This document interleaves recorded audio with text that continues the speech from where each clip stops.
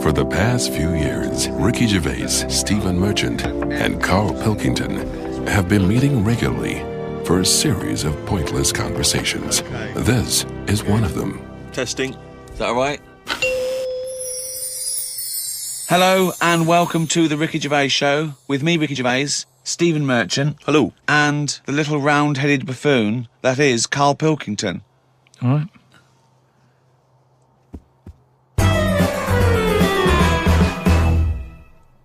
Karl, Joe from Bradford asks, what body parts can you live without? He wants to know. He's obviously having sleepless nights thinking about this. What, so... With a brain. He's coped this far. Yeah, I did a bit of an experiment on this, right? Brilliant. It's my job at home to wash up, right? Suzanne does... She gives you all the really big responsible ones. Yeah. She sort of like pays the bills and wires the house. And you go, what can I do? And you can go, well, you can go and play with the worms in the garden. Yeah. So anyway, so it's my job to wash up and that, right? And I thought to sort of make it interesting and stuff, I thought, I wonder if I can do it, right? If I didn't have any thumbs. And so what did you do? So I just sort You of sliced off your thumbs. I just sort of held them in, and it's amazing how, like, it took me ages. Just having that one thing gone. Well, it's part of our evolution, the opposable thumb. Basically, that's when we soared. These are milestones in human evolution. The opposable thumb, the forward-facing eyes, the upright. These are massive things in taking us out of the animal kingdom. And one day, Karl, you'll walk upright. But what do you mean about eyes facing forward? You mean before we got here, there was people whose eyes were looking in their head? So, when you were doing this experiment, washing up, you say that you found it difficult, it took you ages. So you didn't just give up once you realised how essential thumbs were. No, you actually washed up everything. I just think of Suzanne walking in and Karl's there, just covered in water and very liquid suds, standing on a pile of broken crockery. Yeah, plunging his face into the sink every 30 seconds and just swishing his head around. But we talked about the washing up thing before, haven't we? And I sort of look out of a window, so the sink's in front of the window. Yeah. And that's why I quite like washing up, because I can just look out onto the street, see people going past. There's like a local homeless fella called Franco. You know, I look out that he's all right and everything. Sure. But I was looking across the way, right, and there's some there's some Chinese people who live in a flat, right, really small flat, and they're up till all hours. I don't know what they're doing. But they decide to back up at about 3:30 in the morning, and that. They're always really noisy and that. But above them, there was some woman, right, who the sort of bedroom is on par to our kitchen, right? Yeah. So I'm sort of washing up, Yeah. and I sort of look across and see this woman with like, you know, no pants on and that, no bra and that. Naked. Yeah, just That's the word you're looking for. yeah. She's just wandering about, you know, on that. So I was like, oh, what's going on here? So I carried on washing up and that, right? And kept looking, and then I was looking and she looked at me, right? So we made eye contact. Sure. So I was like, oh God, right? So what I thought the best thing to do was sort of drop me pants a little bit. just a little bit, just like, you know, I had boxer shorts on and that. I thought if I just show a little bit of sort of arse cheek, then it's kind of like, right, we quits. Right? I don't understand the thinking. So Suzanne's watching the telly, right? I think she was watching Sex and the City or something. Yeah. She sort of turns around to see how I'm getting on with the washing up, right? She sees me with, like, my pants sort of down a little bit with my arse out. She said, what are you doing? I said, don't look now. I said, but there's a woman over the road, right, with no pants on and that. She caught me looking. I'm just giving her a bit back. I love the fact that he explains the rules and Suzanne's meant to go, okay. That makes sense. But I don't. So hang on. So you showed a bit of your arse. You turned presumably to show the arse. Or waggled the arse at the woman. I had to lift it up a little bit on the sort of on the draining board. What? Hang on though. What did she do? Did you register her reaction when she saw a bit of your arse? What happened? When she saw my arse, yeah. Well, then I wasn't looking because I thought, in a way, I don't want it to look like well, I've seen a bit of your stuff, here's a bit of mine. I just thought, at the end of the day, I caught a glance of you. It's only fair. You've had a bit back. You know, I'm not You making see, a big deal out of I it. genuinely think James Stewart missed a trick here in Rear Window. Yeah. This would have been, a much better film had James Stewart just popped his pants down. It would have given a whole new meaning to the title Rear Window. Yeah, exactly. It's tricky, though. I seem to be surrounded by people like that. Remember that film, that Sliver or something? Okay, right. When they've got video cameras. Yeah. I'm just looking onto everybody's world and just seeing what people are getting up to. There's nothing wrong with that. Brilliant. That's why I like washing up.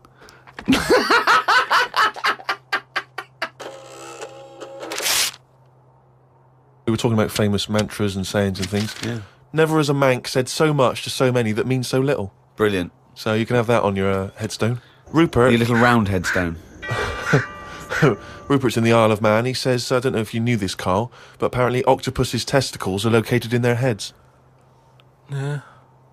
But then, to me, that isn't that amazing, because at the end of the day, an octopus, really, all it is an head, isn't it? So everything it's got has to be in the It has head. to be in the head.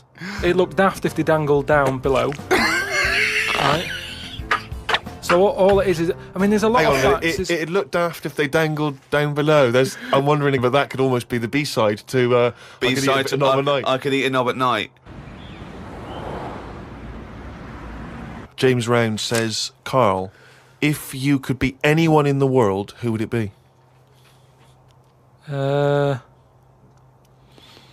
Dead or alive? Why would you choose to be a dead person? No, but sometimes, like, there's people who are now dead, but everybody raves about them. What I mean is, if... Oh, just answer the question. Who would you be and why? It's someone you admire or you think had a good life. Just answer the But what question. I mean is, it's good to be remembered, like Winston Churchill is remembered as being a decent bloke, but I wouldn't want the hassle that he had. So I don't want to live his life, Right. but it's good to be... You'd like to be Winston Churchill, but you'd like to have a paper round instead of... Saving the world. yeah. Well, that's what I mean, but is he saying whose job would I want to take on? It's not that complicated. The question is this: if he could be anyone in the world, who would Karl be? That's the question. That's all the information I've got. A lot of responsibility on a lot of jobs, isn't there? So, some of the names flowing through your head now? I was thinking Bruce Willis. I never expected that! So his responsibility in your mind is what? Saving people who are trapped in a building with terrorists? Well, yeah, maybe, his worries are different worries. With, people who have a lot of money come other worries. Yeah. Do you know what I mean? So Bruce Willis, he's always going on these marches, isn't he, saying stop war and all that. Mainly because he's got more to lose if there's a war. He's got loads of houses. One of them's going to get damaged. Whereas if you're poor, you've got the one house. If there's a war, it's like, oh, just end it all for me then. I'm sick of it anyway. Do you know what I mean? Sure. Whereas Bruce, yeah. With successful life and happy life, there's more for you to lose, is what I'm saying. Right. Like at the moment, because I've finished a job that I've been at for 10 years. Right.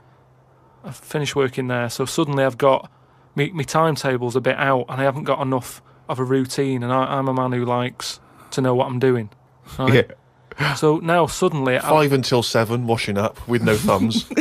I've sort of turned into like an old person, where the little jobs that you shouldn't enjoy are now the main event. So But hold on, how old are you? You're 31, aren't you? 32. 32, and you're pottering around, not knowing what to do with yourself. Well, like yesterday, Suzanne's shoes needed to go to the cobblers, right? I haven't heard the word cobblers. I didn't even know cobblers still existed. I only ever see that in Christmas films made by Disney. Well, I had to go and do that, and that suddenly... Because last time you were going to the toffee shop. Yeah! And now you're going to the cobblers. Next week it's the candlestick maker. But all I mean is that suddenly is a nice little day out. I'm sort of putting my coat on, going, right, I'll go and see the cobbler now and go and have a chat. Tell me about the cobbler. You didn't come back with 3 magic beans, did you? No, the cobbler's all right. He's doing, he's fixing cobbling. Shoes and that. He's cobbling all day. Have I told you about my Uncle Alf, who was a cobbler? No. I'm sure I told you about him. He's the one who he lived in like a bedsit, and he had 2 tellies. He had like one that that the sound didn't work on, Oh, and right. one that the picture didn't. But both together, it worked. Oh, right, okay. So as long as he was watching the same channel on both, sound came out of one telly, and he'd watch the picture on the other. Brilliant. And he slept in like a rubber dinghy, right? But he was. Whoa! You can't just let that slide. Why did you sleep in a rubber dinghy? He just liked boats and stuff, and he sort of. Yeah, I like boats, but they're better on the water. Beds are better to sleep on.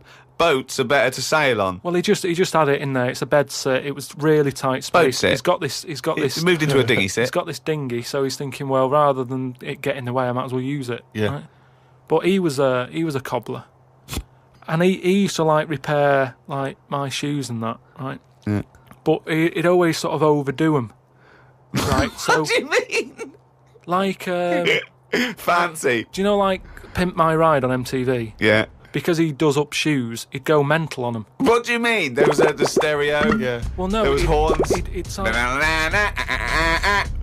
Here Go comes faster Karl. stripes down the side. Yeah, here comes Mr. Pilkington. He's got the fastest shoes in the land. no, he'd just make shoes that would last forever. So instead of putting like one sole on, he'd put about 5 on. So it looked like one of them built-up shoes that you never see. He'd just put loads of stuff on. They'd last forever, but they did. But they look because like I was- orthopedic shoes. Yeah. It just like suddenly I was like 6'7" whenever he'd sort of sorted my shoes out. But he's a cobbler, and you know it's work that's always there for you, isn't it? I suppose so.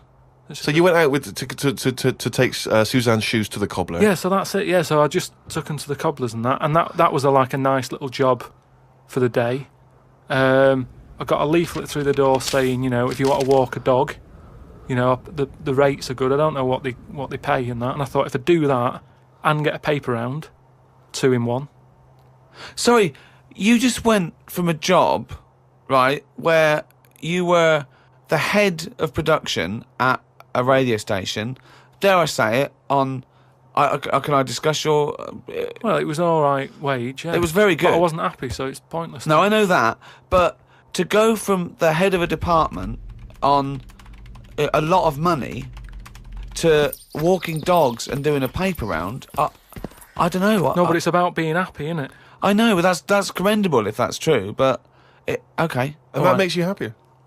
Well, I haven't walked the dog yet, but I'm just saying if I do, I mean, I'm not taking it if it's raining. I'm just thinking if it's a nice sunny day and I fancy a potter, I'll go round to her and say, well, how much are you paying? I'll take the dog a walk and stuff.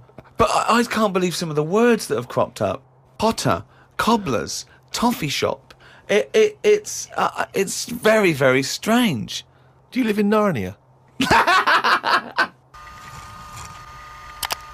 A lot of people are sort of emailing in sort of brainy stuff Brilliant. and getting a lot of stuff about philosophy Oh, yeah. and all that. Descartes, that's another one that's mentioned on an email. Descartes, Yeah. the French philosopher. Yeah. What's your question? Well, he sort of cropped up on an email. Someone said, what do you think of him? And I was like, oh, I don't know. He famously he pondered his own existence. Cogito ergo sum. I think, therefore I am. He was thinking about that. He was thinking, how do I know all this is true, everything around me? And he thought, well, I can see it and I can smell it and I can hear it. And he went, oh yeah, but my senses can be fooled. I could be dreaming. But if I'm dreaming, then at least I'm alive. At least I have some sort of consciousness. So if I'm even thinking about anything, I exist. I think, therefore I am. Cogito ergo sum. But we don't need to know the Latin bit. Why is everyone always going back to Latin? It was ages ago. Why is that language always being... And were Latin people always in a rush? Because they seem to be like words for full sentences. Why couldn't they just take the time and say what they want to say? And it's just like, what was the rush? to teach Latin. What about Plato? Right, Greek. Right, now, would you say he's a bright bloke? Yes, I would. I'd say he's a very, very bright bloke. Right, let me tell you this. Right, if he's that bright, you know how he got killed? No. Got hit on the head by an egg. Fucking hell! Well, he's not so clever then, is he? That's what I'm saying. Boo! What's the story with the egg? He was on holiday or something, right? And He was on holiday. In Greece, probably. he was having a walk about, and a bird was flying over the sort of. This over the bird beach. was what? A great auk? What size bird killed him with his egg? It was a big one, yeah. Was it? And the way they used to crack... An ostrich on a hang glider? The way they used to crack the eggs open to let the kids out, they used to drop them on rocks. What bird is this? Dropping its egg to let the kids out? You are a maniac! You are a maniac! And Plato had a little bald head. Right. So from the top, the bird's there looking down, and it goes, oh, there's a little rock, I'll drop the egg. Hit him on the head, killed him. Now, this is what I was saying before about... I'm letting too much go now, because I'm so desensitised to his nonsense. I let him go. The bird saw Plato and said, there's a rock down there. Yeah. Well, if these birds are killing people with bald heads, you've got to be terrified. So, but listen, this is what I'm saying, though, right? Before about knowledge and that, how knowledge is hassle or success is hassle. I think that was Newton. Knowledge is hassle. Now, but why is Plato's intelligence got anything to do with the fact that this bird dropped an egg on his head? Because he was intelligent and he's probably earning a nice few quid by giving out whatever messages he gave out. Yeah. He could afford to go on holiday to exotic places. If he was working in a factory, he wouldn't have been on this beach with big birds dropping eggs, is what I'm saying. So, in a way, it backfired. His knowledge killed him. And that, I think, was Kierkegaard. His knowledge killed him. He shouldn't have been on the beach. He was only there having a break or whatever from doing what he does. It wouldn't have happened if he wasn't on holiday.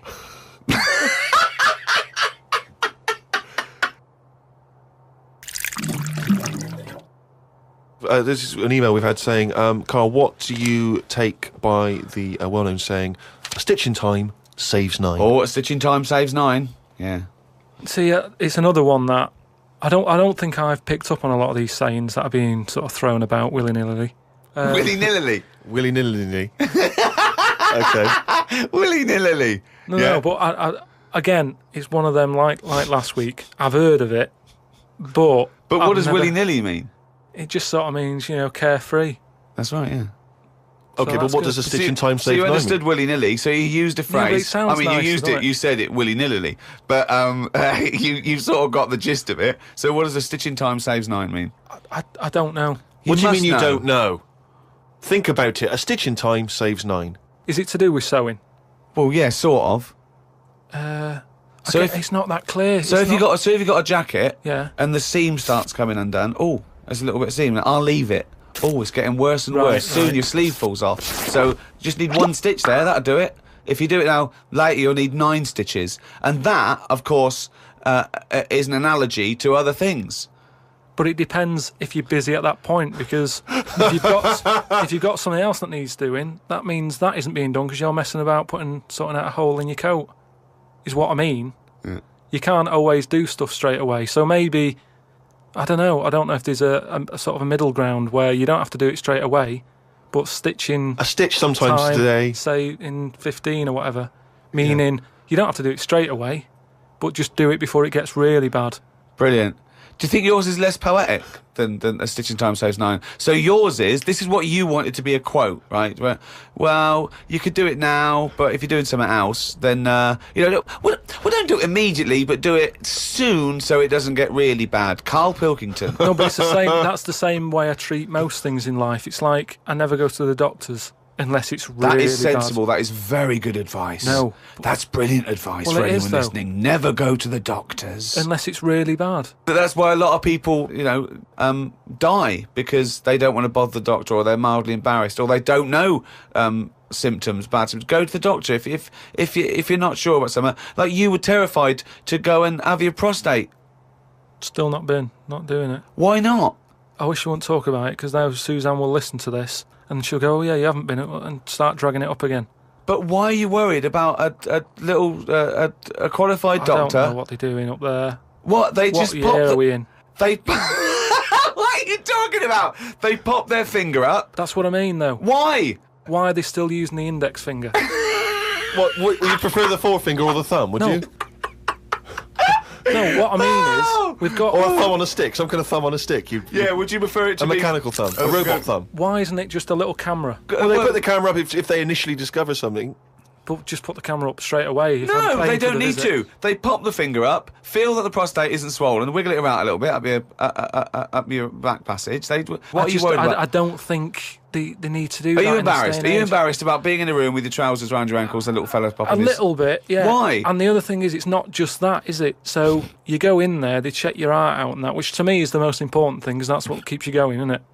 Yeah. You've got to go there. You Yeah. sat on the bus stressing out, thinking, oh, in less than half an hour I'm going to have a finger up the arse, right? What is the problem? And they go though? in, they check your heart, they probably check your testicles and that. What's up with that? They check your testicles, yeah? Yeah, but it's all building, and you've sat there going, oh, soon that'll be happening. Yeah. And that's what puts me off. So if they just came round when you were asleep, Suzanne just let them in and goes, he's over there, right? Yeah. And they crept up and went, bang. You go, what are you prefer doing? that? I just don't understand why they don't teach you how to do it yourself. How can they? Wow. How can they teach? Imagine you squatting in a corner with one hand on your bollocks and the other finger up the arse going, it seems to be all right. Carl, you don't understand the phrase "a stitch in time saves nine." I don't think you should be doing any kind of invasive medical research in your own human body. But then Who knows what trouble you're going to cause? No, but then at least You would get stuck. Yeah. You would get stuck. Suzanne would come out, your fist would be up your own arse.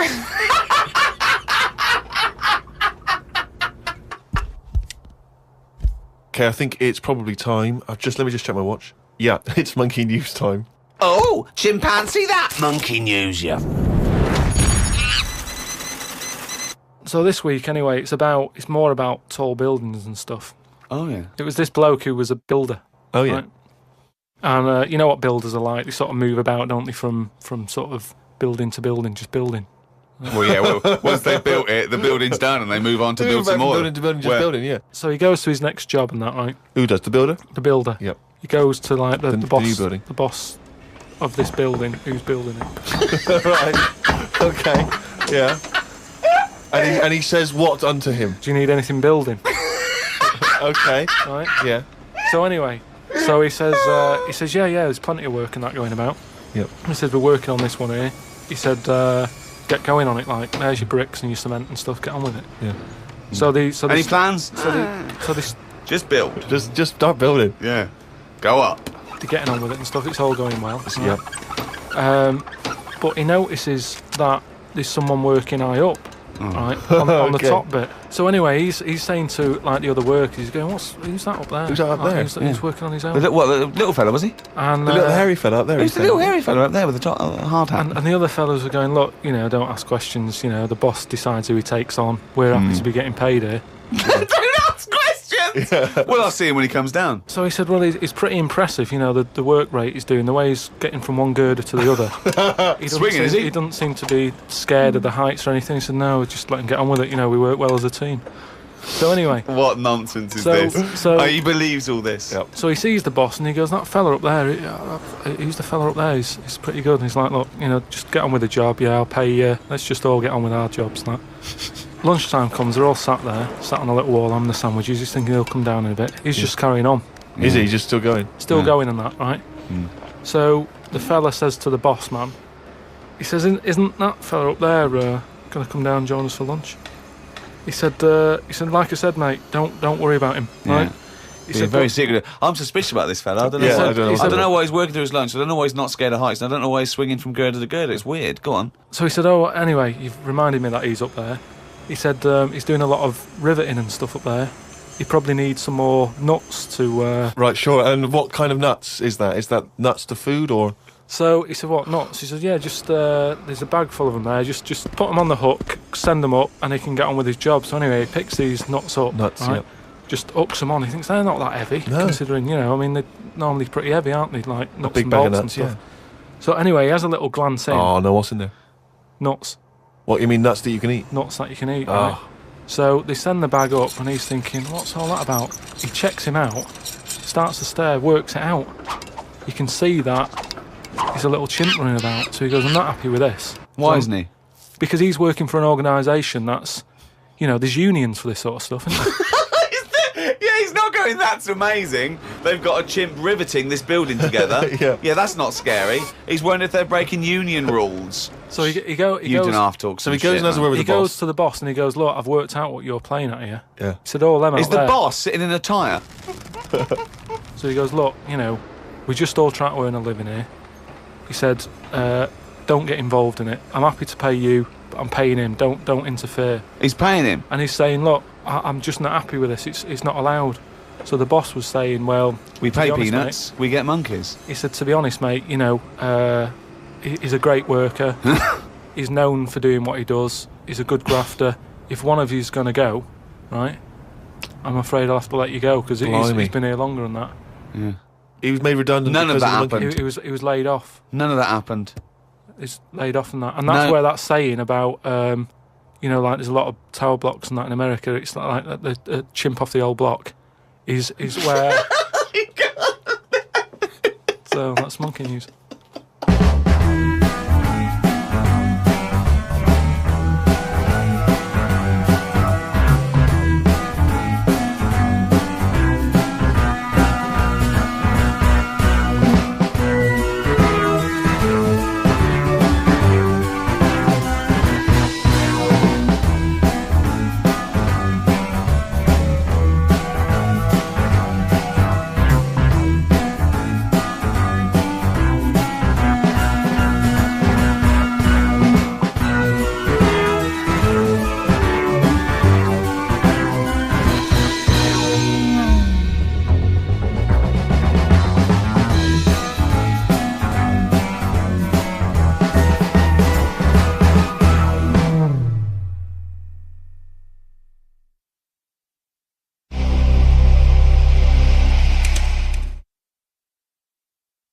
Rick, in case there are people who've bought this and they've not really heard Karl before, remember we were talking a while back about the questionnaire that is often featured at the end of the TV programme Inside the Actor's Studio? Oh, yeah. Where the host, James Lipton, always asks the same questions to every guest. And it's just supposed to sort of, you know, get their creative, you know, juices flowing, their mind working. We did ask Karl some of them, we never completed the questionnaire. Oh, let's I thought carry I'd on with fire that a few then. more at him. And that'll also introduce people to the way his mind works a little bit. Okay. Question 6. What sound or noise do you love, Karl?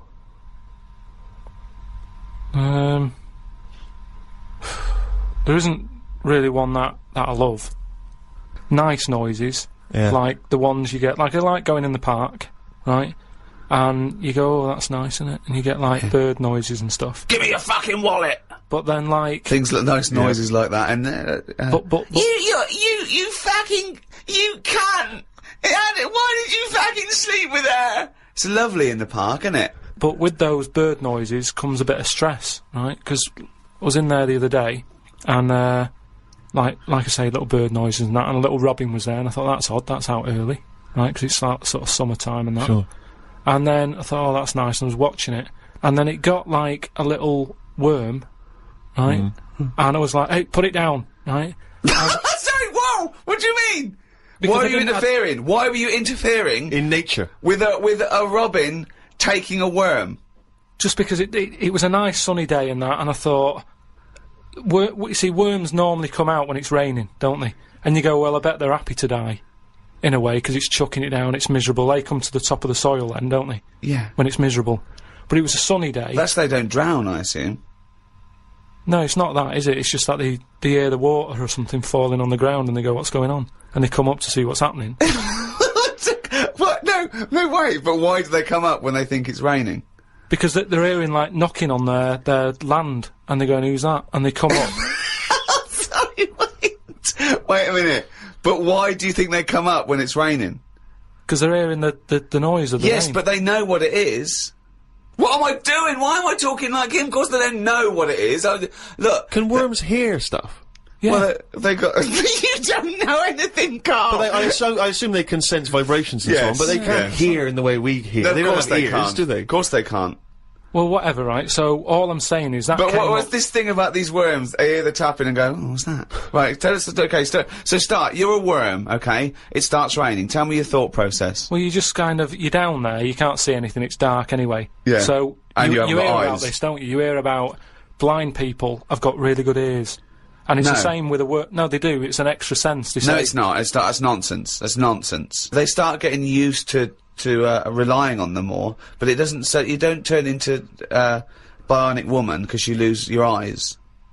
No, but you do, because you use them more. If you use something a lot, you get better at it. So their ears are good. So all I'm saying is, so this rain's coming down. I don't know who to believe here, Rick. The rain's coming down on the land. The worm goes, "What's going on?" The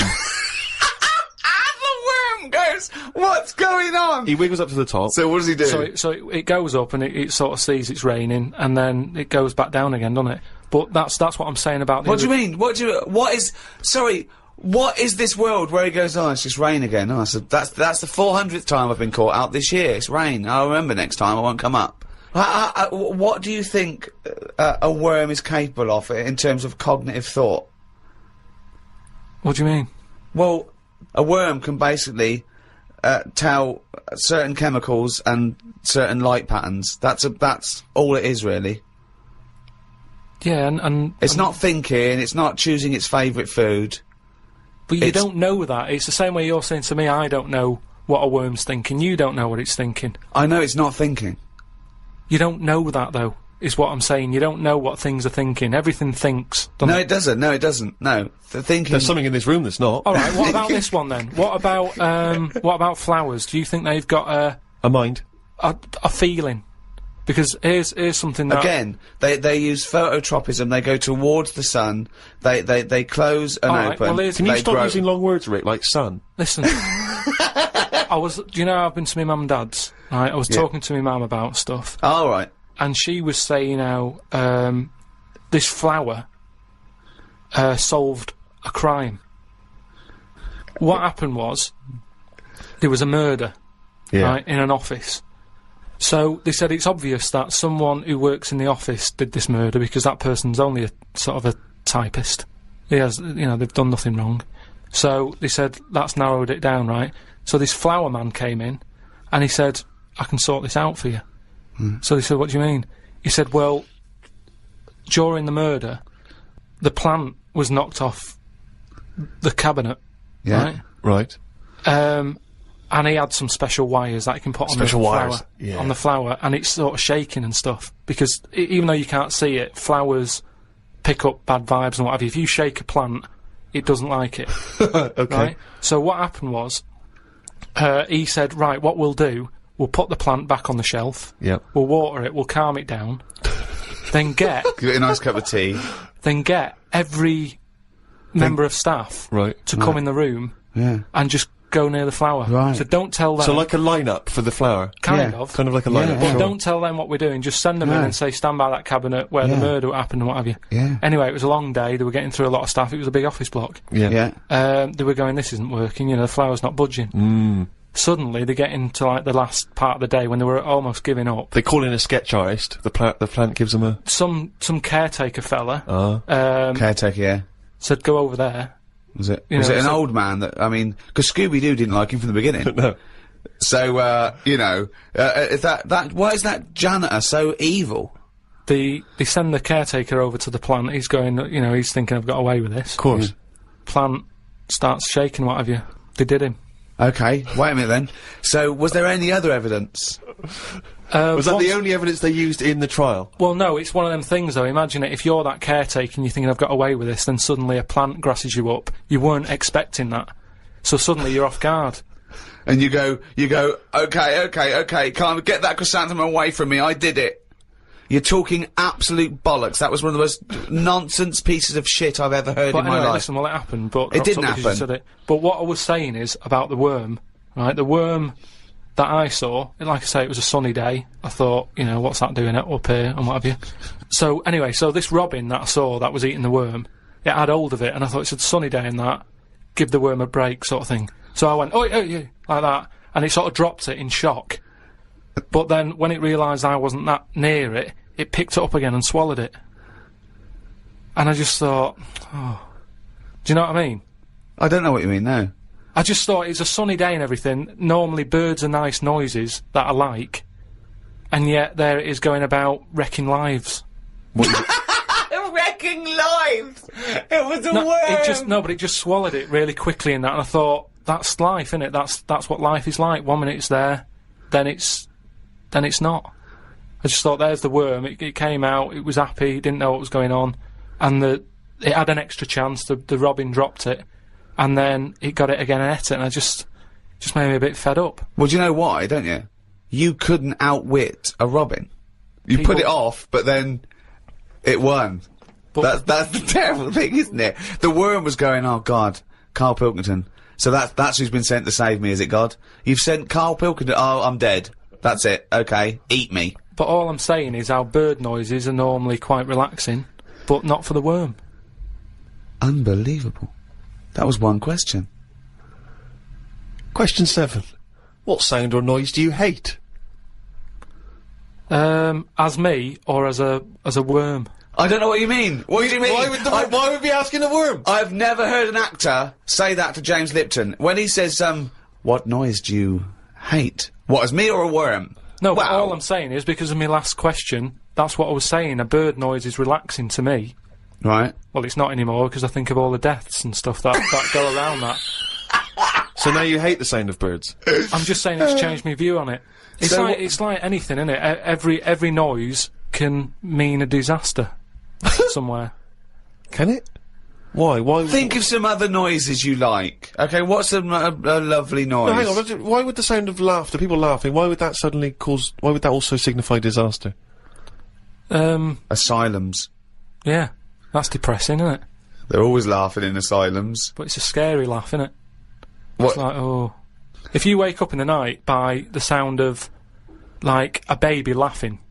Baby laughing! No, if I had a baby, right, and Suzanne was out, she'd worked nights or something. Yeah! And I'd nodded off, I'd put the baby to sleep. Yeah!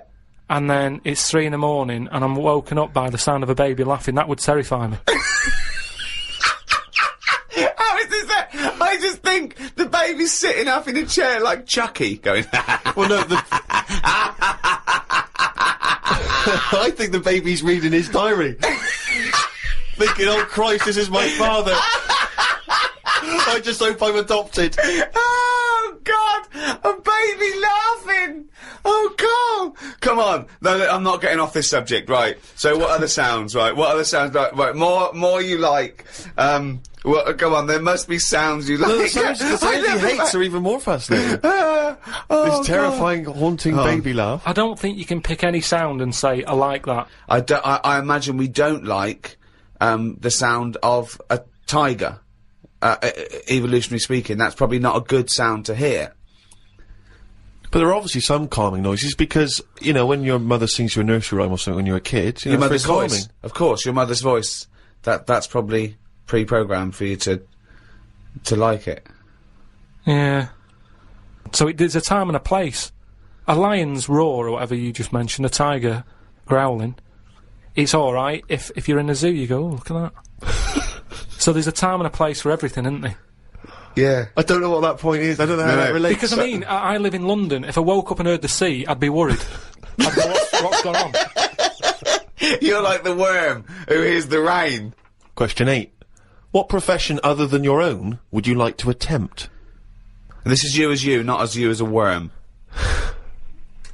But have I had the training? Oh, for f***. Oh. No, well, I've said before, haven't I, about maybe having a go at an operation. I don't know why it leaps from where. It leaps from no ambition, where if he could have a job, it would, his best job he's ever had is a paper round, and if he could have a job, he'd like go to the cobbler once a week and then walk a dog, to, I'd like to have a go at thoracic surgery. No, I'm just saying, I bet it's like, we do this, and, you know, some people like listening to it and what have you, and you go, fair enough, but I never feel like I'm doing anything of any worth. No, you're absolutely right there. But, if you're going into, like, an hospital, which are places that are pretty miserable anyway, as an office space, do you know what I mean? When you're in waiting rooms and that, I'd hate to have my office in, you know, A&E. Yeah, that's what I mean. There's loads of ill people coming in, they're normally upset. Do you know what I mean? It's even if the sun's out, it's a depressing building, isn't it? There's people handcuffed to policemen. Not only have you got to go in that building and work in it, but you've then got the pressure of changing a lung or whatever I've said before. Right? Changing a lung, yeah. But I'd like to have a go at it so I can say... You've done it. I've done that. So, under what circumstances, in what world, do you think anyone's going to let you have a go at changing a lung and that? Jim will fix it? No, I'm just saying the Comic relief? But the way the world is, and the way that there's more and more people, more and more doctors are needed. I mean, it's already happening now that people are doing jobs that they're not really qualified for because they get sort of, what's the word? Sort of uppered too early. Upward. I love the fact it's basic language. It's like it's unbelievable. It's like there are only sort of like 50 words in the English language, so he has to like change them and customise them. Upward. Do you know what I mean? Promoted. Yeah, promoted. Yeah. They get promoted. I prefer upward. Upward's great. So why was I not upward? Unbelievable. So do you know what I mean? I think because more and more people are knocking about, we need more and more doctors. Yeah. You get a job in a doctor's, you're going to be promoted sooner now, I think. Yeah. Well, what I'd do is I'd probably upper you, and then what's the word? You go away them. I think it is you go away them. You leave the door. You leave the door. You fire them. That's it. That's the word I'm looking for. So I'd upper you and go away the doctor, if anything. But I've been to, you know how I don't like going to the doctors and stuff. Yeah. Right?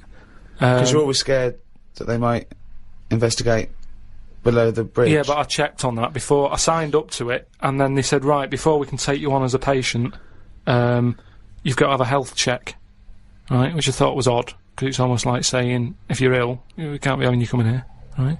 But I said, right, okay, fair enough, what is this health check?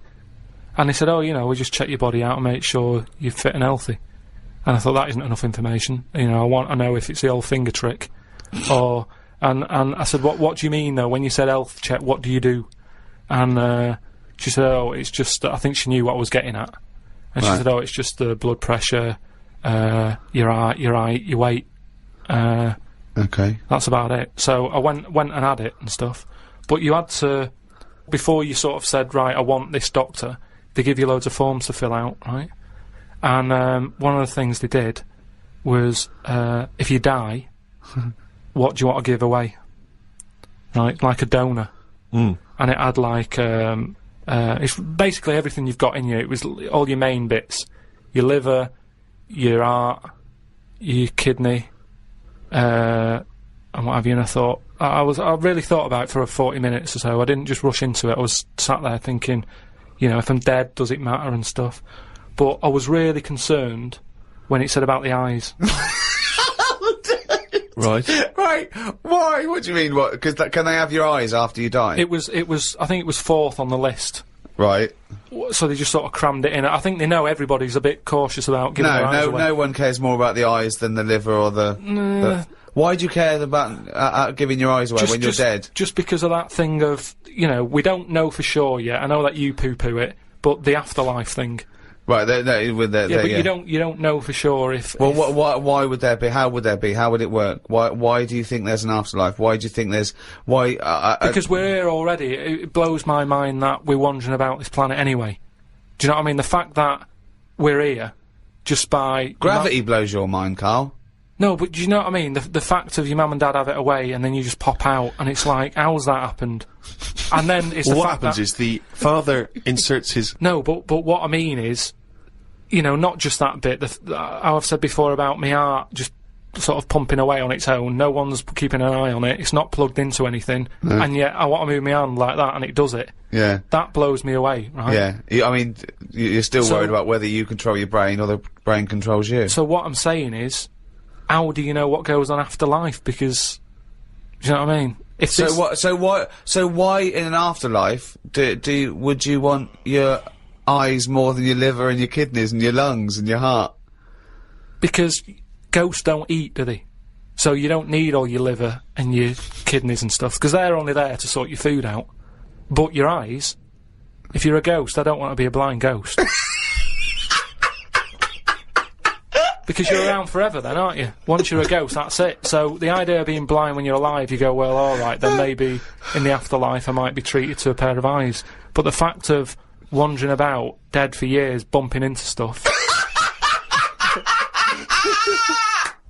Oh, God! Oh, it's amazing! Oh, that's an amazing image! So I didn't tick that box. but why? I don't understand. In your theory of the afterlife, why is it that this ghostly Karl, why can he survive without a heart, but he can't survive without eyes? Why? Do you see what I mean? Surely if you're this ghostly apparition, you can just see everything and you can do everything. You don't need the body. No, because you're a ghost. Yeah, I know, but I think when you're a ghost... Say like how they've seen ghosts in Right, can I just say now for any listeners, this is not the thoughts and beliefs of the management.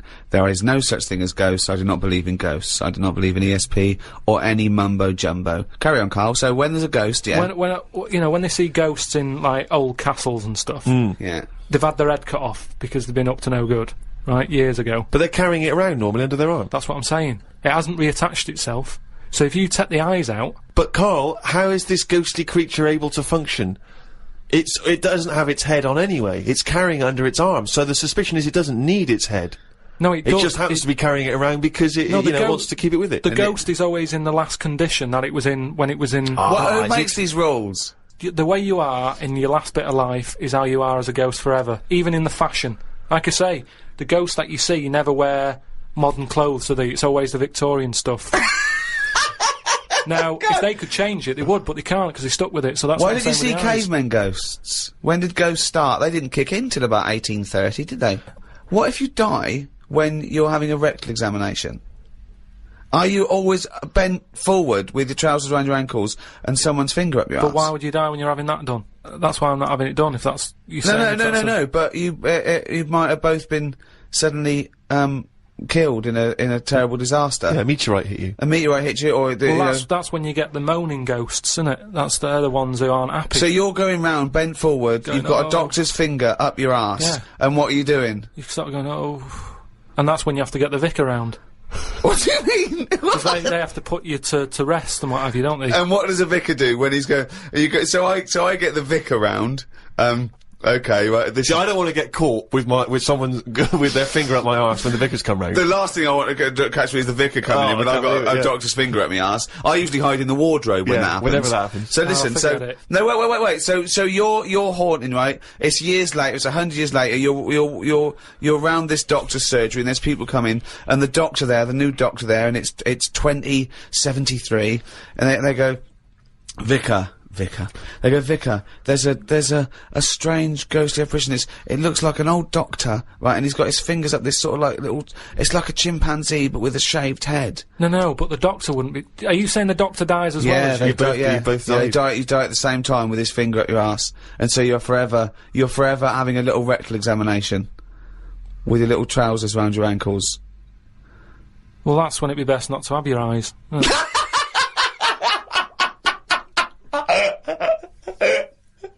Here's another one. This is extraordinary. No, but listen to this. Listen to this. This is a good one. Oh, this will convince us. This one. Yeah, this way. Okay, answer this. This will be proof. Go on. I watched a programme the other week about dead people. Of course you did. Right? And it was people who had been found in their house. You know, they haven't got any family. Yeah. They died, sat in their armchair. Nobody's knocking on the door, ringing them and checking if they're all right. Yeah. Right? So they die and they rot away in a chair. No. People, you know, the next door neighbour called up whoever you call up for dead people and go, there's a dead body next door, it's stinking, can you come and get rid of it? Right? They go in and... I forget what service that is. I don't know where you find that in the Yellow Pages. It's a good business though, isn't it? Hello, corpse removal. Stinky dead people. So they go in, there's flies everywhere. Of course there is, yeah. The doors and the windows are shut. Where are them flies from? What do you mean? Do you know that thing, reincarnation? Yeah. I think there it is. There's an example of it, how there was no flies in there.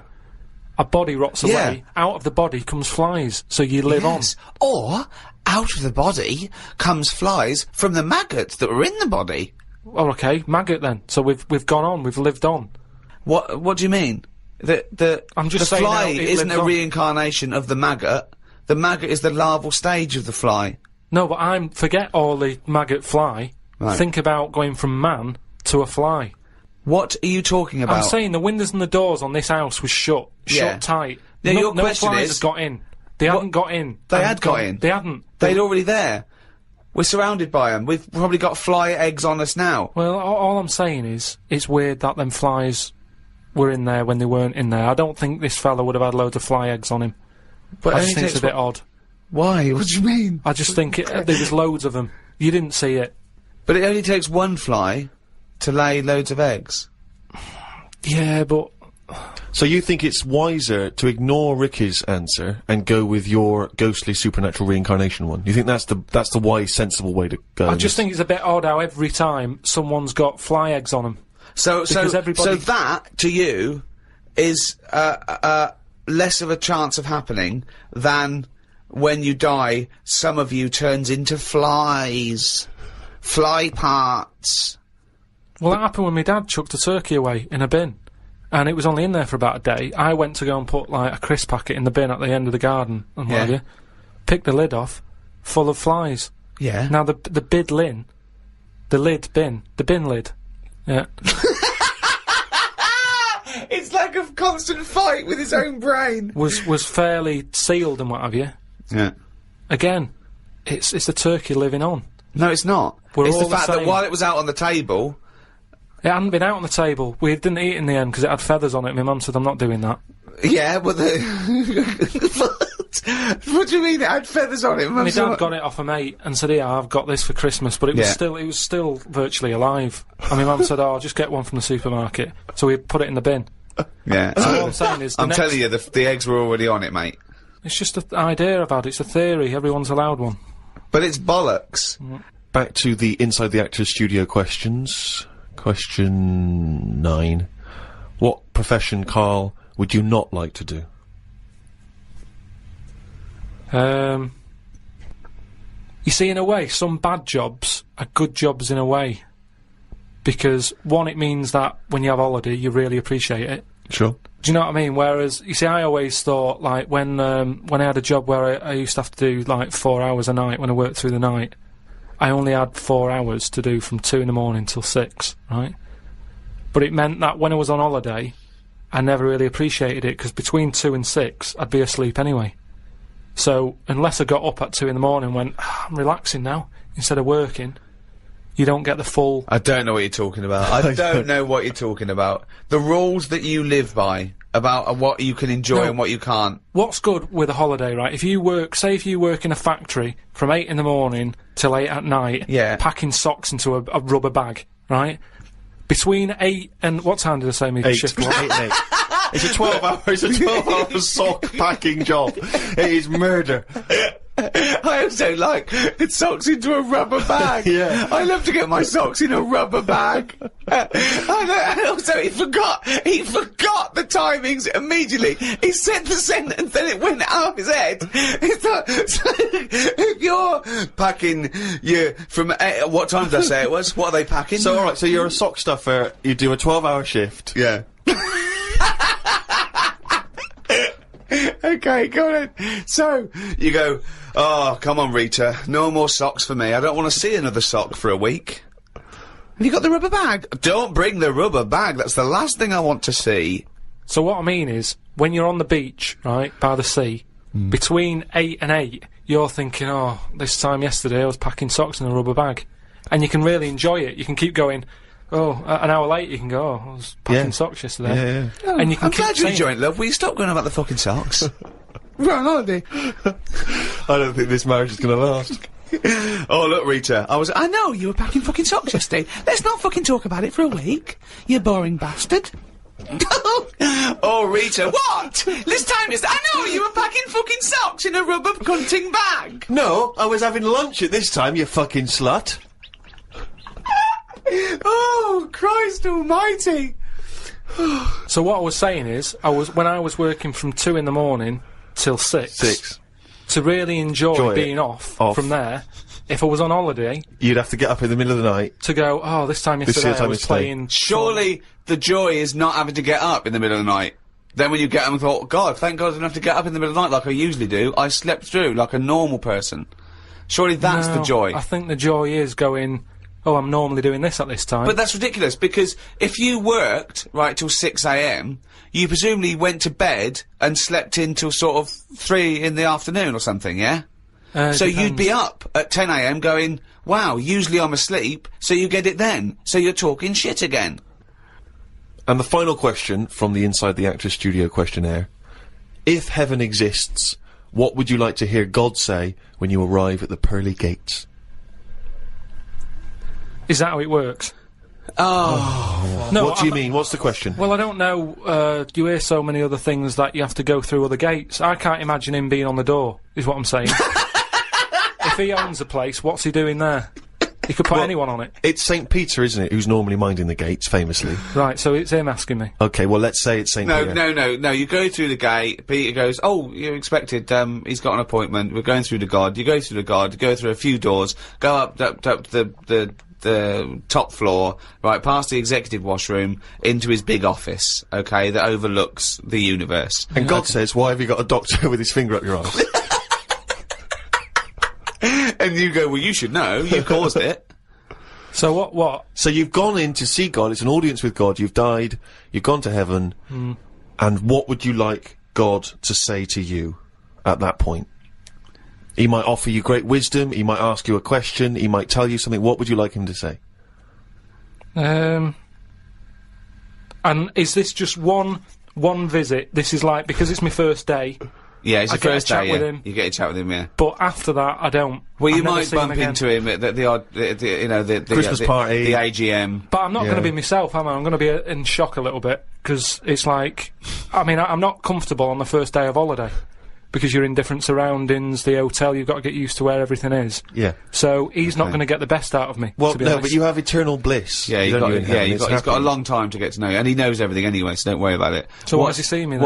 What would you want God to say to you? So you walk in there, you're happy with it because you understand now you're dead and it's a whole new world and everything's all right. You feel great. Like, what am I saying? Well, anyway- I'm going along with this dribble. Yes. What would you like God to say to you? All right. Probably just say, you've done well and that in your life. You never did anybody any harm. So welcome to heaven. Any problems, give us a shout. Here's a little layout of like a little map. It's kind of like. I love this. This is a great answer. And my favourite one is you never did anyone any harm. That's great. That's a brilliant thing for God to say. Yeah. So hang on, he's giving you a little map. So he's got a little map of the area. Little It's map, and he'll big. sort of say, this is where you go for this is where you go for that. I'd probably ask him about the ghost situation. I'd say, am I now a ghost then? Or is this just like another planet that I've come onto? Right. I don't know if he'd answer that. I don't know if he'd be sort of a bit, a little bit... Bit cagey. Yeah, a little bit like, well, I don't want to panic you and stuff. I'd say, right, is it right that I can see past family and that? Because, to be honest, I'd probably prefer to stay away. He doesn't even want to. No, but because the thing is, if that's you've done amazing. I've done all that in this life, so it's about moving on to another life and meeting different people, isn't it? Yeah. Otherwise, what's the point? It's just Yeah. like the same all over again, but everywhere's white. So who's the worst person? You go to heaven and it's all great, and God goes, "Oh look," and here's so and so, and you go, "Oh, I don't know, what's he doing here?" Yeah. But why would he be introducing me to that one? No, I'm saying who's the worst person you'd like to see? And Who they do go, you just not want to encounter in heaven? What if he said, "Right, Karl, you're in heaven, but we've got to teach you a lesson. You're a bit cruel to freaks. Here's Pillow Man. Here's the three-legged juggler. Here's the Elephant Man. They got a few questions." Yeah, Elephant that'd be alright. That'd be Elephant fair Man enough. goes, "Why did you talk about me like that? I'd say I never had a go at you. Why did you talk about me eating buns?" But then I'd get a bit annoyed with God. I'd turn Elephant Man onto God. I'd say, well, hang on a minute. At least when he put his head down on that pillar and he did himself in, he did that because he was sick of life. You've brought him up here. He's still got the head. Why didn't you give him a better head whilst he was up here in his next life? Well, he could say the same to you. Heaven's beginning to sound like one of the worst drink stews ever. It's awful. Everyone's sort of making kind of snipey comments, and you're having to make conversation with people you don't really want to talk to. Yeah, it is. God, I'm not sure God's the best host. I mean, I don't know if it is like Do you this. think I'm God would like this podcast? Well, I suppose it just kills half an hour, doesn't it? Well, yeah, but time's not a problem for him, is it? Yeah, it is, because he lives for ages, so he needs loads of filler. I bet he's, doing stuff that he's just like, I'm not really into this, but it's something to do, isn't it? Sudoku and stuff.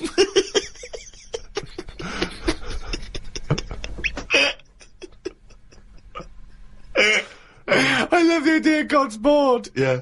There's a lot to keep him going. Oh, God. Playing solitaire on the computer. I know, yeah. But I think there'll be just as many problems up there as there is here, because at least people are leaving here Whereas up there, that's the thing that I'd be worried about the most, actually, that it's really crowded.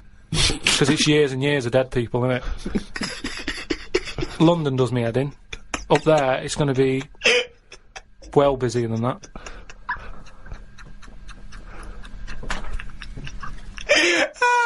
And what are you? So you're presumably you're all naked. Why has that happened? Well, because he didn't want Adam and Eve to put clothes on, did he? He was annoyed at the snake and everything, and Eve. So you're all back to nature. You're all naked. So you're all walking around naked, right? Yeah. But so you're up there. You're up there just naked, talking to Graham Norton and stuff like that. But I'd have to get used to that. If I go up there and he goes, right, you're welcome to heaven and that, and I go, all right, I've made it to heaven. He goes, yeah. Right, put your clothes in the bin bag. No, you're up there, you're already naked. Right, I'd say, this is a bit odd. Why? You wouldn't worry about it though, would you? Yeah, but it's just odd, innit? It's something different, and something different, you know. Well, no, you've been naked before. You've been naked before. Yeah, but I don't roam about with people around me. They're naked. not people. You'd have to get used to that. They're heavenly creatures. I'd say, look, can you just leave me for like 4 days just to get used to this idea? 4 days, okay. 4 days, just to get used to wandering about, and I'd be in my house, and I'd sort of look out. The house that I'm living in. Well, you don't live in a house in heaven. You just wander around on clouds, don't you? All naked and just... Oh, it's getting worse. I don't think it's that good. It's not fair, though, because all them lot have been up there ages with, like, a chance to get a bit of sun on the body and that, so they'll look alright. I'll be wandering about with, like, underpant marks and stuff. Underpant marks! Rick, I know this is something you always get excited about. It's Karl's diary. Can we have a jingle? I don't believe it! He's got it written down! Thank you very much. Woke up to the news about an elephant in India that had sore feet, so the locals have made it a big pair of slippers. Tried to look online for a picture, but I couldn't find anything. Sure they've made it 2 pairs of slippers? Well, I'm only going by the facts in the diary, Rick, and I would have thought that they were absolutely bona fide and fact-checked and completely accurate. I'd be very surprised if there's any mistakes in here. I'm sure they've done this for an elephant before. I thought elephants have bad memories. No, well, no, but fair enough. I thought elephants have bad memories. If they have, I'm guessing it's going to keep forgetting where it's left them. I mean, just to get if it's a myth, the myth completely wrong. Yeah. Elephants never forget. That's the saying. Not they always forget, so you can buy them slippers every year. Karl says, I haven't had a pair of slippers for years. He thinks they're dying out. No, I love slippers. I love a pair of slippers, I love a pair of slippers, mate. Just wear socks. Oh, slidey on a no. Slidey on a piece of lino. I know. And what about if you know, maybe opening a brand new box of thumbtacks? You drop them all over the floor. You're trying to pick them up. Rick, I've got to pop across the road to get some milk, but it's right opposite. I'm surely not going to go in my socks, though, am I? But I don't want to put on the shoes. It's mad. No. Pop some slippers on. Well, perfect. Yeah. Yeah. But you shouldn't go out in your slippers. Why not? Just across the street, mate, to get some milk. Because they're inside shoes. You don't go roaming about on tarmac in slippers. That's basic. But you don't have any slippers, so you're just tiptoeing across the street, you know. I put my shoes on. But you can pop out and get the paper and, you know, the bottle of milk, can't you, in the slippers without any harm done? No. Huh. Apparently not. That'll make it into the diary. Tried to have a shower, but there was no water. I love it when he calls me and things go wrong with the flat. But I like the fact that he tried to have a shower, but there's no water. How long did it take you before you realised he was there for 20 minutes? Yeah, after 20 minutes, he said, Suzanne, should I be dry? Yeah, I'm freezing cold. Yeah, no, you should be sort of wet and warm. Right, there's no water then. Brilliant. I called the service charge people, but no one was about. Looked outside, but couldn't see any work going on. Great, innit? In India, they can sort out elephants with shoes. In London, we have no water. Hung about for a bit, but still no sign of any water. Brushed my teeth just using the paste, and used the little bit that was in the kettle to have a wash. I was pretty chuffed that I thought of using that. Suzanne was a bit annoyed because she wanted a cup of tea. She said go across the road and buy a big bottle of water. Not in your socks. Pop some slippers on. Go across the road and buy a big bottle of water, she said. I never thought of that.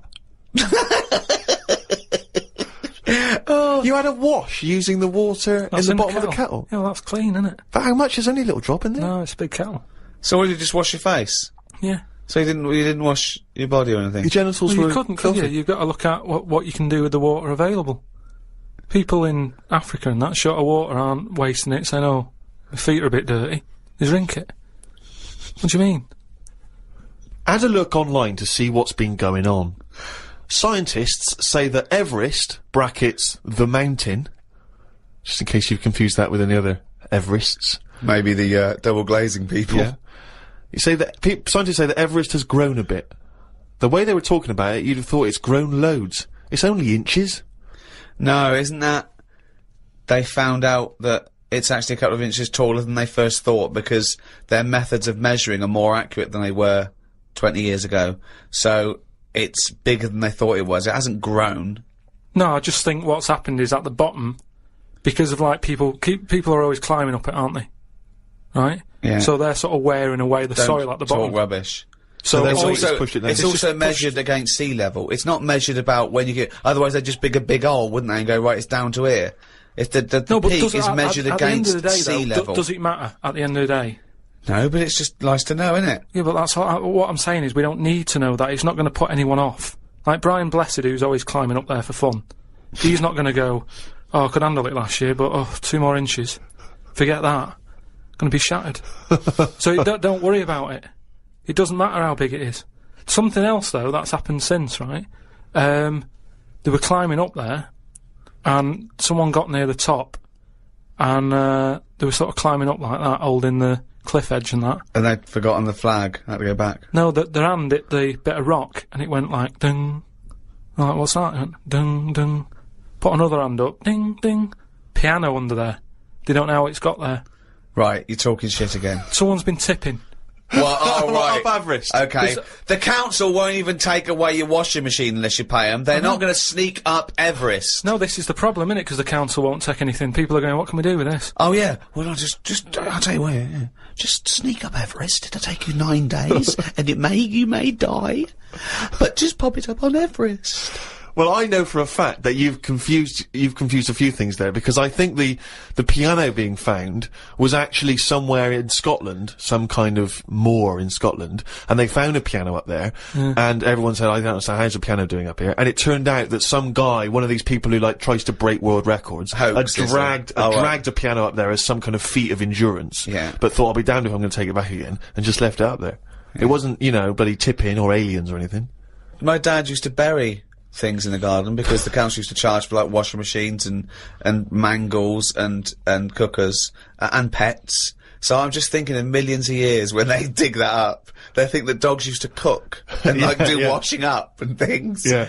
I love the idea of burying utensils. And think of the hole big enough to bury a washing machine. Or a mangle. So whoever kind of bought that house after your dad, I don't know. they got a little treating store. Yeah, lovely little themed rockery. Yeah. The weather is weird this morning. 1 minute it's sunny, then it's thundering, then hailstones, then it's sunny again. People will be saying it's global warming. I don't really know what that means. Everything's changing all the time, innit? I wonder if years ago, when we first came out of the sea and we walked on land upright, did people blame the weather for that? Good point, isn't it? No. It's so stupid. Yeah, ridiculous. We didn't come out of the sea and instantly start walking around like humans and go, oh, can you believe it? We were swimming around, we were having a whale of a time. Do you know what? I blame the weather. No, but now they would, if that happened. It's the same way, say like, evolution, right? We talk about it a lot, right? Now, years ago, I don't know how it happened, but some whale had legs, right? Yeah. This is how it started. Before he was a whale, yeah. Whales started off with legs, They that's were rowing right. about on the beachfront, right? Anyway, it worked out that, you know, they didn't like it or whatever, get back in. Now, say, if that happened again now, right? Say if someone's born and they always say, don't they, check for lumps and stuff, right? Make sure you haven't got any lumps. Now say Sorry, who says this and what's the... like magazines and doctors and that What, always saying, check when for you were lumps. first born? Yeah. Okay. But all- arbitrary decision, that answer. But Go all, on. all I mean is, now, say if like our evolution thing is kind of like the next level is for us to have 3 legs because we're that busy on the world now. But it Everyone's doesn't work like multitasking. that. Why would it work like that? Because that's nature, innit? It deals with it. If people are getting stressed out and getting achy legs a lot, because they're going, well, what you're doing there is you're using 2 legs like you've got 3. You need another one. But the problem is, No. Let it finish. Say if someone grew a leg now, because it's like, well, we need 3 legs. Yeah, but Let it finish. Okay. People would go, oh, I found a lump, right? And the doctor would go, oh, whip that out. Now that could be a 3rd leg that's growing. But Karl, evolution doesn't work like that.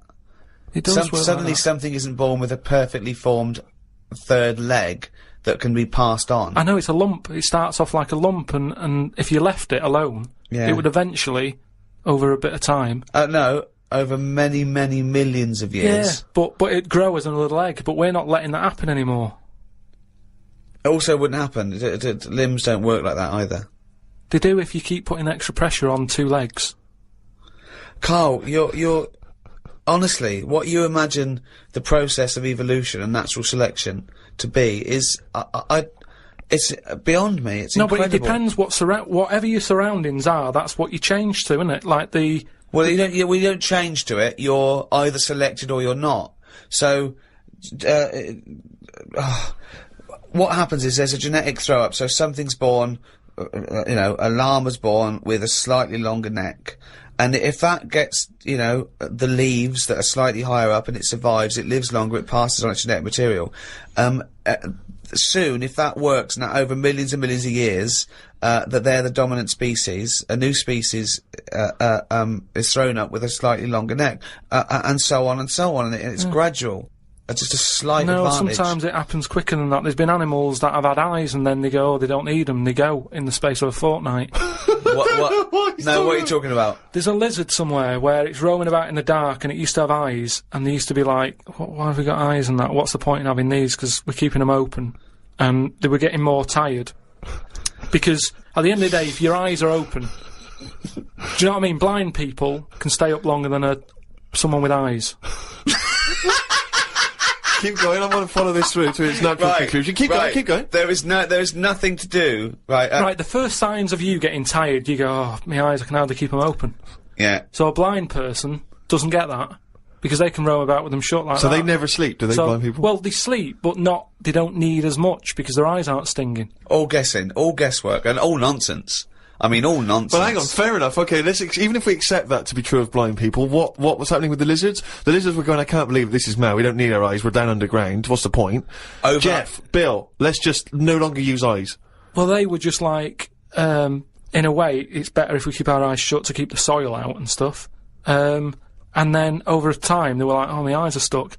Like the time when... For a fortnight, you said? No. It's over hundreds of millions of years. And the other thing is, it's not the case that there's no will to evolution. What happened was that a blind one had no disadvantage, so he was selected better than one with eyes that maybe would find it irritating or getting in the way. Just like a snake, it's not a disadvantage for a snake to lose its legs because it's selected, and then it's an advantage because they can get into places that where legs would get in the way. Like I've said before, right? You see like a little fella, like a midget or a dwarf or something. Right. Who's to say that isn't the way we should be? Do you mean, how do we know that... Well, everybody looks at them and goes, oh, look, little fella. But really, it doesn't matter. If we were all like that, the world would be a better place because it's bigger, so there's more to see. Whereas for us, we're getting bigger all the time. The world isn't growing, so there's less to see for us. So for a midget, the world is brilliant. So I'd say it'd be good if we do go backwards as opposed to forwards. Instead of us getting bigger all the time... Do you want a cup of tea? No, I might show off, mate, and leave you to it. Do you know what I mean, though? We haven't got any... We've only got instant coffee as well. No, Yeah, I might pop out for something. But what I mean is, they always say, I'll make it. the body's... No, thanks, mate. But Tell me when he's finished. I'm just saying the body's getting bigger. And instead of going forward... No sugar for me, thanks. Do you want milk, though? Yeah, milk. Forget it.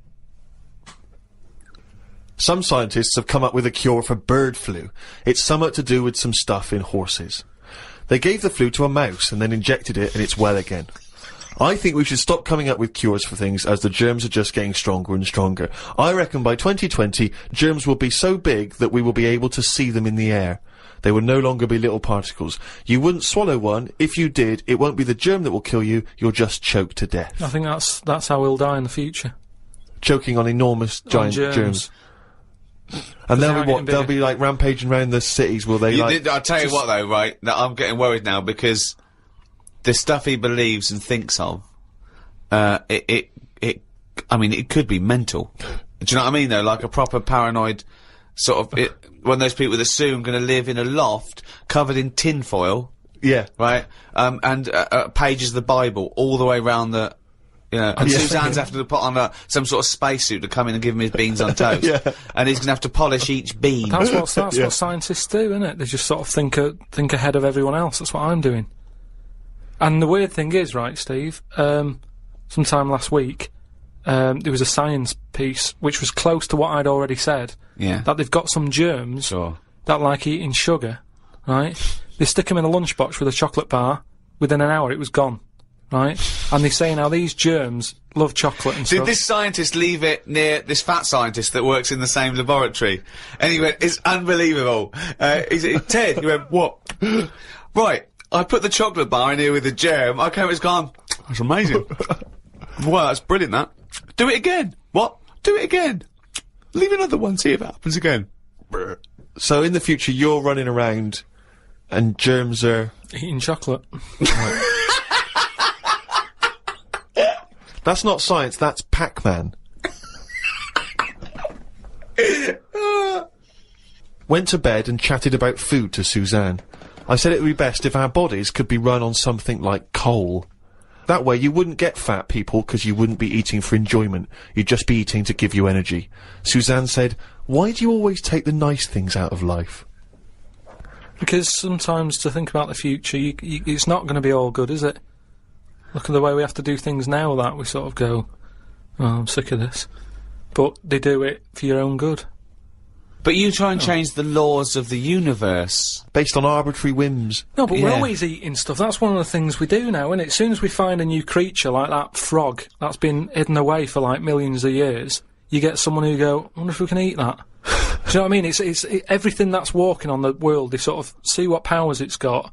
What powers it's got? No, like, if it can jump far, you know, is it poisonous? Can you get anything out of it to save people? And then, can we eat it? They're the three things that they do with a new frog. Any creature... So what are they? Can it jump fast? Yeah. Is it poisonous? Poison in it that you can use to get rid of illnesses? Yeah. Can you eat it? Because that's the first three questions anyone asks, It seems to be the way, because you look at menus and that, how they're getting bigger and bigger now, and that's only because we're finding more and more species of stuff. Is it? Yeah. Yeah, if you look at some stuff on a menu, that octopus you eat, at some point that would have gone through the list of, right, what does it do? What's it got in it? What does that ink do? What's it taste like? Can it jump? Can it, whatever, well, they've done tests on it, haven't they, when we said about it being getting in a jam jar or something. Yeah. So it's all part of it. Everything's been tested. Everything.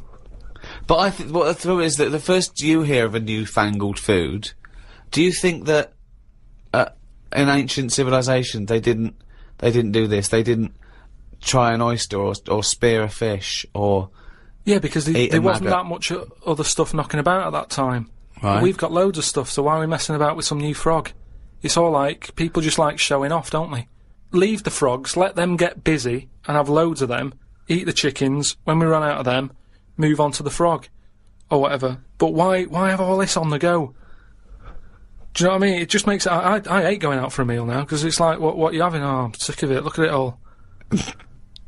And then you're forced into people going, oh, have you had the new frog? No, I don't want it, I'm happy with chicken. That's what I mean. Yeah. Unbelievable. Have you ever been out, Rick, and someone's been trying to force frog on you? Never. I've never been forced frog in my life. Although I did go for a meal once with Karl. We went there and he had the Oriental hors d'oeuvres. I recommended, right? And he was trying to get this little oyster, right, off the shell, right? And he was getting it stuck to its house, right?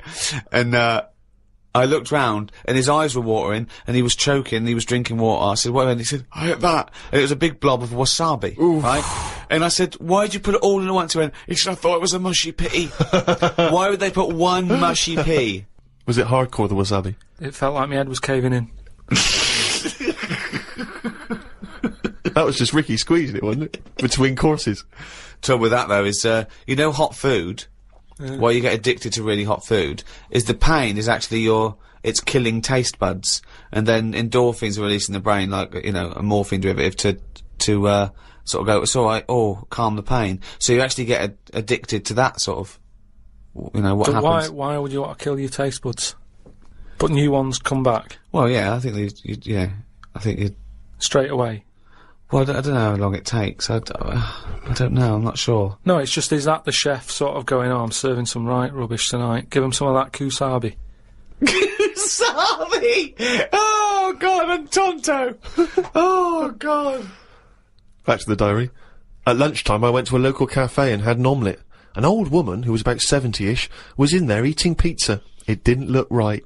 No. I know what you mean there, actually. Old people eating pizza seems a bit weird. What about an old Italian lady eating pizza? Would that be alright? No, I'd expect her to have lasagna.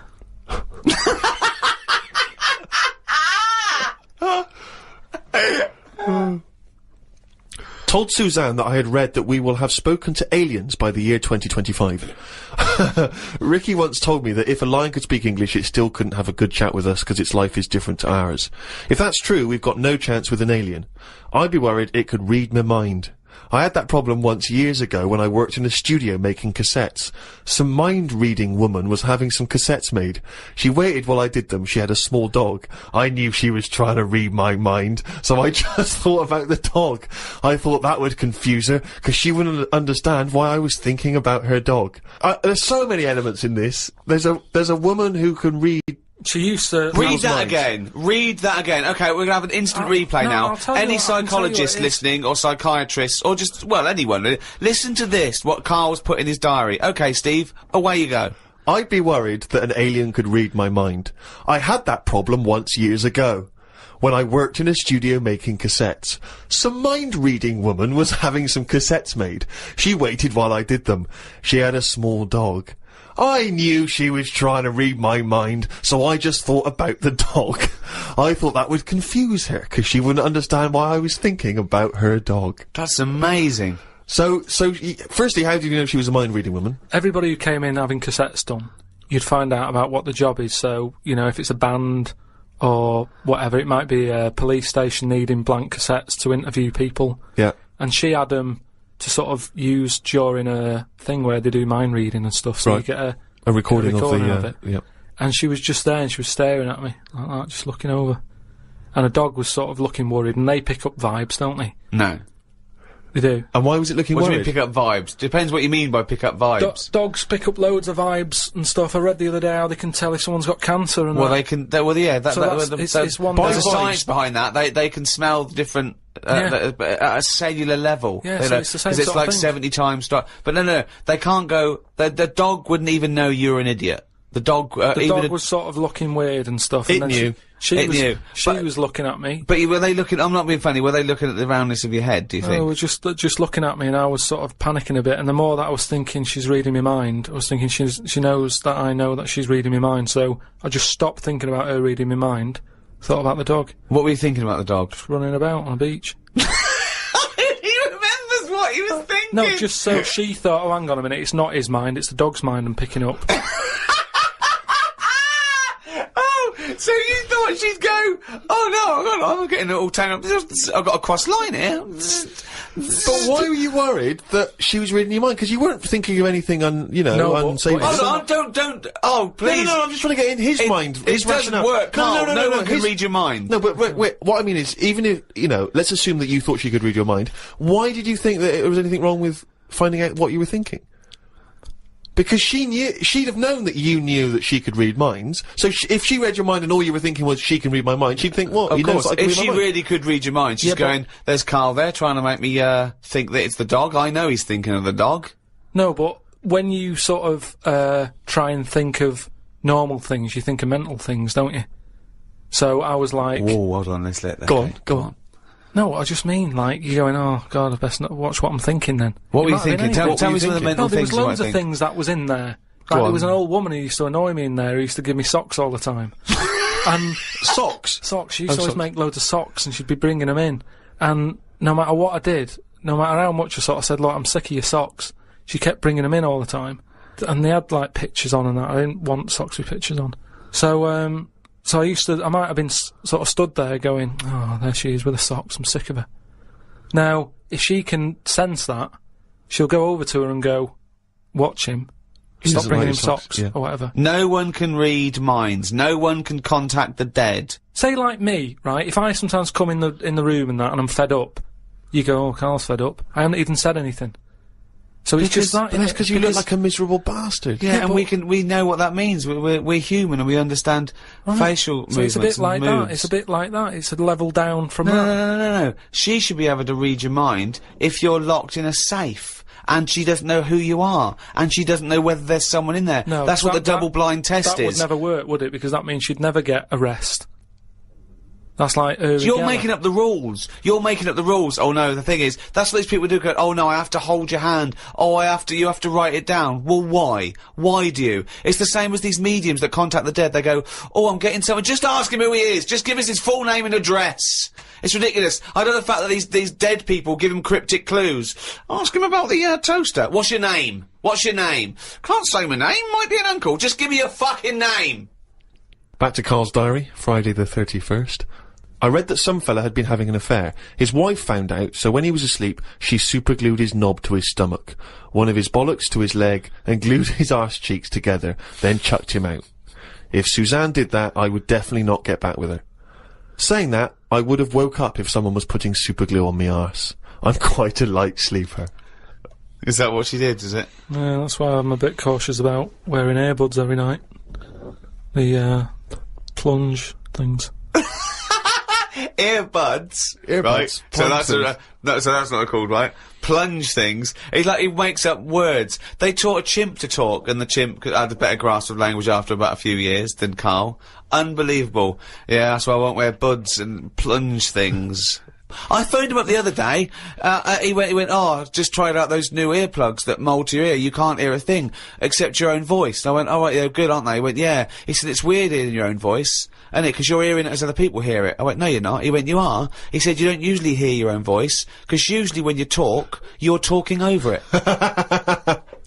Woke up at 9:55 a.m. Soon as I woke up, I looked at Suzanne and she looked at me. I said, did I tell you about... I just think of him opening his eyes and looking at him. Okay, alright. Okay, so he opens his eyes, he looks at Suzanne, she looks at him. What question, Rick, do you think he immediately asks his girlfriend? Go on! What question do you think? Have a quick guess. Am I dreaming? I woke up, I said to my girlfriend, did I tell you about... I woke up, I looked at Suzanne, she looked at me. I said, did I tell you about the immune system?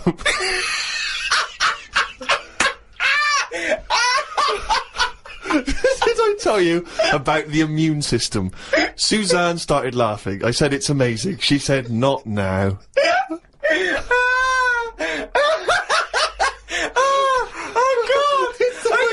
Springing into action, he zips up, his eyes are like...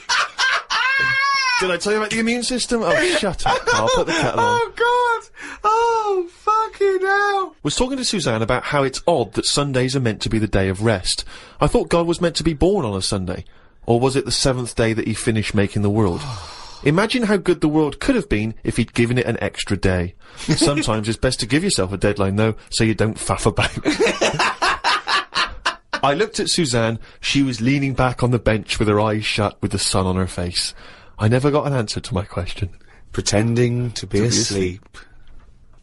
I met up with my mate Laurie. He said he was in a pub at the weekend and saw a bloke whose hands were on the wrong arms. No!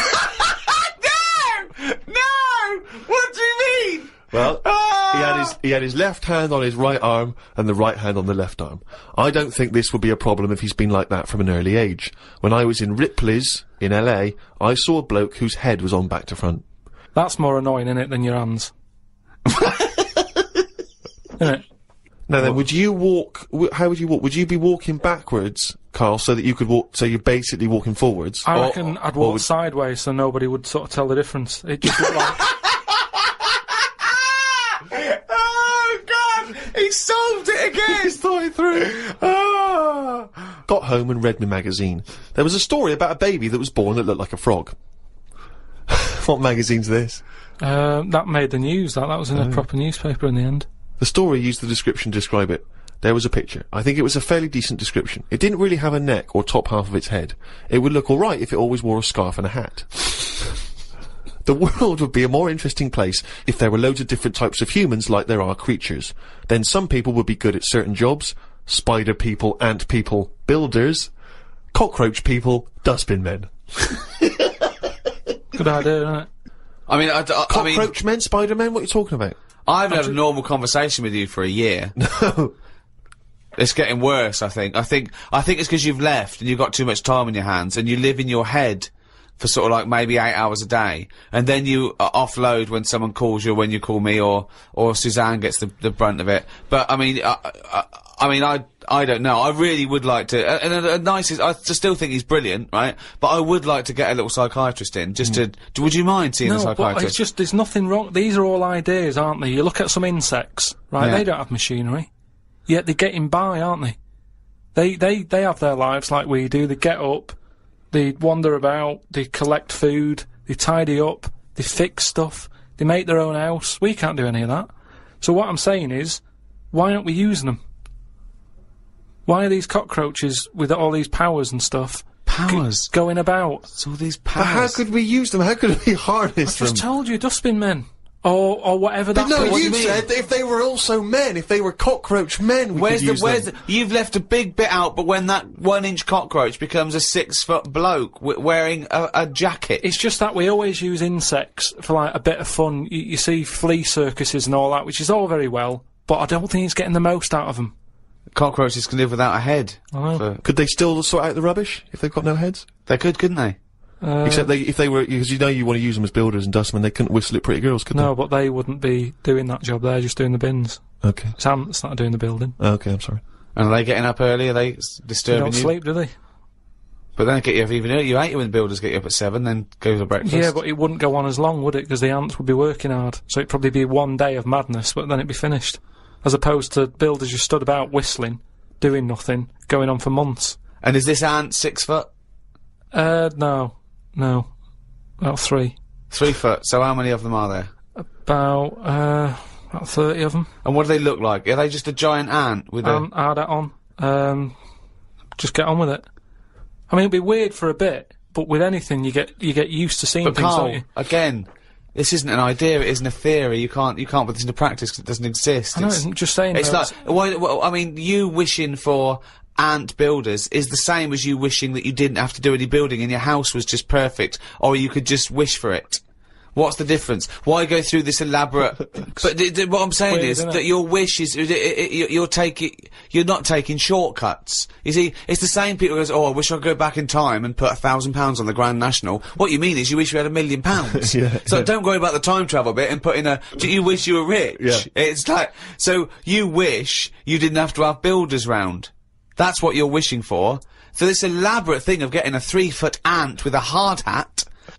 Today I got an innovations catalogue. I thought I'd keep it because I like the stuff they sell in it. Brackets, one big slipper.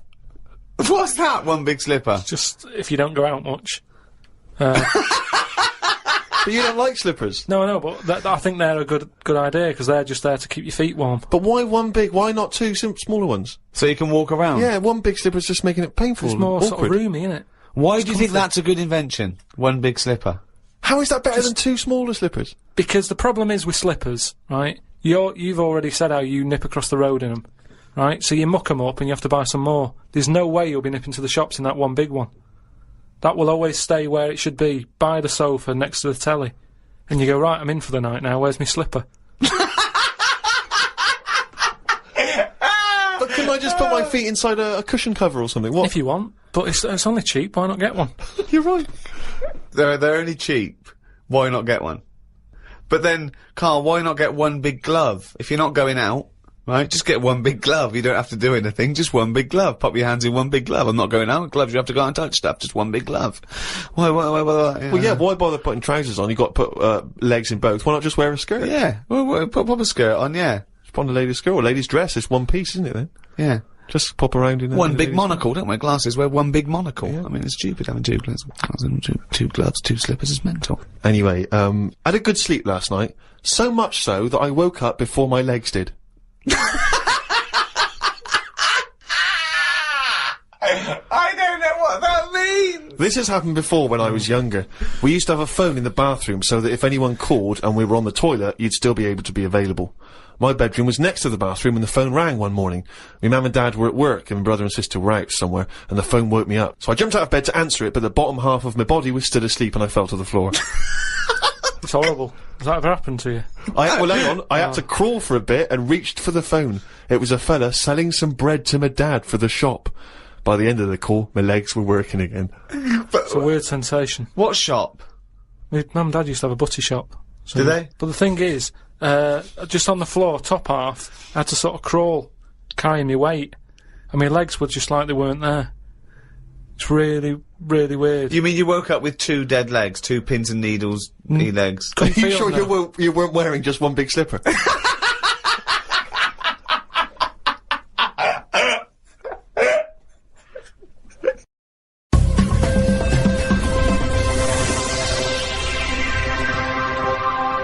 Hi, welcome to the Ricky Gervais Show with me, Ricky Gervais, Stephen Merchant. Hello there. And the shaven monkey with a head like a fucking orange, that is Karl Pilkington. Right. Well, this is a special edition, a giveaway podcast, that people who came to see my show Fame in London got, put on their seat, gratis. Thanks for coming. Well, unless you didn't even come and still got this free. Unless someone went and said, I don't want it, it was rubbish, and gave it to you, you're listening to it for free. Or you've sort of downloaded it illegally. It was free anyway. Oh, forget it. We've been away for a while. Now we're back together. The old team. The old team back together in a little room in central London. Karl, looking back on the year, what's happened? I remember last year the most memorable thing that happened was you saw a grub eating a biscuit. So, that was a highlight. I made it into his diary. Yeah. So, what's the big thing of this year? What's the big thing so far of 2007 that, if I say 2007, you'll go, oh yeah, that was the year that... You know, in 10 years' time... years to come, yeah, I'll go, remember 2007? You go, of course I do. It was the year that... I haven't really been following what's going on because of other like personal. Well, yeah. issues. What's the big? Okay, what's the big thing? My boiler's playing up still. I'm sick of it. Your what? My boiler. Your boiler? The boiler that heats the water up and stuff, which it doesn't. You know what I'd do in that situation? I'd instantly get a repairman out to sort it out. Done that twice. It was 80 quid for him just to say, it looks like you need a new one. Why did you get a new one then? Call out. Because then you wondered, are you meant to believe him or is he out to sort of... Well, he's the expert. Yeah, but is he? It's like you're meant to get a second opinion, aren't you? Like. So that was the first time then. So what was the second time? Who came out the second time? Same fella. And what did he say? Well, I thought you were going to get a second opinion. Yeah, and also I called up the company and they just sent him again because it. Well, call a different company. What was his second opinion? 80 quid. I undercharged you. It's 150. No, because they must look in the book and sort of go, oh, you know, Harry went round there or whatever, and they must think, well, he went there last time, so he knows the situation. Yeah. And got the same fella again. Well, and you got the same opinion, I assume. Same answer, yeah. Well, so okay, so it's twice you've called someone out. They said you need a new boiler. He had the overalls on, holding a monkey wrench again. He came in a van. Yeah. He charged you. He's the professional. Why haven't you got a new boiler? Because then he went on to say that, you know, it's a dangerous setup I've got. It shouldn't be set up the way it is. It's dangerous. Something about gas leaking out of it. He said, you don't sleep close to this, do you? And it's like, well, the bedroom's there. It's not a big flat. You've seen it, Steve. Yeah. Everything's en suite, isn't it? So he went on to say everything's en suite. So anyway, he's just sort of said, look, you know, he doesn't want to touch it. He said, you need to get someone in who can sort this out for you, but... What, and it took him 2 visits, 160 quid to figure that out? Yeah, this is what they do, isn't it? Yeah. So what's his advice? He just said, you know, there are people out there who will touch it if you pay the right money. Well, okay, so you're going to get an expert in who does this thing and sorts it out, so... Well, no, I called up my dad. Oh, yeah. He always knows someone who can sort stuff out. And he said, "Oh, one of your cousins is a boiler man," and yeah, they're coming round, but I've never met them. And it turns out that person, because like the whole family, you know, I'm not into sort of keeping in touch with people. Sure. I haven't spoke to my brother for like, I don't know, 12 years, and sister about 15 years, and that. So the idea of this cousin, who I mean, he might as well not have said he's my cousin, because I'm not going to know him anyway. I mean, that last fella, Harry, might as well have been related. So they're going to turn up, and now it turns out that because they haven't seen the rest of the family, they're going to like use this as a reunion. Oh, what? So they're all going to come round whilst they're all coming round whilst he fixes the boiler. Yeah, and I hate it. I hate family things anyway. So they're going to come round and just look at you? Well, yeah. Apart from the one who's fixing it, he'll be fixing it, and the others will just be sat around, sort of going, "So, how have you been?" It's like, well, where do you start? I haven't seen. Seriously, I mean, they are strangers. When they buzz, I could be letting anyone in. They buzz the door. And so you're going to entertain them all in your flat? Well, I said to my dad that I might just say that I've got to go to a meeting, let them in, and then shoot off. I love that. So now they're strangers that you're letting in your flat, and you're not even being there. That's the best thing. That's the security. Now, Karl says he remember this year for his boiler being a bit of a pain, but now everyone knows over the past sort of like few years, my big pet project hasn't been my own career, it's been get Karl famous. Yeah. I want people to recognise him in the street, come up to him and say, "You bald-headed mank twat." Make his luck. Well, let me tell you now, Rick, I've been out and about, and a lot of people have said to me, they've come up to me and said, has Karl Pilkington got a head like a fucking orange? Well, and I've had to instantly confirm the answer to be yes. Well, I'm in America quite a bit, and it doesn't matter when I'm talking to David Bowie, The Simpsons, all these people on 24, all these people who have got these amazing careers and lives say, is Karl Pilkington really like that? I say yes. He's not 2 short planks, he's 3 or 4 fucking short planks. Thick but short but thick fucking planks. Lumps of thickness. But he's had a call. He had a call recently from a film company asking him if he's got any ideas for movies. Now, how desperate, in what dire straits must the British film industry be that they're going, well, they're turning to cover, yeah, we need Karl Pilkington. We have hit rock bottom, and he went along for an interview. So what, and you went in and you... I went along and had a meeting in a cafe, and they just said, right, you know, got any ideas? And sort of said, you know, what are you thinking? What sort of thing are you after? Are you after action, thriller, whatever? Because you can provide any of that. I love that he's playing it cool, like you've come to the right person. My time's precious, what do you need? Yeah, I'm Karl Pilkington, they call me the movie doctor, what do you need, Papa? So, thought of this idea sort of on the spot. Good. That whiz by 'em. No, but sometimes that's how good ideas come up, don't they? Just random. So a lot of yours have come up, yeah. No, but if you just talk, I find that your mouth comes out with stuff.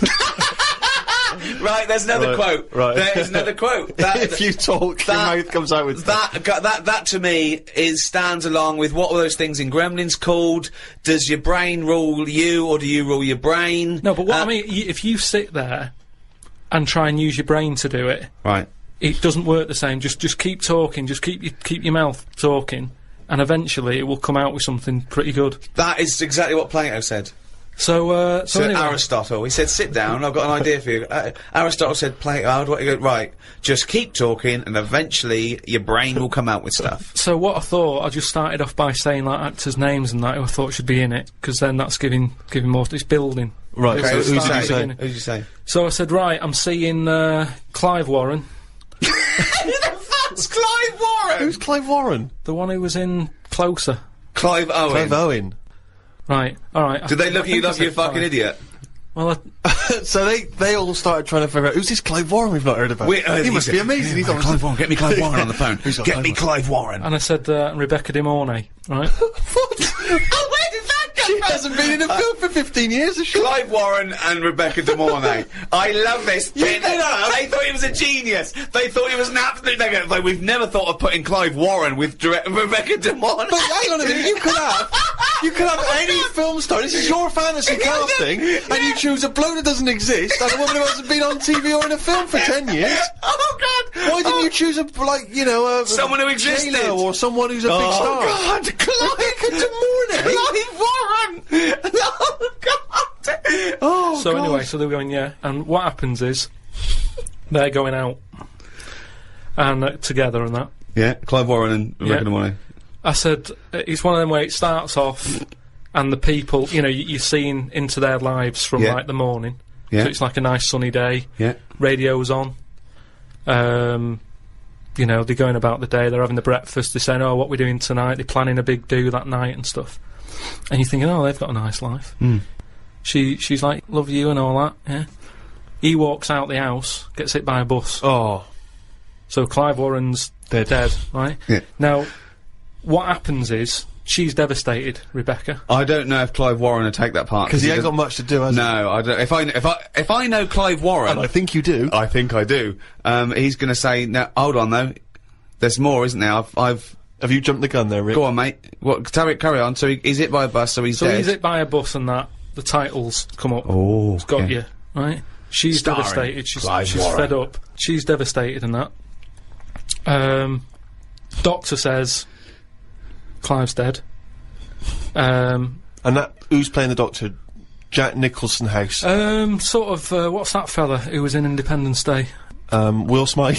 No, the old black fella. Morgan Freeman. Yeah. Yeah. Get him in. He's Morgan a Freeman, doctor. yeah. He says, your husband's dead. Right.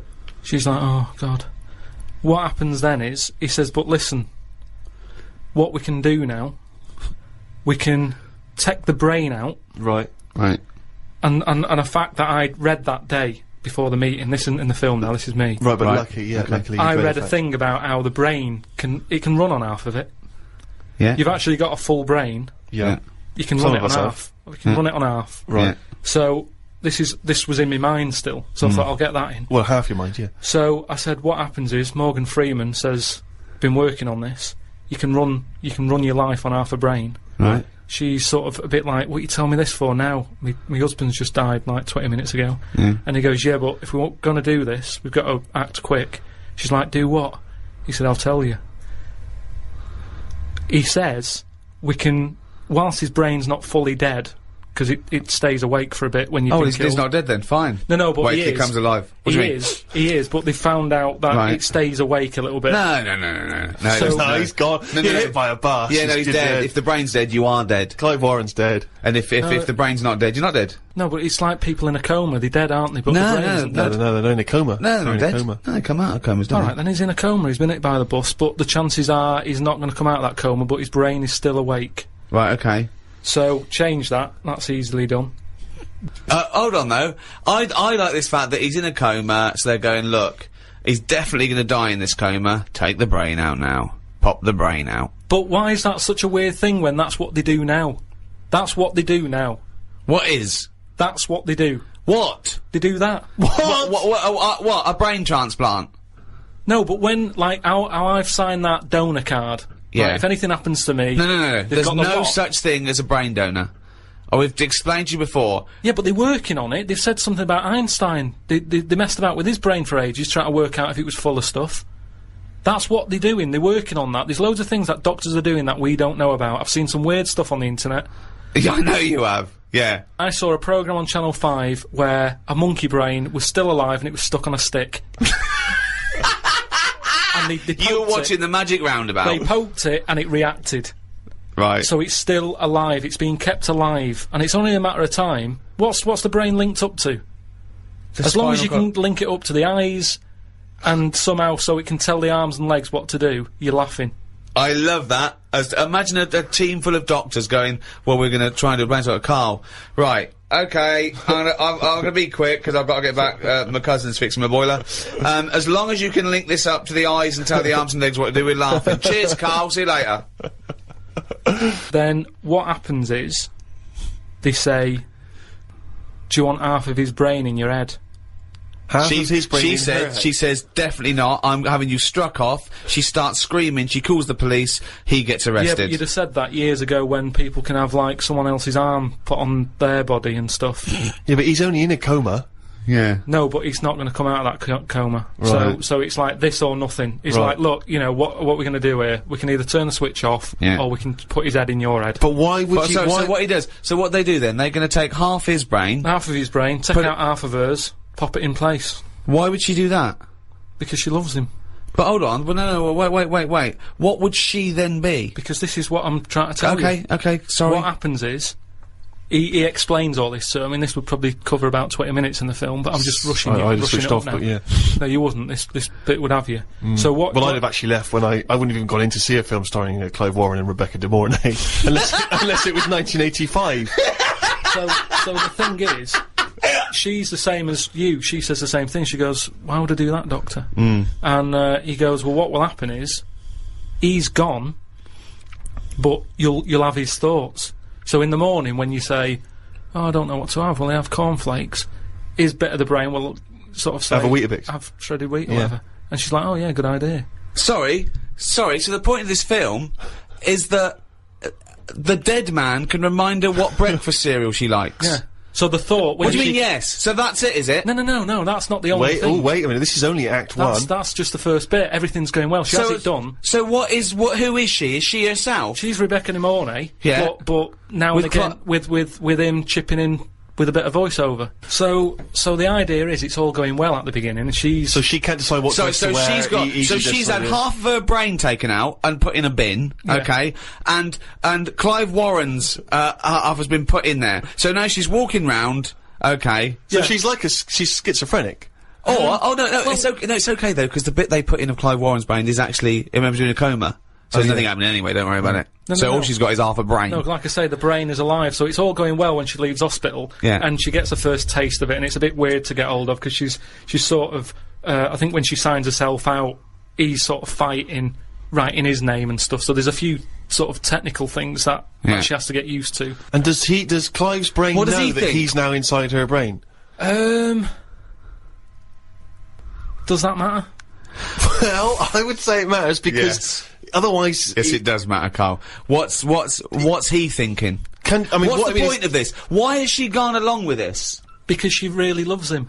But what's in it for him? What does she think? Well, say if I died, Yeah. and Suzanne said, "Go on, I'll have half of Karl's," right? She would wake up in the morning to a thought of me sort of going, "Oh, you never guess what I've just thought about," or whatever. I'd still be there. but she It's only wouldn't ever physical, do that. isn't it? The rest of the rest of your body is sort of waste, isn't it?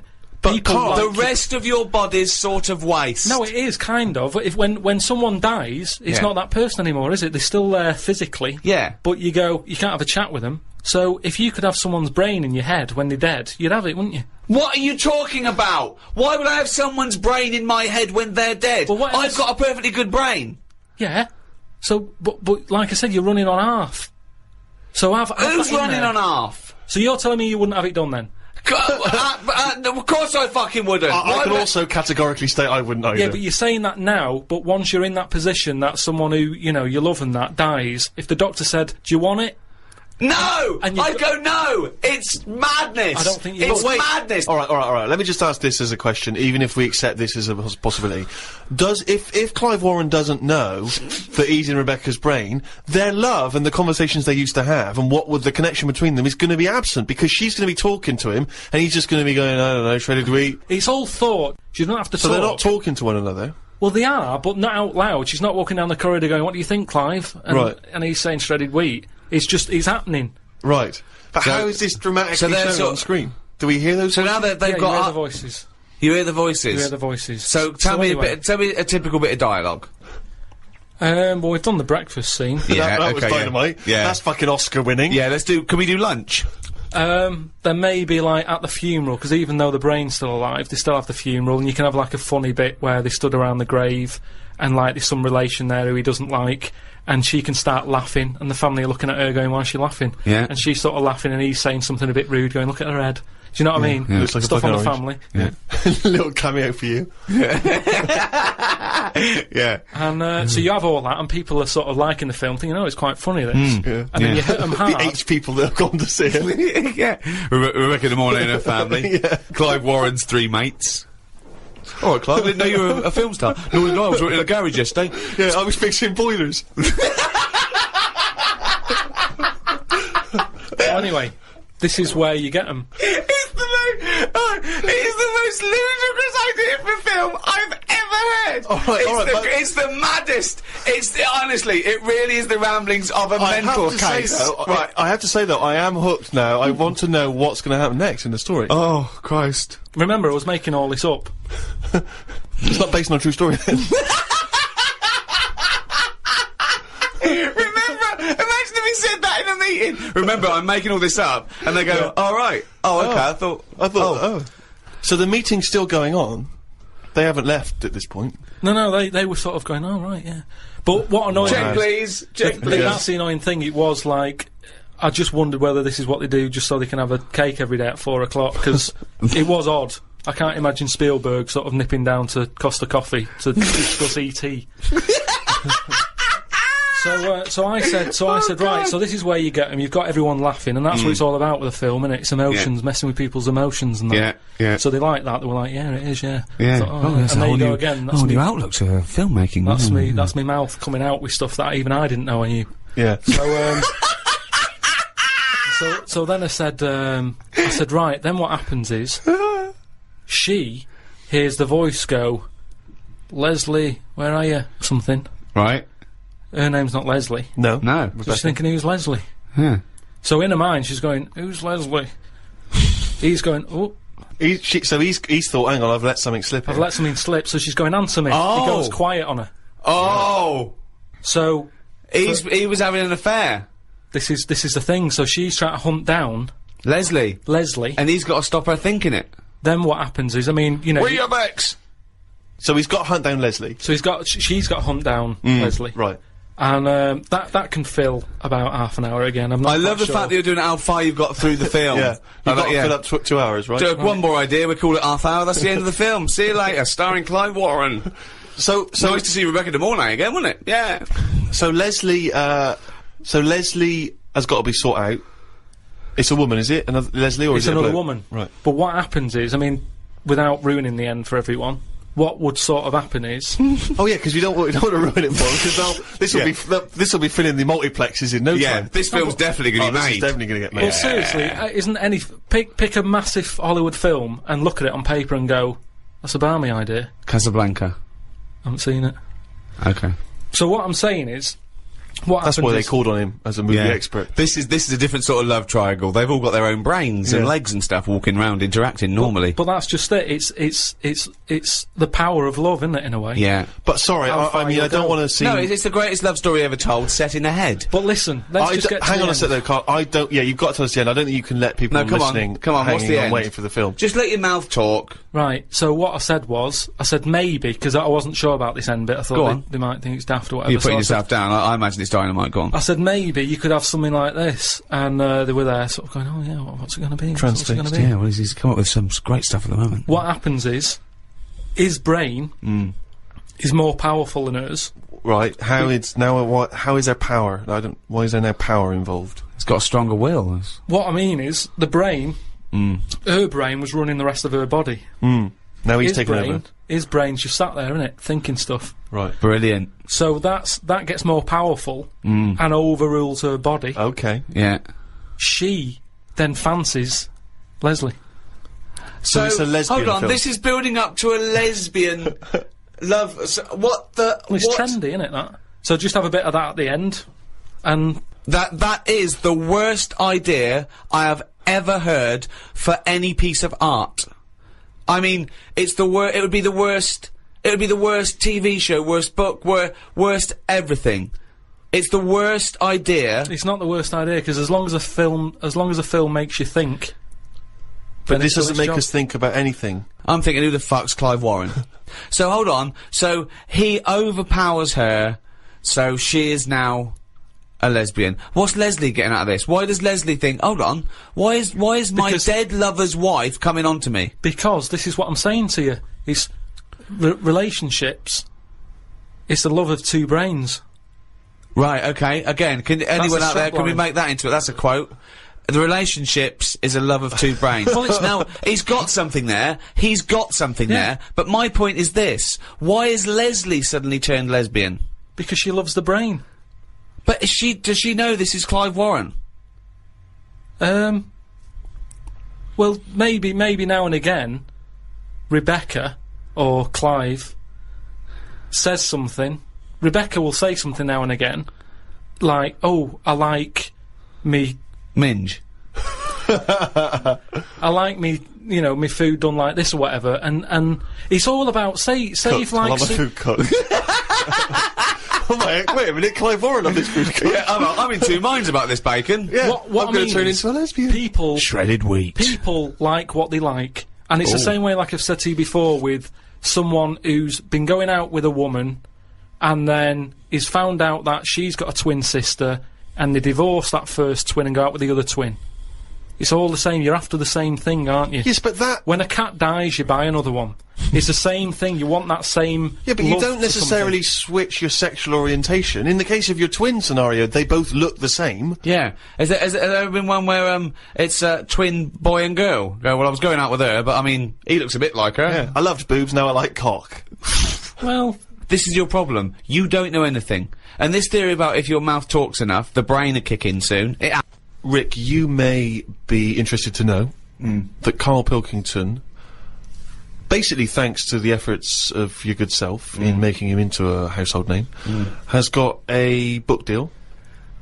And there's a book that will be coming out later in the year called Happy Slapped by a Jellyfish by Karl Pilkington. What's that about, Karl? What's the angle? Is it a novel? well, again, I just was letting my mouth sort of think and what have you, just churning stuff out, and I was thinking about holidays that I've been on, because they always say write about what you know and stuff. So I thought, well, I've been on a few holidays. Write about them. I actually thought about it when I was on holiday. Is it like a travel book then? It's your experiences? It's just like a rough guide. And have you done it? Have you finished the... Yeah, I've just got to do some pictures and that and colour them in, and then it's done. When's that out? October? Yeah. So you say it's a travel book, and yet I managed to get hold of a few pages, and this chapter is titled Australia. So You've never been to Australia? No, I know. But Well, it's but not how is it a travel guide? No, it's not. It's not like wish you were here type thing. It's just saying, if you're going away, think about it. Right. It's just asking people to sort of think But why about. don't they just let their mouth do the thinking? Why no, don't but just have a read of like my thoughts, and you Okay, have the let's same. have a You read don't, then. you don't know anything about Australia because you've never been. No, but exactly. So I'm saying I've never been. This is why I've never been. Is this why you've never been? Well, that makes no sense at all. Makes no sense at all. It's a pointless book. It's not a pointless book. Well, that's- that's Sorry, okay. whereas you thought it was going to be what? Right, can we read a bit of it then? So this is the chapter entitled Australia. Box jellyfish, crocodiles, snakes, blue ring octopus, red-black spiders, funnel web spiders, great white sharks. Just some of the reasons that put me off going to Australia. Every creature is bigger and angrier than anywhere else on the world. I put it down to two things. One, it could either be because spiders and snakes and the like normally hide under rocks. The Earth is one big rock. Australia's at the bottom of the big rock, and they're trying to hide under it. Carl, Well, you isn't are it? a maniac! It's just thinking about it, thinking about where spiders go and that works, doesn't it? No! Why doesn't that work like a Because rock? there's no real upside down and bottom of the Earth, is it? It's all relative to what? It's relative to what? A map that you Well, saw. it's a coincidence, isn't it? No, right, okay, read on. I've heard that a lot of people go camping in Australia, which I think's mental. If I was to fly all that way, I'd want a decent bed. Plus, I wouldn't be camping in a place where there are killer spiders wandering around. I agree. I've only been camping a few times, and each time I was glad when it was over. The last time was last year in Lyme Regis. Yeah. When did you go camping in Lyme Regis? Last year. It's alright, Lyme Regis. But it was all a bit of a nightmare, because I was going with my mate, and he said he knew someone who knew someone who had a bit of land in the garden. We had a bit of land in the garden. What's the point, though, innit? You know, what's the point of camping in someone's garden where there's a sort of like a spa down the road and like a pub? No, because you're by the sea, aren't you? It's getting away from it all, seeing the world. It's not if you're in someone's front garden. No, back. Oh, sorry. Well, there's even less to see except 3 fences. No, but it's private, isn't it? So the thing is, he said, oh, it's a great garden, the owners are away, and there's a toilet, an outside toilet that they have for, like, when they have parties and stuff. So we get there, and this lad who knew about this bit of land... Someone's back garden. Well, yeah. Said, oh, you can't use it, they haven't gone on holiday. So now you're stuck in the middle of quite a big civilised conurbation called Lyme Regis. How are you going to survive? Well, we ended up just sort of keeping on the beach. But, Did you pitch your tent on the beach? Put the tent on the beach. We found a bit of... See, we found somewhere where there was a load of rubbish. So we thought... nice. That's the place to go, yeah. Lovely. No, a municipal tip. What was it? Was it chemical waste or just like, you know... No, just Coke just cans and syringes stuff. and... lovely. But listen, though, Baby you've got to diapers, think sure. about that. Rusty, something rusty. If there's rubbish there, it means it was a good place to camp. Why? Why? Because other people have camped there. Right. So that's how you've got to look at it. It's a way, that's like a little tip of... I would love this to be a real guide. So you could have slept in a public lavatory? Yeah, yeah. This one's nice. What? It's covered in shit. Means other people have had a shit here. Welcome to our 5-star hotel. You'll notice vomit over all the fucking walls. So that means people have had a good time here. They got right pissed up and threw their lungs up. So that's where we put down the tent. We put down the tent there, and then what was annoying is he puts down the tent. we what's the name? It was already up. It carried it all the way from London. there. They went, let's pack it down. Yeah. The weird thing was, as soon as we set up, some other people turned up. Oh, that's all the rubbish tip. Holiday makers, that was probably in the guidebook. They started setting up their tents. And we're like, oh. No, look, there's some nappies over there. Yeah. Nearer the nappies. And they offered us some sausages. All right. My mate said, oh, ignore them. That's like code for swingers. What? Oh! What? So there were some people cooking some sausages, saying, "Would you like the sausages? We've made too much." And you said, "No, that's code for swinging." Don't talk to strangers. It's like we want to get away from it all. Yeah. We don't want someone. You know, it starts off with sausages, doesn't it? And then but what do these people look like? They were about 45. Who were they? There? A man and a woman. A man and a woman. So what was in it for the bloke? Some people like that, don't they? No, I mean, you say, right, I want the bald one, love. If it's like wife swapping, should one of you be a wife? No, but I don't know all the rules and that, but, he's just got a real thing for fucking oranges. And we didn't want any sausages anyway, so we just sort of I don't believe sausages is a code for swingers. I don't, because eventually, how many times do they give someone sausages and they go, "Well, get your pants off," and they go, "Well, let me just have some sausages." They go, "Oh, this isn't working, this code. But why we need would a better code." Why would we be being offered sausages? Because they're nice people and they're making sausages. Makes you wonder. Let's not trust these people. Let's move our tent nearer to the corpse. Anyway. So yeah, that was the camping. I think I'd quite like to meet some proper Aborigines. It amazes me the way that these people still live like cavemen did years ago. They waste nothing. They have a use for everything. I saw some pictures in the paper about some tribe somewhere who chucked their spears at a helicopter that tried to land close to them. If the tribe got annoyed with you, they would let you know that they were annoyed by shaking their knob at you. That's what they do. Oh, God! See, that's like a proper guide thing. Just in case you ever meet one, they start doing that. Karl just ends that chapter by saying, "I don't know what the women do if they get annoyed." Oh, God! Oh, God! Within this new Karl book, of course, there are extracts from his famous diary. This is... You've actually been to Madeira, have you? Yeah. Okay, so this is a bit more of a factually accurate, informative chapter on Madeira. September 30th. Going away with Suzanne's mum and dad. We're meeting them at Madeira Airport as they're flying in from Manchester. The plane was full and I had a headache. There was a baby sat behind us that was crying its eyes out for the whole flight. Oh. The mother of it said it was upset because its ears were hurting. So were mine.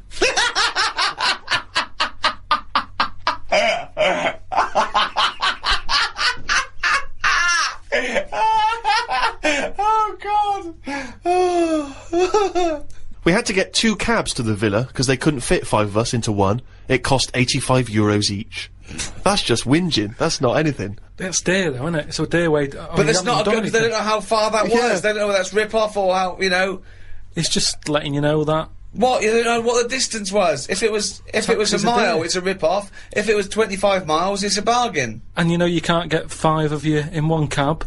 It's all little things that might help you on a journey. Yeah. Suzanne's dad said he liked the free biscuits that were in the cupboard. We went to try and find... Sorry, this isn't useful as a guidebook at all. That is absolutely I know. They go, as a guidebook, let's have a look. Oh, Suzanne's dad liked the free biscuits in the cupboard. And most people complaining, and they're going to be like, there's no free biscuits in this cupboard. We went to try and find a supermarket. Suzanne's man was having a go at her dad because he didn't have a shirt on. She said he looks a mess and is embarrassed to be seen with him. It's their Ruby anniversary tomorrow. That's why we went away. Oh, yeah. I bought a fan to put in our room to drown out the sound of the mopeds. I've heard Wayne Rooney does the same thing with a vacuum cleaner. What? To drown out the sound of vacuum cleaners, or he puts a vacuum cleaner in his room to drown out the sound of the mopeds? If you've just got a noise, that's constant, it makes you nod off. And it drowns out every other background noise. So all you've got is, like, if it's a vac, it's just...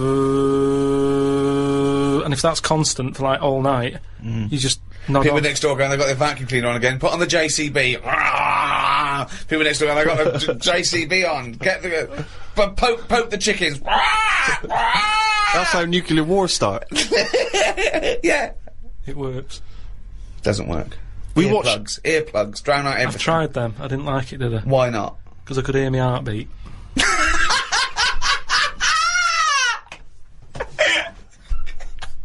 Oh, you're such a strange little creature. Oh. We watched Jerry Maguire in Spanish.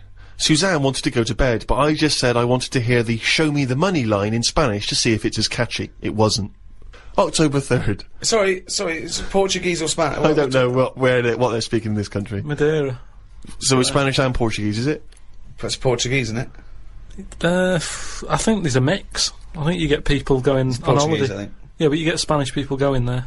Oh, okay. So they sometimes show television programmes for possible Spanish holiday makers. Is that what you're saying? Or have you just got this factually inaccurate because he's a load of old toss? Oh, God. Amazing. Oh. October 3rd. Didn't do much this morning. Just think about this. Just think about this. Why would you put it in? As a holiday. Just think about this next line. Judith Chalmers. What happened? Not a lot. Think about this, Rick, as a description of a holiday. Right, okay. Okay, as Karl said, he loves to go travelling, it broadens the mind and everything. This is what he did. He's there with his family, he's in Madeira. Didn't do much this morning. Just sat by the pool, saving insects that flew into it. I'm gonna die like fucking Noah. That's crazy. Nothing good. How were you saving them? Did you wait for them to hit the water, then fish them out, or you grab them in the air? Did you see the legs going?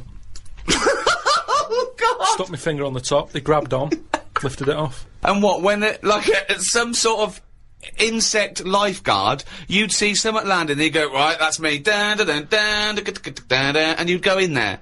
But it's hard to turn sort of a blind eye to stuff like that, because you know that's something, you know, you're witnessing death. And if you can save something, you do, don't you? You do your bit. And at night, I'd sort of think, have they learnt the lesson, or will they be back, and will they be dead in here tomorrow? But if they can get an extra day, I've done my bit. I can't do more than that. I'm on holiday, do your bit. I'm lucky enough to see the world, do your bit.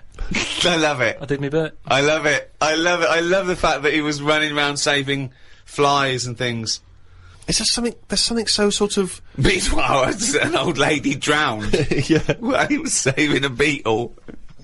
There's something so kind of, I don't know, desperately existential about your diary. That's what's so extraordinary about it. As he says, I just sat by the pool saving insects that flew into it. It was full of death. It's just so... God! It's so depressing, isn't it? Alright.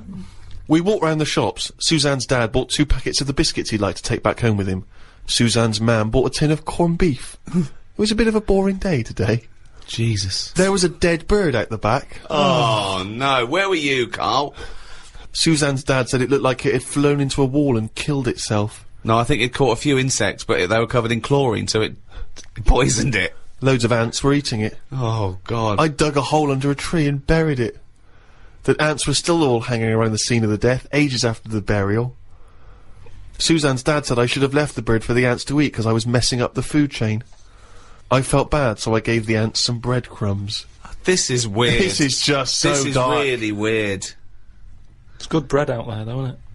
I should have put that. We have to eat all the food we've got because we're going home tomorrow. Suzanne's mam cut her finger opening the corned beef tin and fainted. Sorry, this is really weird. Why do you have to eat all the food? Isn't this like what's that film, the Amityville Horror, where there's like a haunted house and there's dead insects and ghostly children walking through the corridors, old people fainting, insects. I'm just saving the insects, mother. But you always eat all the food that's in the fridge before you go home, don't you? It's all there to be eaten. She bought some pikelets, which I've never had them. They're like squash crumpets. Right, okay. Start again. Start the whole thing again. She bought some what? Some pikelets. Pikelets? Yeah. And I didn't like them because they're not as fat as crumpets. Oh, God! It's like a different Didn't language! eat them, and it was a big upheaval because, like, I was going home and her dad kept trying to sneak them into our bags. Because he's like, they were for you, you take them, we don't want your stuff in our house once, because he gets a bit funny about stuff being left over. There's bins that you can't put certain stuff in. There's a bin in the lounge and I put a tangerine peel in it. He goes, that sort of stuff does not go in that bin. So it's rubbish, yeah, but it's not the right sort of rubbish. Someone will camp next to it. We want to get a better class of camper. Oh. That's the book. It's called Happy Slapped by a Jellyfish. Yeah, that's from one of the chapters, isn't it? By Karl Pilkington. Get that soon. Particularly if you're thinking of visiting Madeira or Australia. Well, that's about it. Thanks for listening to this. If you enjoyed this and you haven't heard the others, we've got the whole all 3 series on iTunes. You can go and download those. The Ricky Gervais Show, is that what it's called? It's called The Ricky Gervais Show, yeah. Karl's also made a programme for me, Steve, on my Fame DVD, out in November. It's called Fame, so I thought of a little title, Fame, I'm Gonna Live Forever. Remember that guy we met who's gonna live forever? Oh, yeah. Called Howard? Yeah. That was a meeting of minds, and it's Karl meeting Howard, and Got on with him. It's really good, isn't it? It's really good, and he really gets on with him. And we're probably going to do a new series of the podcast maybe next year. What do you think, Karl? If you're not too busy making this film with Clive Warren. We'll see how it goes. Don't plan anything. Yeah, just check out rickygervais.com. I am Ricky Gervais. With me, Stephen Merchant. Goodbye. And Karl. Right. Our son. Please, lads. Thrills. On XFM 104.9. I'm Ricky Gervais. With me, Steve Merchant and Karl Pilkington. Yeah. Little Carly Pilkington, little baldy mank whinging little twat. How are you? Yeah, All right? alright, yeah. What are we doing? Happy? Feeling a bit happier today? You look as full of spunk, as they say in America. Yeah, I'm alright. Just a bit of a miserable day though, isn't it? Yeah. A bit miserable. Yeah. Walking in today, right? Do you know I walked through, like, the, sort of the gay district of London and that? Right. Well, you don't walk, you mince, don't you? I'm just walking through on the way to work, and I'm always interested in their little shops and stuff that they have, right? Loads of... Their little shops. That's don't be ashamed of. If you want to go in and buy something, go in and buy something. I'm just having a look at, looking in the windows and stuff. Little postcard just near the entrance. Yeah. That's meant to tease people in, to make people go, that sounds good, I'll nip in, right? Little postcard. Free butt plugs with every sale. That's great. How did we get from 5p off milk to free butt plugs with every sale? Wow. What society come to? Well, it's because we're liberated, Rick. Yeah. It's an open society. What did you buy to get them? You didn't buy... No, I didn't, but what's the purpose? What, of the poster or of butt plugs? Butt plugs. Because I really, honestly You don't... shove them up your arse, don't you? Whoa, slow down, bum. Shove them up your bum. Yeah. But when? Is that just like when you're doing whatever, doing stuff around the house, or...? I think it's not to keep things out. Is it like you would use a plug in the sink to keep, the water in the sink? Oh, if you're not gay. Get that, oh yeah, no, I know what you mean, yeah. I don't know. No entry. What is it? I mean, I don't understand what I don't know, I assume it either feels good or are they, well, I've got to be careful here, or are they sort of like, breaking it in? Right, yeah. Do you know what I mean? Like it's like a shoehorn. Or It's like when you stick paper in your shoes if they're a bit tight. Or those people who sort of like put little bits of wood in their lips, and then as soon they've got big plates in their lips. Yeah. Same as the butt plug. It means you can You know, you're ready for anything. I don't know, do I? And look at Carl's face! Well, if you know what butt plugs are used for, then why not get in touch? Ricky.Gervais, XFM.co.uk. What do you think? If there's any... I can't believe we're already on this subject. I know. It's 1:05 and we're I was gonna say then, if there's any people who use butt plugs, and I was thinking that Karl would have said, well, they're not up yet. Yeah. Because they go out late. No, but what is it? We're award-winning people. We've written a TV Not on show, it's radio, highly though. respected. Not on radio. We're rubbish on radio. I know, but We've got what- nothing to lose. But I always say to you, Steve, that I like educating people and that. Now, the way I see it is I didn't know what they were. Let's went phone and to used go. it. Someone know about butt plugs. All right, well, we'll get No, to no, them. get them on. Get them on. Ask them. No, because they might say something dodgy. Oh! Yeah, whereas, what have we just been doing? Just take a chance. Take a chance and tell them not to swear. Well, you tell them. Okay. Right, Steve, do you I want... haven't got my headphones on. Hello, who's that? Oh, Come on, hold on. Who, sorry? Nicholas. Nicholas, hello, mate. You're not going to swear, are you? No, I'm not going to Keep it clean. Yeah. Keep them keen. What were you calling about? I'm phoning about your plugs. About, not my plugs, but sure, plugs in general. What, do you know much about them? No, Are you a no, plug user yourself? No, I'm just thinking if maybe you've got some gay friends and you're spending the night at their place, you might want to use one. Right. What, you mean experiment with them, or...? No, so you can make sure they're not going to do anything while you're asleep. Could I suggest, you know, just lock the door? I mean, that is easier to me. Can I make a bigger suggestion? That's probably the most homophobic thing we've had said on the show today. Thanks very much for your call.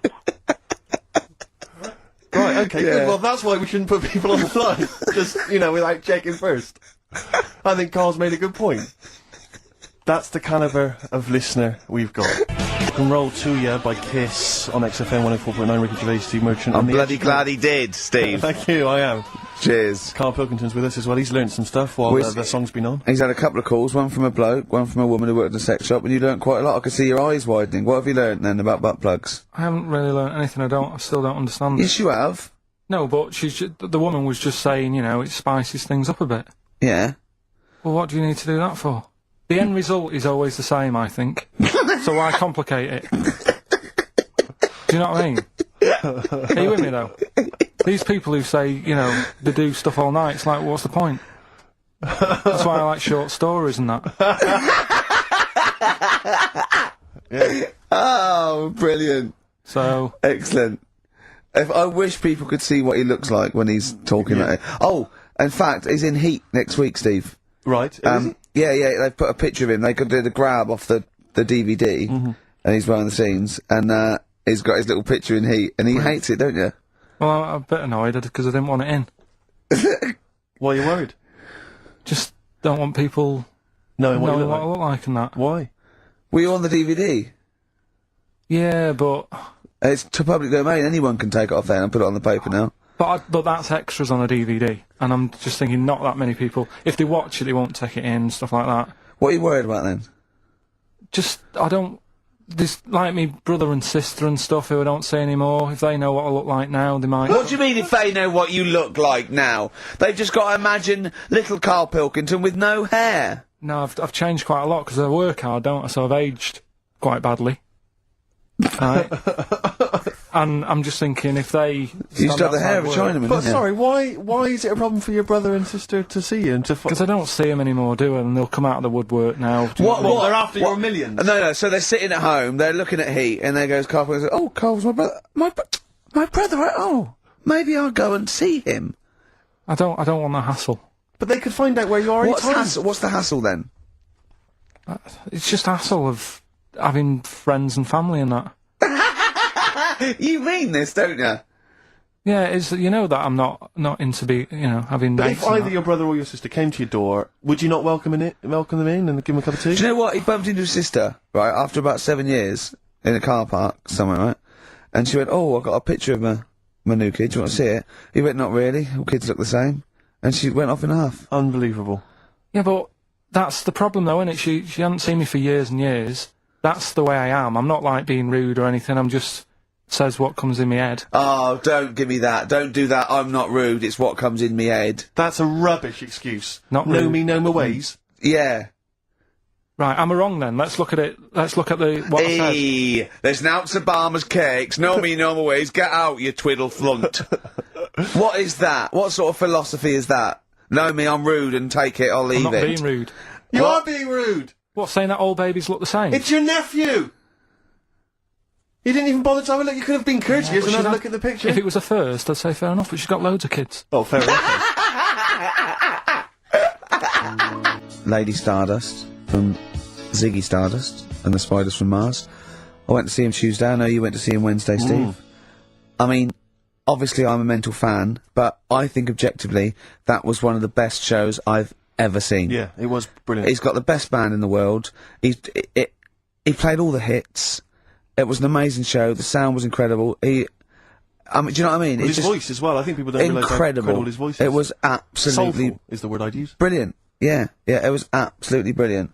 You don't care, do you, Karl? We don't care about this. You never really go to gigs, do you, Karl? The live music experience is not something you enjoy. Can be alright. Go on. I heard that someone else who went to the Bowie thing said that he sort of messed with the songs a bit, which would annoy me. No, he didn't. Not really. Hardly at all. He said when they did Life on Mars, instead of saying something about just the tune of it, he messed with it so it wasn't the same. That would annoy me. What would you do? Get up and leave? But I mean, we're not talking Bob Dylan or Sinatra. He ad-libbed a little bit, I suppose, and it's his song, but it was totally faithful. He was singing the songs. What do you mean? Well, it's just don't mess with stuff. It's like if you went to see Titanic and then the boat didn't have a crash, you'd go, what they doing? It's like, oh, I fancy messing with it. Well, he didn't. Well, I'll tell you, he didn't mess with it. Relatively speaking, he did not mess with the songs. They were brilliant renditions. That would be a hell of a film, though, where Titanic gets to New York. Absolutely fine.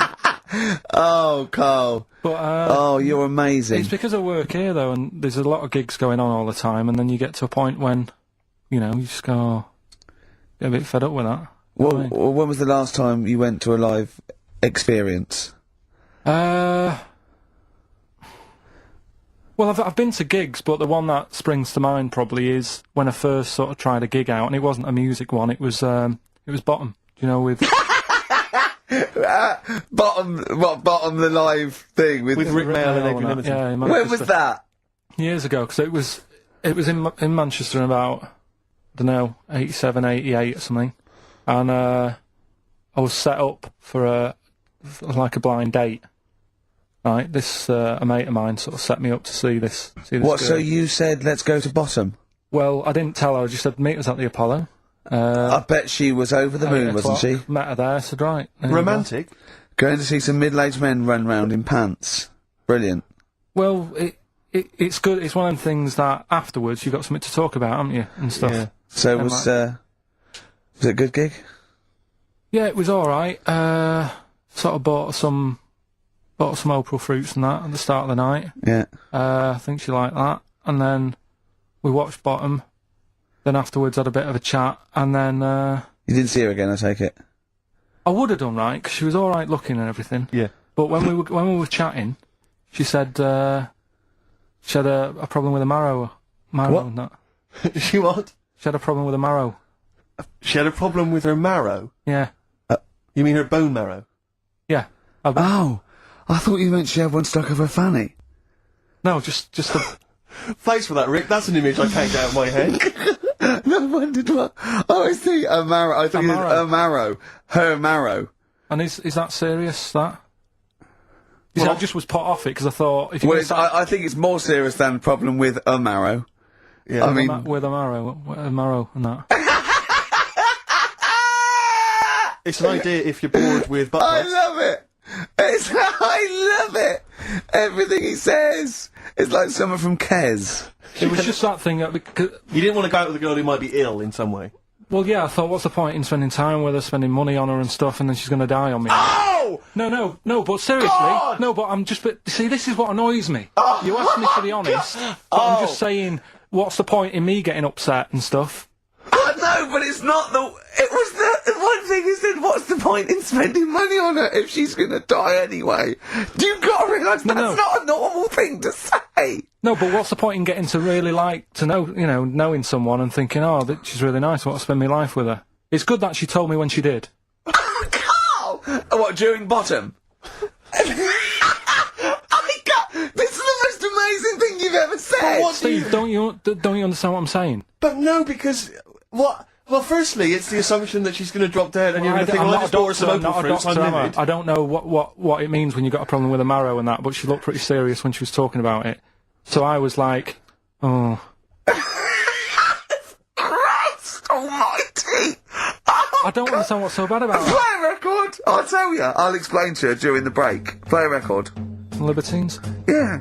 If you're morally objectionable, why not email ricky.gervais@xfm.co.uk. Modest Chambers, Kings of Leon on XFM 104.9. I'm Ricky Gervais with me, Steve Merchant and Karl Pilkington. Steve, Yes. I want to talk to you.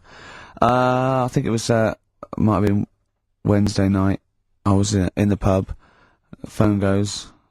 And Karl goes, "You're watching that thing about parasites?" Right. I went, "No, I'm out." He went, "Oh, fella with a maggot in his head." Fellow with a maggot in his head. Yeah. And they go, "Oh no, he's pulling it out now." Oh, God. I said, "Well, I'll get it. I said, "Yeah, see you later." About 5 minutes later, I get a message on my phone. Beep, beep. I look at it. It just says, "Oh no, there's a fella with his fish up his cock now." There's a fellow with a fish up his cock. Yeah. Right. Okay. Do you want to explain that, Carl? Is it one of those little ones that swim up if you're having a slash in the Amazon? Yeah. Yeah. That's weird, isn't it? But it was still, like, stuff like that. It started off with, What does the fish do when it gets in there? just sits there. Why? Well, what else can it do? No, but why does it go up there? Dunno, I didn't listen to that bit. There's a bit, it started off with a fella who, had a bit of meat and got a tapeworm inside him. Yeah. And he grew it for however long, and then it came out at the end, it was about 7 foot long. On purpose? Yeah, he did it on purpose, yeah, for the programme, right? I think, yeah. Probably slimming, isn't it? Well, I was thinking that, could, you know, I mean, you're a fan of Waller, could he purposely have about 8 of them? What, Rick Waller? Yeah. It's a good idea. Because they were saying how they eat, you know, a lot of stuff when they're in you, they just eat all Well, of they take enough so you don't die, and nor do they, yeah. But I mean, you've got to keep taking them out, haven't you? Because you'll still have the same weight, because it's got to go somewhere. So you'll have them in you. What you got to do is, like, let them eat your meal and then take them out. Do you think worm watchers will catch on? Yeah. So anyway, so that happened, right? And then, yeah, there was a woman with a maggot in her head. A woman with a maggot in her head? Yeah, she went on holiday, it got in there somehow. And, Stowaway. it just, oh, it was massive. And the thing is, she had a hole in her head, and she's there being interviewed with the doctor, like, and you can see it just sort of sticking its head out. Like, do you know when you see a cartoon with a maggot in an apple? Yeah. And it looks around like that? Yeah. Why didn't they just take it out there and then? I think they could have done, but the doctor's messing about. It's like, well, it's good for the show, isn't it? And they left it in there. Right, that's libelous. Well, That is libelous. but I found it weird. Why not just grab it? When, Because there must be a reason. There must be one of those medical reasons that you don't really know about, Carl. right. And another bit. This was the best one, right? Grab it! Right. There's this fella, and he was on his bike, right, Yeah. cycling to work or whatever, and he sort of sees this thing in the corner of his eye. Right? Literally in the corner of his eye. Or, you mean he saw He just said he saw in his something. peripheral He vision? saw Okay, something yeah. and thought, what's that? Yeah. So he thought, oh, doesn't matter, whatever. And he stops off at a cafe, right? Yeah. Get a little scone, a tea or whatever. And he goes in there and he's sat down, and the waiter comes over. He says, "Yeah, what do you want?" He said, "I'll have a scone and a tea." He goes, "All right then." So he goes to get it, comes back. As he puts the tea and the scone down, his face is like, "What is that?" Right, like a look of frightenedness on his face. Right, drops the tea and legs it. So the fella's going, what? So he legs it after the bloke and goes, "What?" And he says, "Something came out of your nose. That was massive."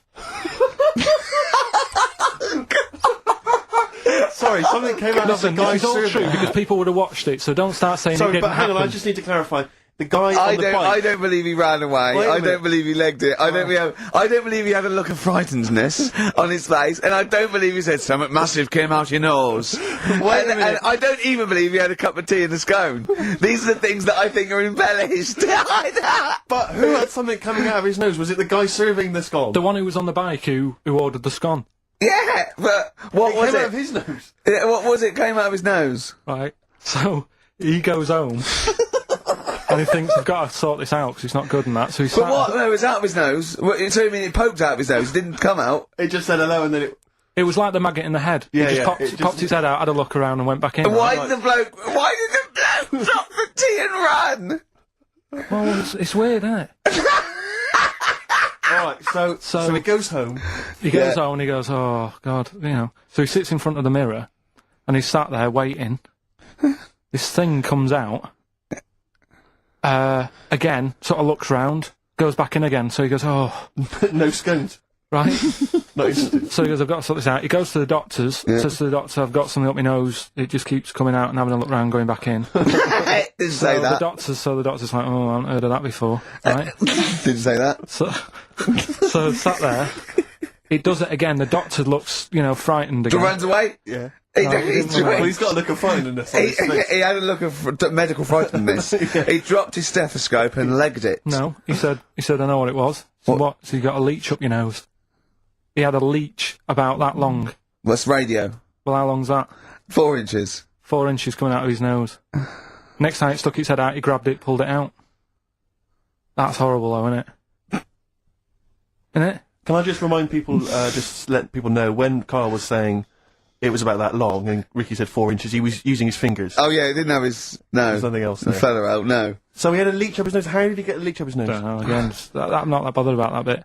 It's just all the footage and stuff. Oh, play a record. Brilliant programme. Yeah. It's just the same. He just sees that, he gets fast. He doesn't read on. His education is just sound bites and self-embellishment in his own head. Yeah. Well, It's see, like 'cause people- he gets all his news from Ananova and he just reads the headline. Yeah. Wow. And he just doesn't bother reading it. But you know, he considers that education.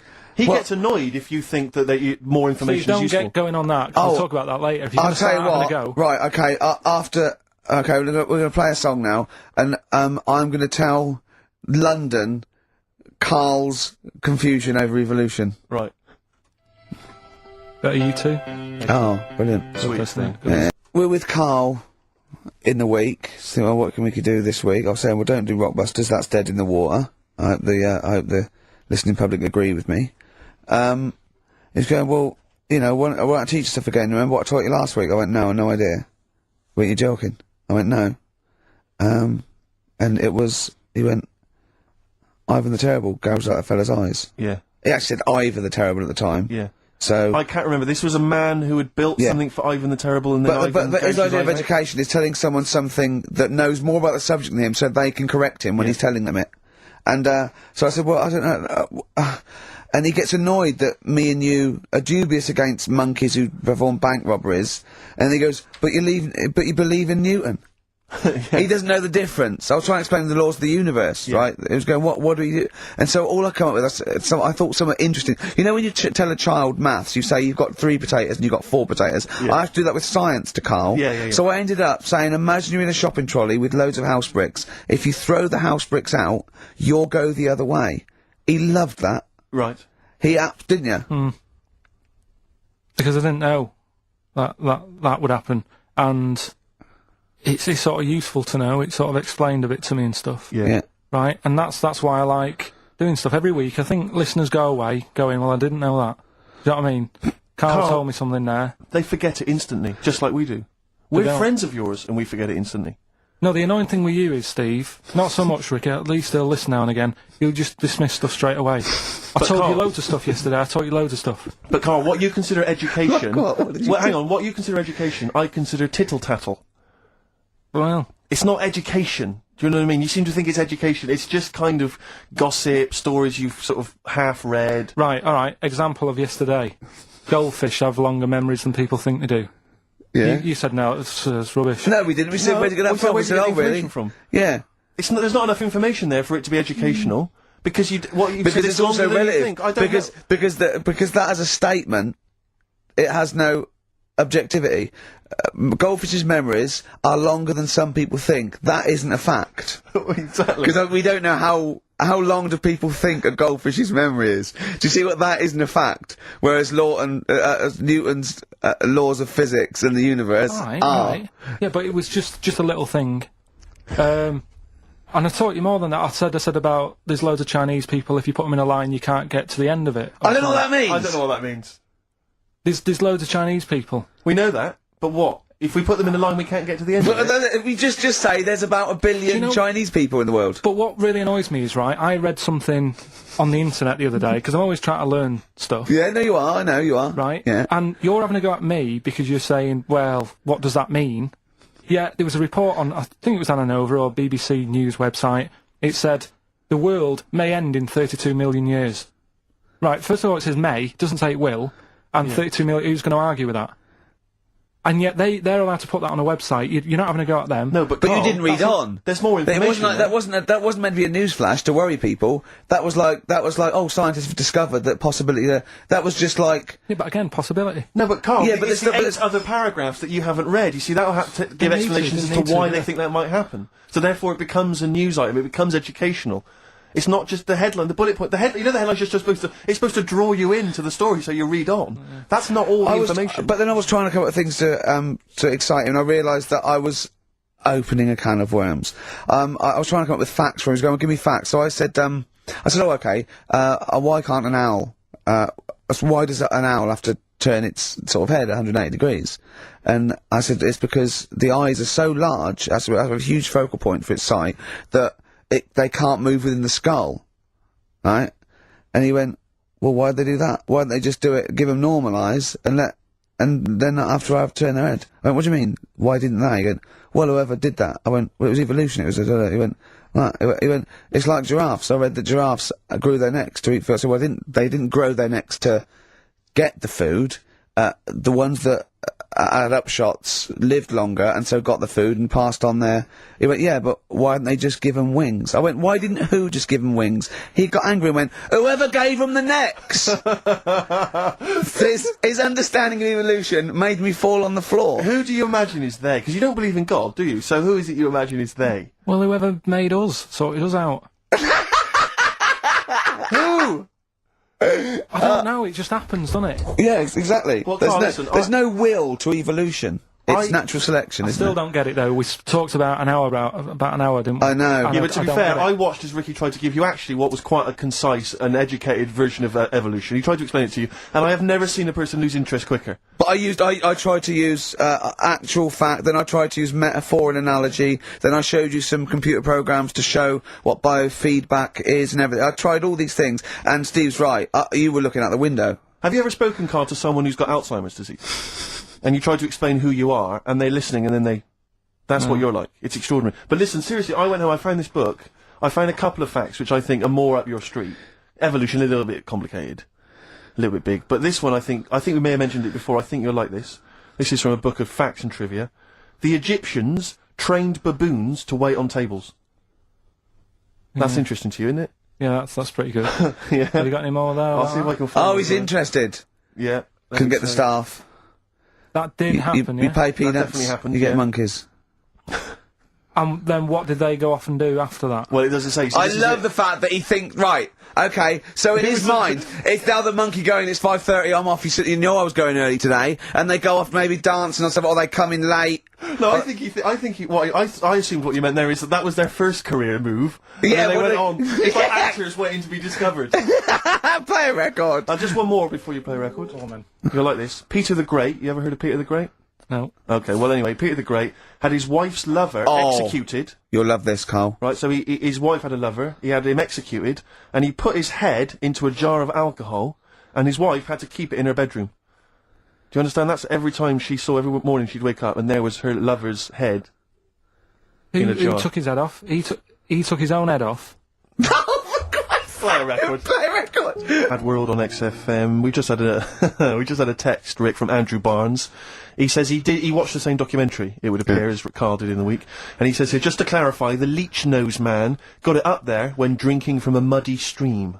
And he goes on, one can only imagine the frightenedness he experienced. Karl. Explain to him once more what happened with Peter the Great. Alright, so we've got Peter the Great.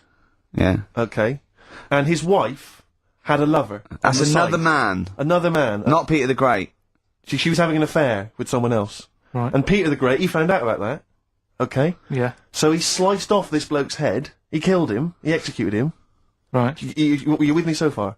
The fella who Oh, she Jesus. she was seeing for a bit. Yeah, there's only two fellas involved. There's two here, people though. involved. One's Peter the Great, the other one's Right, not. right. The guy that's not Peter the Great... Derek the Terrible. Derek the Rubbish. Yeah. Right? He's having an affair with Peter the Great's missus.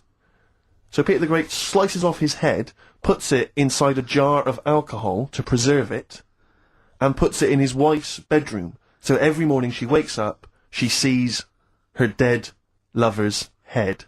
You'd have thought he wouldn't have wanted to remember, wouldn't you? Oh. Best bury the head so she don't remember. Well, it was a reminder so as not to put it about. And did it work? Oh, I don't know. I love that. Again, that to me is an amazing thing to do. And you go, did it work? I mean, you've got quite an interesting mind, actually. I mean, you are, in some ways, really, really bright and intelligent. I love the way you think. You're one of the cleverest blokes in some ways that I know. Hello, it says I've got common sense. Well, Yeah. And that's more important than knowing about, But it's goldfish and it's like you follow the subplot, which is quite an interesting thing, do you know what I mean? It's like, you tell you a story, you'll always pick up on something that I didn't even think was an important bit. It's like you're always, you're looking out of the window all the time. So what's important about that head thing? What do you mean? The head in the jar. It's a grotesque thing to do. It shows ego, power, cruelty, and revenge. although I think it probably did work, because he is called Peter the Great. Yeah. So you'd assume he got it right. Yeah. I don't see how you can query that. That's the sort of facts you give us. You see now, you're on the other side of the fence, and you've got questions, just like we've always got questions. No, but in Karl's thing, it would have been, turns out, some weird happened, right, and he was still alive. Yeah. And so she was still having sex with body, and his head was watching. Yeah. And Peter the Great didn't even know. See how he's perked up? I understand what you're saying. Now, I've learned some other stuff, so I'll see if I can, educate you a bit before 3. But I want to know, I'll tell you what education I want. I want to know what sort of things I can buy this weekend. Butt plugs. No. Have you got any adverts? Oh, yeah. Yeah. Version of the Talk Love it. song. Love it. You've enjoyed that, Rick? On XFM 104.9. Right, Karl. This is where he shines. This is what Karl gets Mondays off for. Yeah. Okay, Karl, what is it? You want to explain this? It's the bit when I'm in a film and sort of edit me into it, so I'm like an actor in a major film. Yeah. We've done Kes, we've done One Flew Over the Cuckoo's Nest, Shining, stuff like that. Mm-hmm. This week, it's A Few Good Men. Brilliant Okay. film. Brilliant film. With Jack Nicholson and that. Yeah. So you listen to this, and we'll give the question later on. Probably. Let's give it after this. All right. Yeah, we'll give it after we've All heard right. the clip. I haven't really got one sorted, but I'll think of one whilst it's on. So, have a listen to this, take everything in, and then the question at the end. So it's a scene where it's a court case. Yeah. Alright? Alright. All rise. Call your witness. Yeah, he's just coming now. Alright, Jack? Colonel. What? I'd appreciate if he would address me as Colonel or Sir. I believe I've earned it. Defense counsel will address the witness as Colonel or Sir. Alright. Alright, Colonel. Bit smart today with all the army stuff on. You ever served in an infantry unit, son? Nah. Brother did. He was in the army. Got kicked out though, because he went for a packet of fags in a tank. Weird that, innit? No, it's not. It's tragic. I wouldn't say it's tragic. I'll show you something tragic. I always carry this book around with me. I always show it to people. It's got like the top 50 weird people in the world in it, right? It's all sorts of weird stuff in it. Look at this one here. It's a fella, right? He's got 2 heads. And the weird thing is, right, is the top 50 weird people in the world.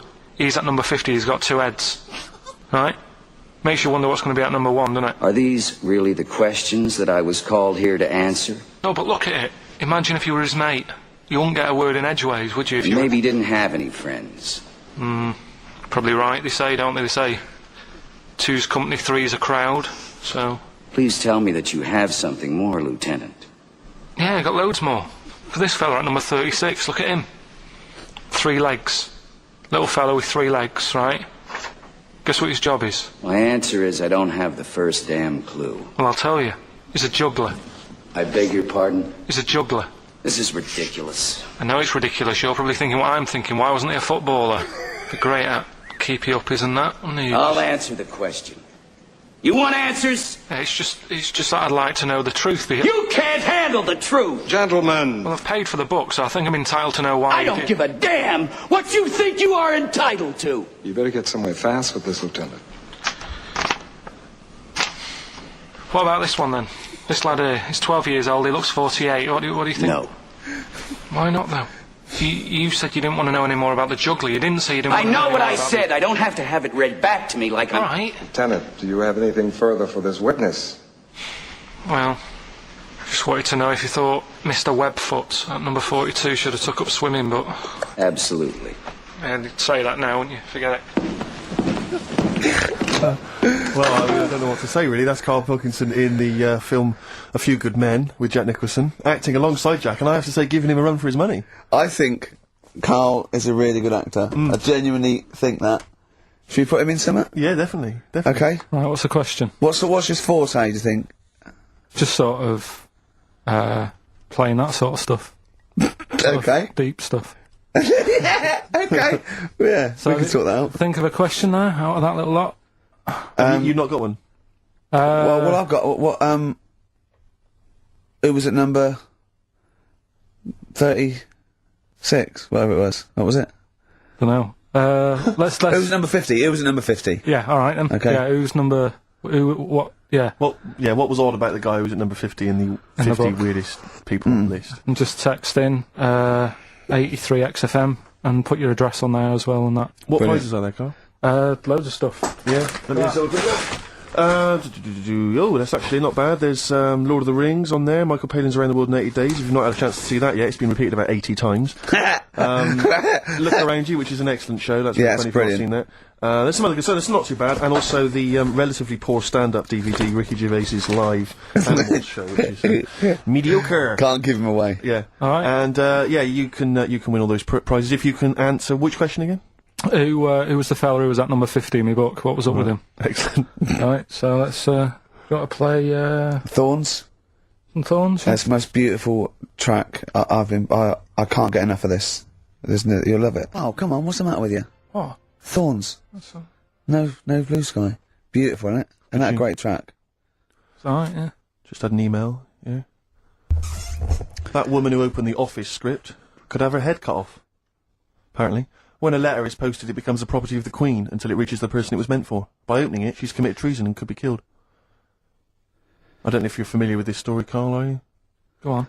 Apparently, some copies of the Office Christmas specials, scripts, got sent to the wrong address. Some woman. And, I mean, I don't know what you do in that situation. Normally, if I get mail that's not addressed to me, I just give it to the postman or put it back in the postbox. Radio 1 tried to speak to her, but apparently... she's got a gagging order, which makes us think that she sold it to the Sunday. So we'll read it. We'll read the plot of The Office tomorrow in the Sunday papers, which ruin it for some people. Ruin it for a lot of people, yeah. But the other thing is, I mean, if it was sent to her, obviously her name wasn't on it. Oh. If that's true, in which case, I think that's quite a serious offence, isn't it? I would hope so. I mean, I would hope that, if I sent something in an envelope, it was... But the BBC, the BBC, thinks that because the person they said it was meant to be sent to got his, maybe thinks maybe that's an excuse. Maybe someone gave her the script and said, don't say it came from me. Yeah. So, I don't know, maybe she's protected someone, I don't know. Yeah, well, I mean, if that is... Well, either way, don't sell it to a newspaper. Well, It's just the kind of mercenary nature of it that I loathe, you know, it's the fact that it's only just now makes me wonder if she had it there lying around in her house and someone said to her, well, why don't you go to the papers? Yeah. Try and flog it. But I don't think she's going to get a lot for it, because people are going to see it soon. It's not like it's the Hitler Diaries. Well, Do you know they're what not very well written. But I mean, I don't know. I tell you what I'm frustrated by is just the fact that it's like we've worked hard to give people some kind of pleasure for this Christmas, you know, because a lot of people are very depressed, Rick, very low at this time of year. They've not got what they wanted. But we're trying to cheer them up, give them a bit of happiness. Yeah, but I think she'll be happy if she gets a lot of money. True. I don't know. I think it's just tacky, really. It's like, well, I just say, if you're a fan of the show and you don't want to know what happens, then don't read the Sundays Tomorrow, or at least avoid it when it says we tell you what happens. But the papers might not ruin it. The papers might go, we've got them, but we're not going to ruin it for people. That'd be a nice, be a nice gesture. But I don't know. All I can say is it's a good job that I send out the prizes. Sure. Because that Michael Palin around the world in 80 days will be going to the person who won it. Yeah. And if someone else receives it, they better not try and, do you know what I mean, keep it. It should go to the winner. Yeah, exactly. That is a very good point. So, be warned. Don't open things that weren't addressed to you. Yeah. Pandora's box. There's some sort of lesson there. Yeah. What happened? All the evils of the world, wasn't it? Pretty much. What? Yeah. Oh, don't try and explain brilliant. it to Karl. No, Pandora's box. Go on. Well, told not to open it, opened it, released all the evils that are in the world now. But did the person say if you open it, loads of evil will come out? It's not true. It's not true. It didn't really happen. It's not like evolution. It's not the truth. But you remember that? Yeah, you won't listen to some of my stuff. Like goldfish and stuff. No, it's not that we don't listen to it. It's that you would pass off how all the evils in the world got here. Because on Ananova it would be, Pandora opens box. Actually, speaking of headlines. Oh, here we go. Okay, look. Yeah, imagine if Pilkington was on News at 10, okay? We should just explain, you cannot be bothered to read an entire news story. You get everything you need from a headline, don't you? Well, I think it's enough. I think if they did... Well, let's see if this is enough. Let's see if Trevor McDonald just read this on the News at 10, it'd be shorter and you get back to the football, whatever. There we go. And here is the News at 2:15 with Karl Pilkington. Bong. Man who walks backwards around lake falls in.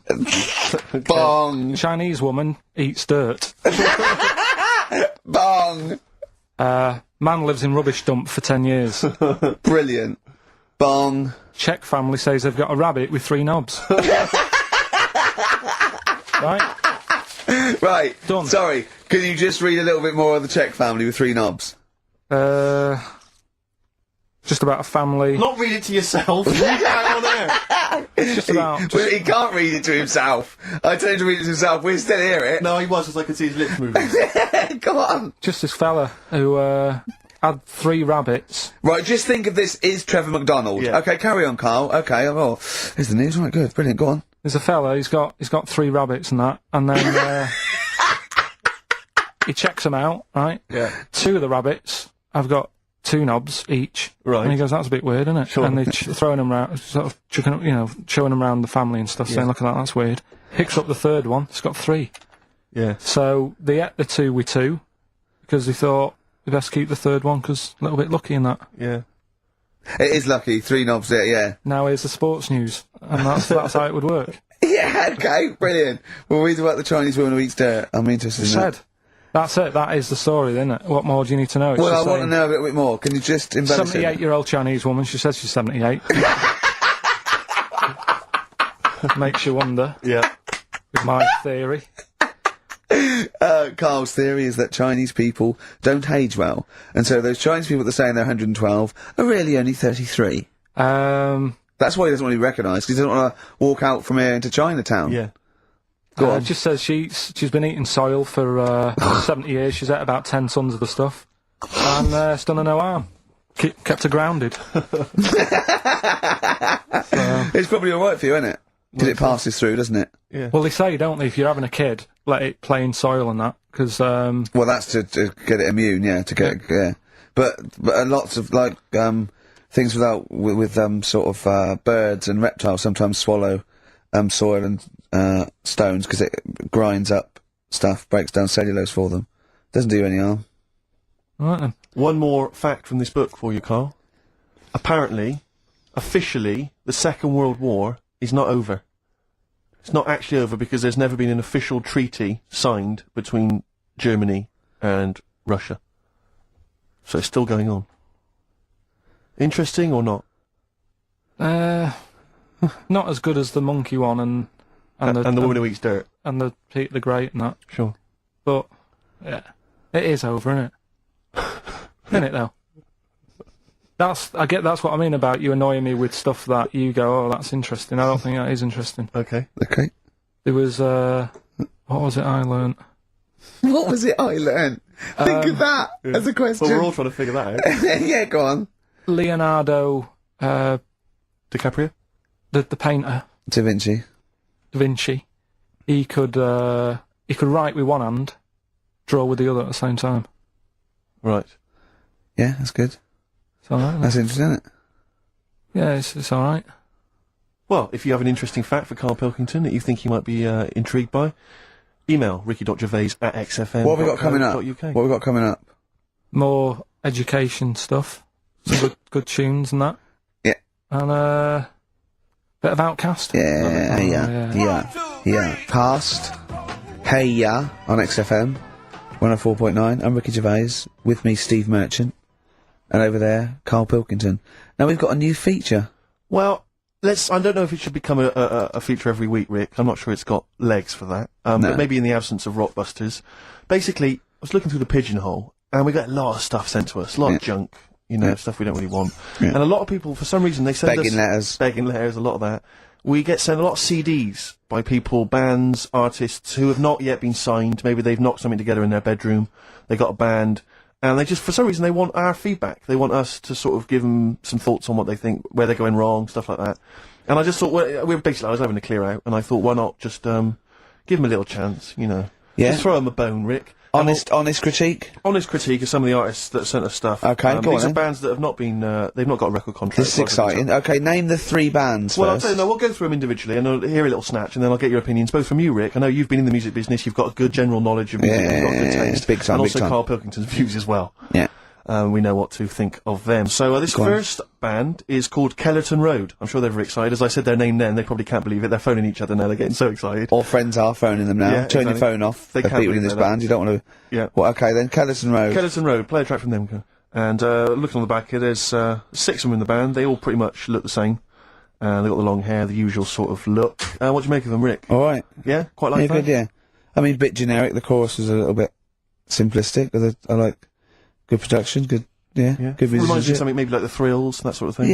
Yeah. I mean, yeah, good. Jukebox or junk box? What's a junk box?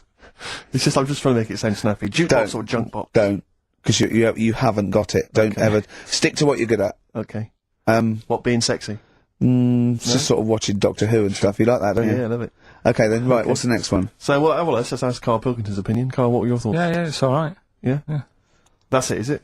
Yep. Is that why you're no longer right for the enemy? Go on. So what's this next one you've got for us then, Karl? Toffee. Toffee? It's called Born Depressed. Oh dear. Brilliant. I quite like that. Yeah? That's sort of a bit glammy, bit underground. Yeah. What do you make of the name, Toffee? I don't like the name. It's not great, is it? No, but I quite like that track. Quite like the track. I'm just looking at the CD, they've made it themselves, and basically the band feature on there completely nude. Oh. What do you... Well, we know what we think of that. What do you think of that, Karl? Let's have a look, though. Have a look there. That's no point, is it? There's quite a lot of blokes and there's one naked lady. Oh, just having a look, though, Yeah. What are you looking at the blokes? What are you looking at? Why are you looking at the blokes? Knob. Just having a look. But you look at their knob. I can see by the way your eyes are looking. I'm looking at the woman's knob, though. Well, she won't be happy with that. No, that's a bloke, Karl. Yeah, that's where you've been going wrong. Yeah, that's the woman. Yeah. Yeah, that's what I was looking at, that one. The woman's knob, so that's alright. Yeah, good. So Rick, hit parade or shit parade? I don't know if it's going to be, I don't think it's going to be a hit yet, because I haven't got backup, but I think we're looking more about whether they get, a record deal. Do you think they deserve one? Yeah, thumbs up for both of them. Okay, well done. Alright, well done. And Karl, play the last one then. What did you make of it? Sorry, we didn't ask your opinion, we weren't interested. Like to see him on CD UK. Just like that on the CD cover. Okay. And this last act, I think, is this right? Picture Centre? Yeah. Picture Centre. Little bit Cocteau Twins. Yeah. No, really good. I really like. Really good. Really intriguing that. Karl Pilkington. Yeah, it's alright. If you didn't like it, what would you say? It's weird though, isn't it? Music. No, do you know what I mean? It's like it depends what you're doing. Do you know what I mean? That's alright if you're just having a game of crib or whatever, it's just on in the background. That's the thing with music. I don't think you can sort of slag any of it off. It's times, and it's depends what mood you're in and stuff. Yeah. So it's a pointless feature. It's a pointless feature. We'll do it Well, I again didn't come up with it. No, I don't. All right, don't slag it off. Okay, we won't do that again then. I was quite enjoying that, but okay. No, do you understand what I'm saying? Well, that it's not worth having an opinion about music. Well, I'm not that bothered.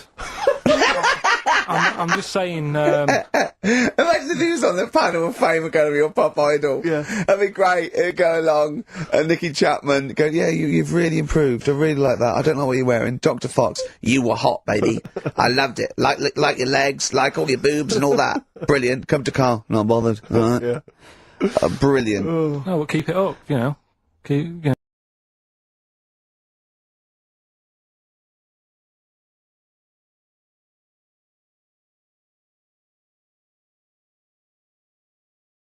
Roll over DJ on XFM 104.9. Alright? Karl, just an email. A question for you. Can you please let me know which school Karl went to? What school did he go to? Cesav. What? Cesav. Cesav? Yeah. What does that mean? It was on Cecil Avenue. Cecil Avenue, in Manchester. Yeah. It's just he says, I'd like to know so that I don't send my kids to the same place. He also says, he says, P.S. Does Karl look like Gollum in Lord of the Rings? Yes. He does, doesn't he? Yeah. Yeah, that's very good. Yeah, in fact, I was just putting a little bald wig on you, wasn't I? Like he needs one. Yeah. So, if you just want some of the fun and games we have when the songs are on. Yeah, did it hurt? Just a little bit. The bit that worried me is when you said, let me just staple it. Yeah, well, I was trying to get it under your chin because it looked funnier. And he was scared. Oh. I remember, do you remember I did that thing with the tea towel? Have you told Steve about that? I don't think I have. It's not something I'd shout about, to be honest. Go on. Went round his place. And he said, before you go, I must try something. Because I couldn't get squeezing hard enough. I can't, because I'm not strong enough to hurt him anymore now, or am I? I think I can take it a bit more than I could at the start. Yeah, so I wanted to squeeze his head more, so what did I do? So he said, just hang on, I've got a tea towel. He brought a tea towel in now. I need something sort of long and thin. What can I get? He's asking his girlfriend, where's that? Comes in with a spatula. Right? He puts the tea towel on my head, and manages to sort of put the spatula in and turn it round so that the tea towel is tightening on my head. Yeah. Using little pressure, would you say, from you? Yeah, just little. It's brilliant. It was like a tourniquet, and I just turned it a little bit, and he screamed almost straight away, didn't you? It hurts.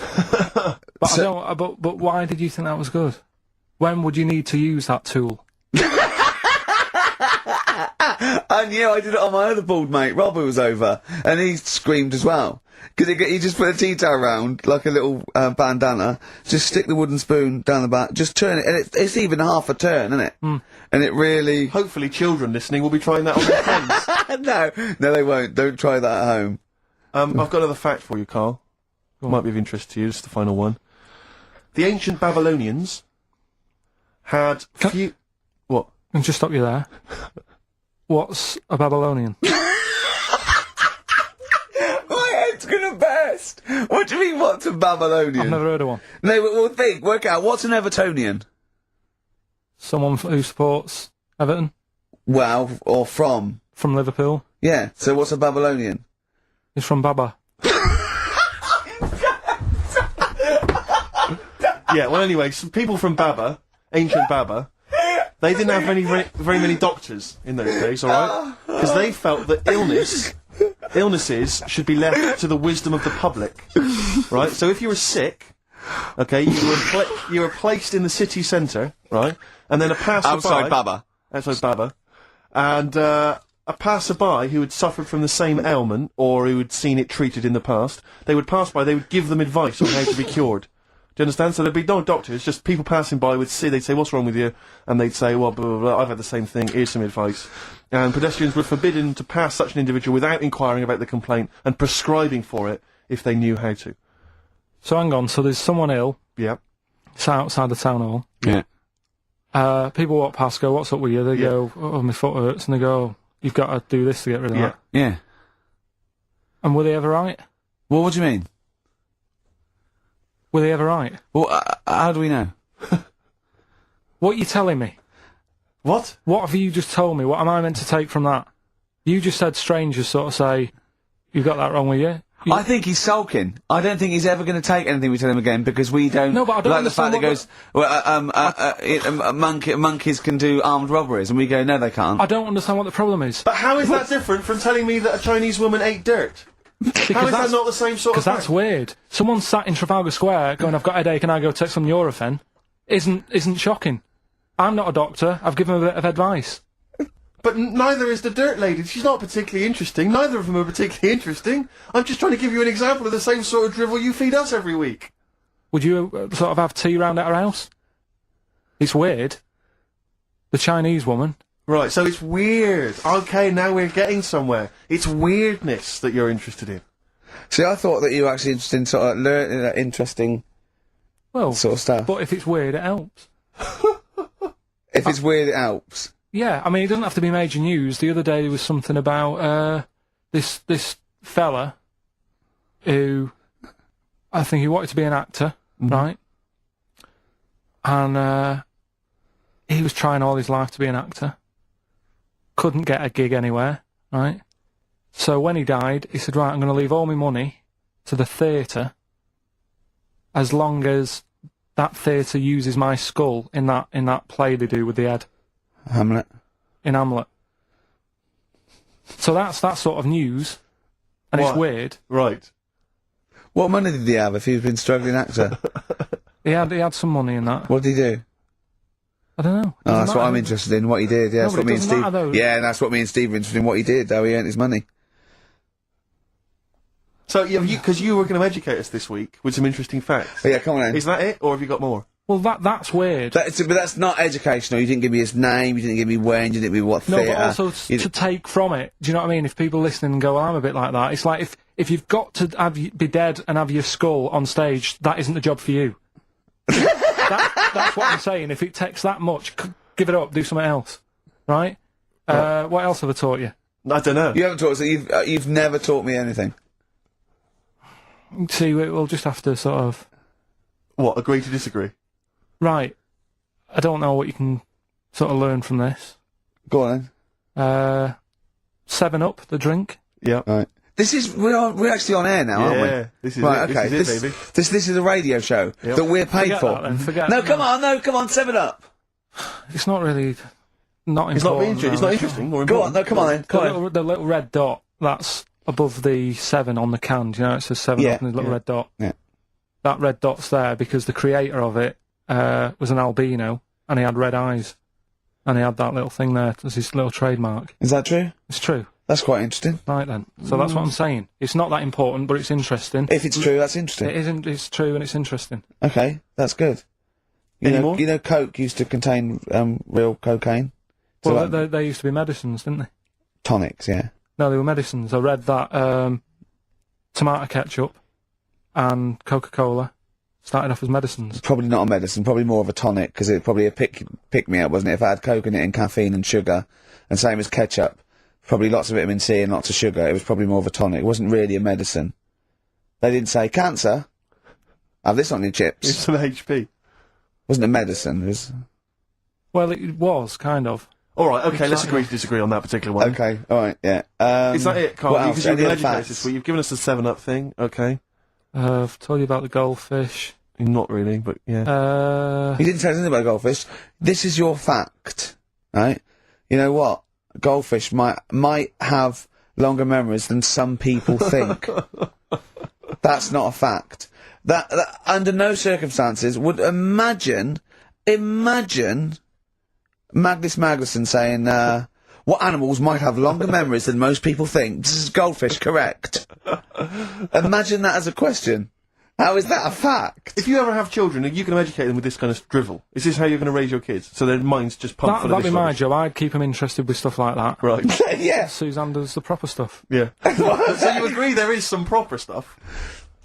Yeah, but I wouldn't make him do it. I'd just sort of leave the book there, and then if he read it, I'd go, that's good, that is... What book would you do? What, the 50th freakiest people ever to be born?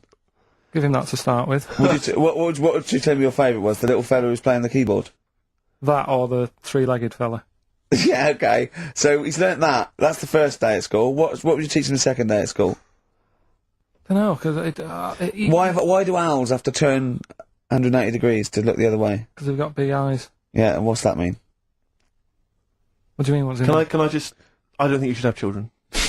Well, Suzanne's always saying, she'd like to hear tiny feet running around the flat.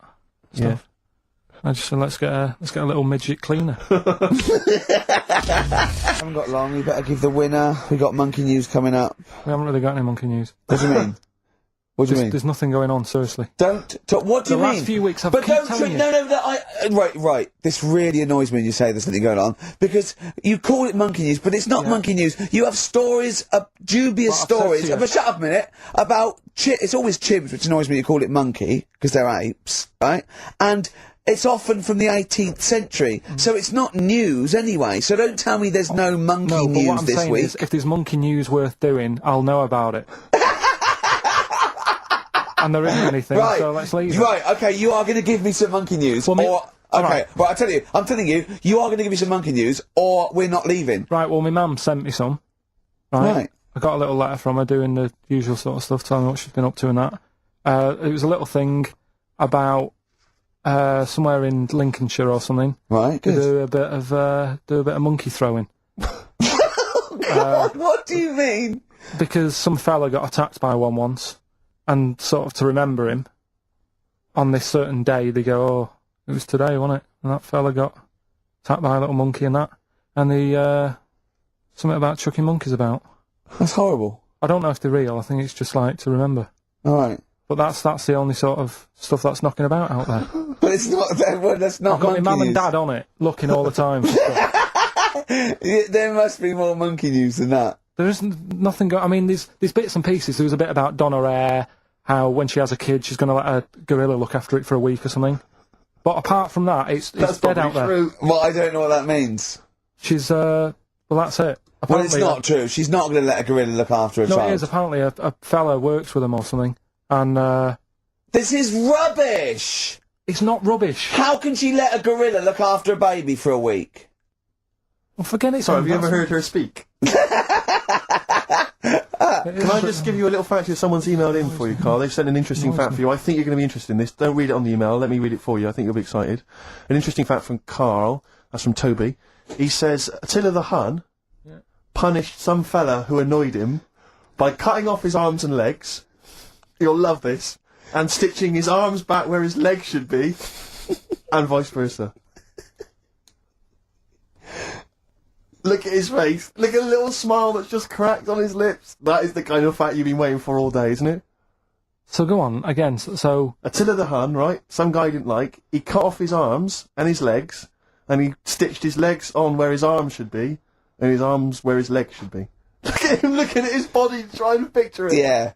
Okay, I'll let it sink in for a little while, then I'll ruin it for him. Karl, what are you thinking?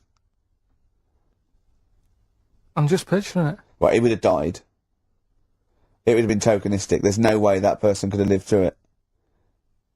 So, it was just for the Hun's fun. He probably put him on a stick outside his gate or something. There's no way, in those days, that he could have gone through complete limb amputation and... So would he have wore a jumper for pants? Who's the winner of the competition? From Walthamstow, it's Joe Ogden. Well done, Joe. You got the correct answer, which was what? The fella with two heads at number 50. Number 50. Is that it? Are we off? Yeah, that's it. Yeah. All right. Cheers. More of the same drivel next week. Maybe. Bye.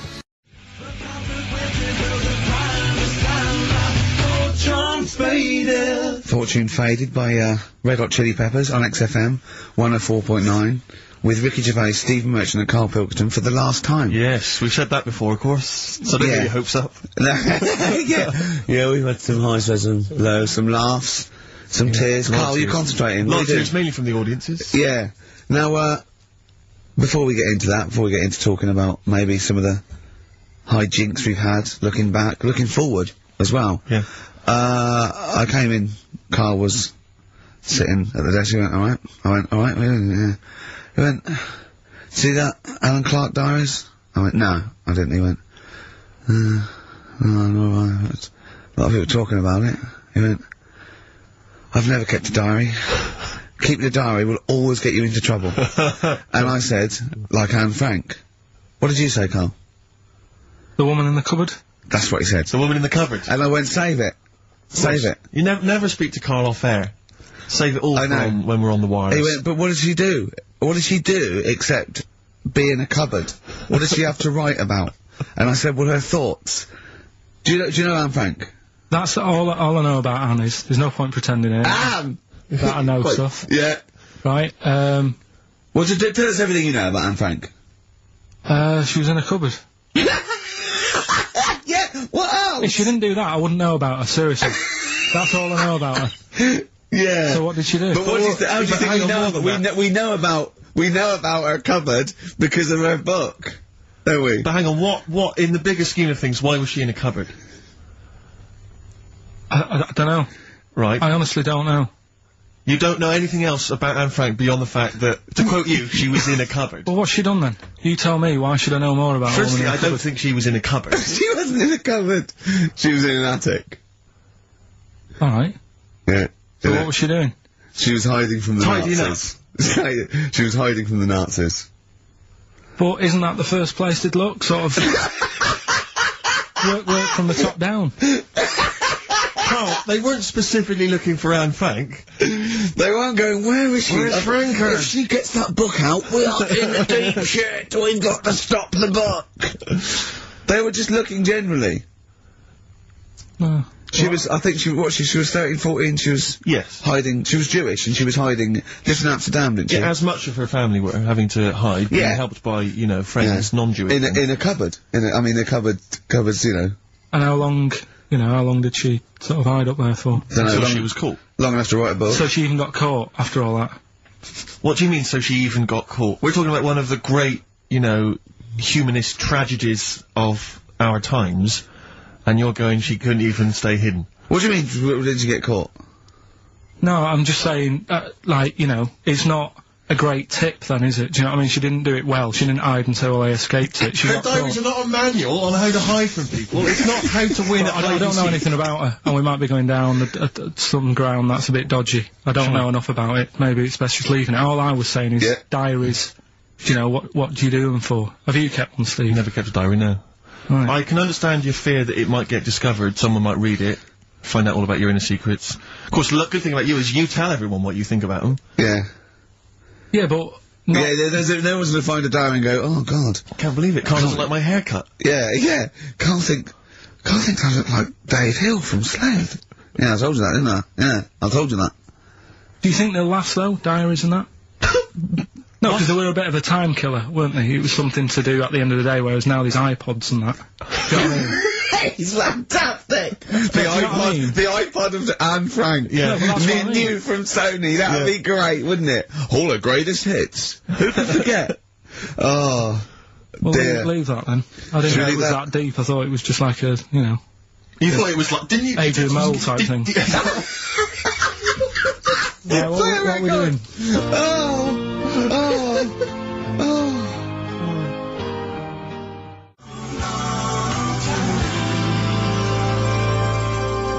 Thorns, from my favourite album of last year, that. And, I can't remember. We'll be doing a bit of that, playing some of our favourite songs. We've, got a couple of requests. In fact, yeah, one of our celebrity requests, Matt Lucas from, Little Britain, is listening in. Oh, yeah. So, is it your last show? I said, yeah. I said, do you want me to play a record? And he said, what's your favourite group? Guess Matt Lucas's favourite group. Now, remember, him and David are the new darlings of comedy. Yeah. They're cool, they're trendy, everyone loves Little Britain. They're comedy geniuses, they're only going to get bigger. What's his favourite group of all time? That is tricky. Level 42. No. Karl, have a guess. Well, there's going to be something weird in it if you're saying this. Well. So, how old's the band? They're probably about as old as him. How old is he? No. Oh, Karl, have a guess. ABBA. No, it's, why'd you say ABBA? They're good, aren't they? No, it's The Proclaimers. The Proclaimers? Yeah. Really? Yeah.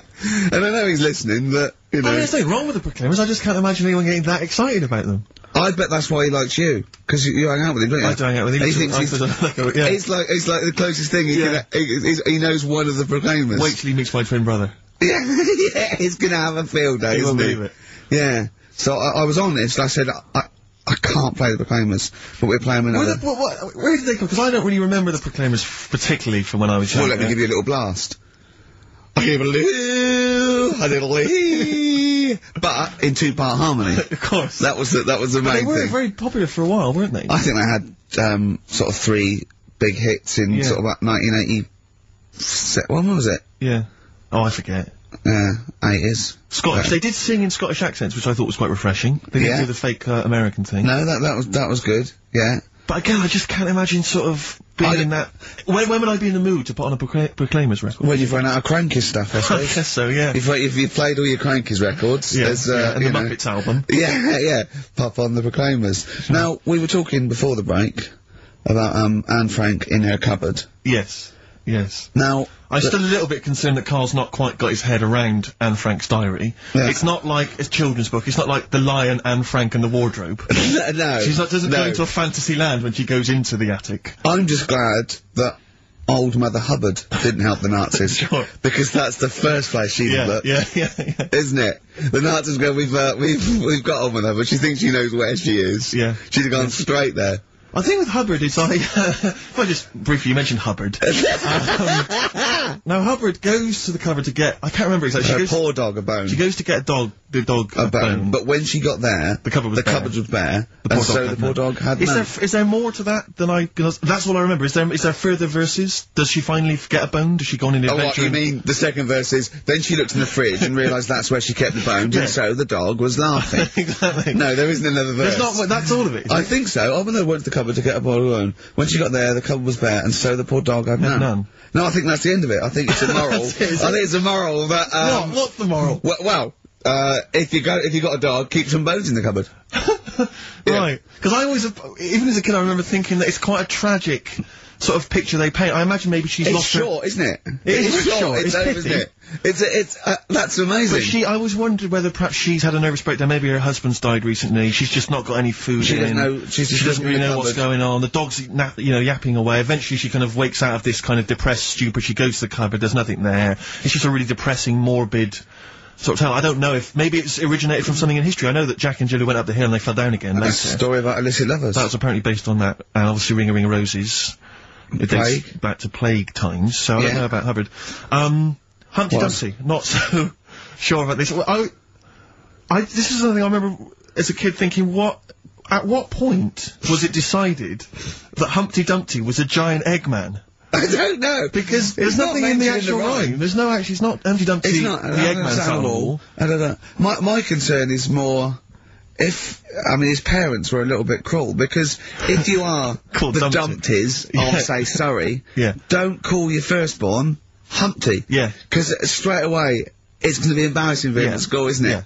I don't know what I'm just saying, I'm trying to go, is that it as well? That's all of it. Oh, and also, I don't mean to be pedantic, because I know it's a children's Is it like an Edward Lear thing, or that's before that, is it? But I don't mean to be pedantic again, but if you've got a giant Eggman and he's fallen into bits, all the King's men, fine, they're there, they can piece that together again. Don't send horses in. No, because that's just a whole eggy, horsey mess. Exactly. They're going to make it worse. They're just going to be standing on it. They are going to make it worse. It's not a great idea. Standing on it, get the horse out of the way. No, he's definitely not. But again, maybe I'm sure some of the, the mental people...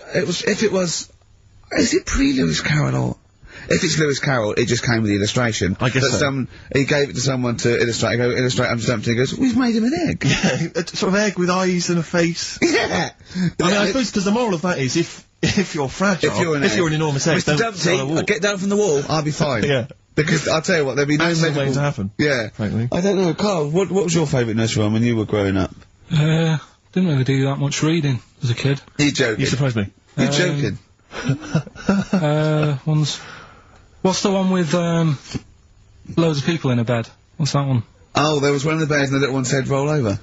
Yeah. No, because that's not really even got a story to it, is it? That's But just... hold on though, I'll stop you there. It doesn't even say people. It says there was 10 in the bed and the little one. Little what? They could be anything. I don't know what they are.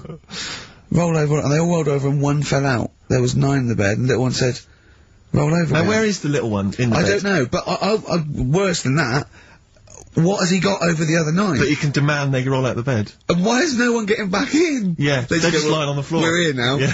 I don't know. But how does that end as well? Where's that going? It goes on, there was one in the bed, and the little one said, again, he just says, presumably he's telling himself to roll over, there was one in the bed and there was a roll over.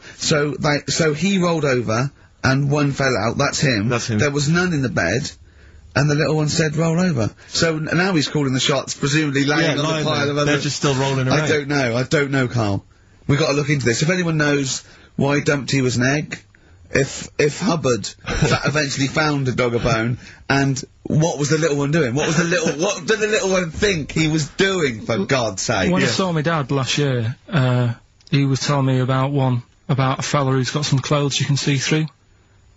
What's that one? You don't mean the Emperor's New Clothes? Yeah, what's that one about? Well, that's a genuinely good little parable, that. Yeah, because it's now used for, people who are scared to sort of slag something off because it's sort of like really cool and they don't want to be the one that shouts it, and then one person goes, hold on. Very briefly, Carl, very briefly, the king wants some new clothes, right? He's the king, he goes, who's gonna make me some new clothes? Various people come to me, says, I don't like that, it's not interesting enough. One guy, who's just a bit of a con artist, he comes along, he goes, I've made you this magic suit, look, and it's nothing. He goes, put it on, the king puts on nothing, because there is nothing, but thinks there's something, because, you know, he wants to buy into it and everything. And he goes, it's the finest stitching, he goes, look at it, can you see it? No, they ask that only a genius can see how good this suit is, and the king goes, yeah, it's brilliant, yeah. It's great. And he goes out, and just, is it a woman or a little kid? Well, everyone's applauding it, they're going, you look great, even though his tackle's hanging out, he's, you know, he's nothing. Even though he's got a king-size, sort of like, bit of meat and 2 veg, wobbling, dragging down the street. Exactly. And then one little boy goes, he's not wearing anything. The king is in the Altogether. Know that one? So, well, did anyone else buy one? Or was... Oh. Okay, play record. Play a record, Carl. Play a record. Carl, just play a song. Jesus.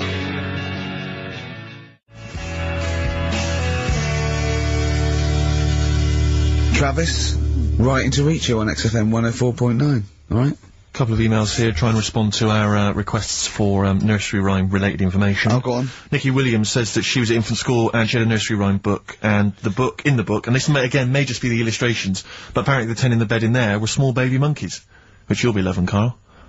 But again, I suspect that might just be the illustration that accompanied the... I remember I had a book of nursery rhymes when I was little, and my brother, who was older than me, I was about 5, so he was about 16. I remember him and his mate just absolutely cracking up, because it said, up Jack got and home did trot as fast as he could caper. He went to bed and bandaged his knob, N-O-B, with vinegar and brown paper. I've since found out that knob is like the old English for head, but I didn't know why they were laughing. Of course. They were just cracking up. This was, whenever one of my mate's brothers came around, he said, where's your nursery rhyme book? And he'd read it to him. Yeah. And it was just the funniest thing in the world. The brown paper and vinegar was a popular method, because didn't Jack and Jill use that? They used something similar. No, that was Jack and Jill. That was Jack and Jill. Yeah, that's Jack when he broke his crown, which obviously, that means his head as well, doesn't it?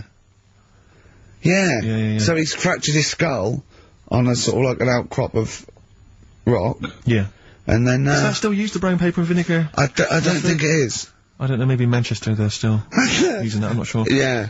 Tracy and John Burton say that they, reckon Humpty Dumpty was actually a cannon that used to sit on the walls of the castle, in Colchester, where they lived. That makes sense. Yeah. That would make a lot more sense. Sat on a wall, a great fall, King's William couldn't put them together again. So, he had they broke the cannon, or it meant it exploded. Maybe the cannon fell apart.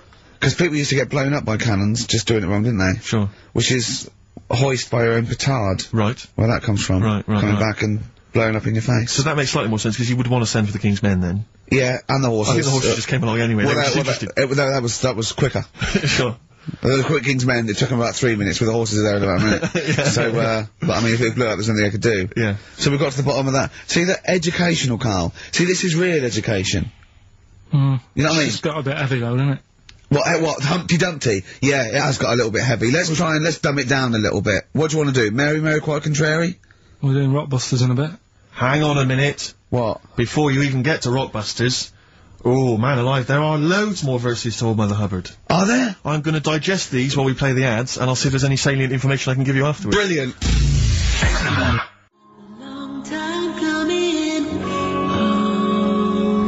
Delays. Long time coming on XFM 104.9. With Ricky Gervais, Stephen Merchant and Karl Pilkington for the last time. XFM 104.9. Sad. We've established that Hubbard went to the cupboard, Rick. Yeah. Get the dog a bone, the cupboard was empty. Yeah. As we all know. And So the dog didn't have any. End of story, so the dog didn't have any. Well, no, Hold on, wait. go on, what? It turns out there's what appears to be something like 15 other verses. Not really. Unbelievable. I'm not going to go through all of them, Rick. Right, any Basically, information? well, basically, I can tell you straight away that the dog initially had none. Yeah. She went to the baker's to buy him some bread. When she came back, the poor dog was dead. Right, you're pretty upset about that. Yeah. She went to the joiner's to buy him a coffin. When she came back, the poor dog was laughing. I don't know what he's up to. Right. She took a clean dish to get him some tripe, but when she came back, he was smoking a pipe. I mean... Oh, right, so the dog was winding her up then at the beginning, being dead. I mean, he's pushing his luck. But- especially if she's already depressed. But, do you know, if I was that dog, right, and I live with Old Mother Hubbard, right, all that faffing around, I'd be going, I know there's no bones in the cupboard. Exactly. Right? What do you mean you're going to get me some bread? I'm a dog. Yeah. I'm not interested in bread. Get me some hamburgers. Yeah. So, I think I'd start winding her up. She went to the Our House to get him some beer. When she came back, the dog sat in a chair. See, I just said the dog had turned queer. Yeah. Make it rhyme at least, and also get a little, you know, he's smoking a pipe, he's having a laugh. I'm beginning to wonder He's if... bent. I'm beginning to wonder if this is based on fact, though, in any way, because she went to the grocer's to buy him some fruit. When she came back, he was playing the flute. He's gay. No, it is the flute, it's not, now this, I didn't even know there was a goat involved. She went no. She went to the tailor's to buy him a coat. When she came back, he was riding the goat. Yeah, there you go. Dirty little, what? She went to the hatter's to buy him a hat. When she came back, he was feeding the cat. I mean... I can't believe it. So I'm thinking the pipe's a crack pipe. Hang on a minute. I think the gay thing's beginning to stand up. Go on. She went to the barber's to buy him a wig. When she came back... He was having a frig? He was dancing a jig. He's dancing a jig. You're dancing a jig. He's dancing a jig, smoking a pipe, shagging a go. This is a bit of a left field one, though. She went to the cobbler's to buy him some shoes. Why does he need shoes? I bet they're high heels. Wait a second, though. But she went to the cobbler's to buy him some shoes. When she came back, you're never going to believe this. What? He was reading the news. Brilliant! She went to the seamstress to buy him some linen. Again, don't know why. When she came back, the dog was a-spinning. Yeah. She went to the hosier's to buy him some hose. When she came back, he was dressed in his clothes. Yeah!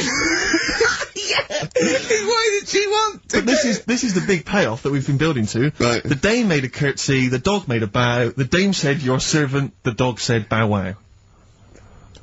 Right. I mean... Okay. I'm gonna probably do a few more verses during the next during song. the course of the show? Yeah. Listen, before we move on, I should just say that we've had various people saying what was in the bed and what was the final line of the bed thing. Why do they care? It's extraordinary, isn't it? We've talked about politics in the past, great music, we've played great songs. Yeah, we've got Monkey News coming up talking about politics. But Danny's said that apparently it ends with one in the bed, little one said good night. Because he was all happy, he had the bed to himself, and there's nine of his mates piled on the floor. Rick, but Ava counters that by saying, actually, one in the bed, the little one said, come back, because he felt lonely. So... We're never going to get to the bottom of this. I don't know, Rick. This is the same as the Kennedy thing. There's loads of different opinions. Conspiracy theories. I know, we don't know what's going on. Bit of Jimmy Webb, big go,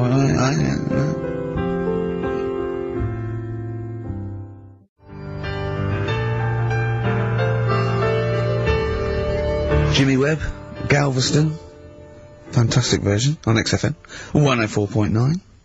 You know what, Steve? I know, people are going to miss the talk about little Chinese fellas, little gay fellas, little monkey fellas, and all that. Yeah. But I think they're going to miss some great tunes as well. I'd hope so. She went to the jeweller's to buy him a clock, but when she got back, what was he sucking? a Jock Ice. A Jock Ice, fine. So fine, respectable. Yeah. Yeah, I sort of feel like, you know, one thing we've never done, Rick, is we've never pandered to people, but as it's the last show, we've got to give the audience what they want. What's this? Well, yeah, and I was going to say things they don't want as well. And, you know, and, well, just basically to keep a smile on Karl's face. I say a smile, a sort of, not quite a scowl. Yeah, he never really smiles. So, yeah, it's just really as a chance for him to have a go. It's like, you know, you indulge an annoying child. The only time Karl laughs is for no apparent reason. Yeah. What do you think, like... What do you mean? Well, sometimes you go... and I know you'll be thinking of what a monkey could do. Yeah, it's like people who've had electroshock therapy. Yeah! Oh, it's such a tied down biting on something. Yeah. Biting on a big leather pad. Let me just tell you briefly what the prizes are. It's that looks like a piece of shit. Let me tell you, mate. Let me tell you. There's a number of mediocre CDs and DVDs. That is real But mainly, what about this? It's the Lord of the Rings Collector's Edition. Oh. What, the movies, you're thinking? No, it's the Radio 4 adaptation. It's only 14 hours long, Rick. Oh, that is... Throw that away. So, pop that in the bin. That is just... Either pop it in the bin or send it to some poor bastard who wins this quiz. Exactly. If you're willing to take part in the quiz, you deserve 14 hours of your life wasted with that Tolkien tripe. So, right. Yeah, what are the clues then, Karl? Right, as always, just, you know, cryptic clues and that. Initials of a band or an artist, work it out, win the stuff. Yeah. Email only. Yeah, ricky.gervais at xfm.co.uk. First clue is as follows. The Jamaican fella wrote a review for...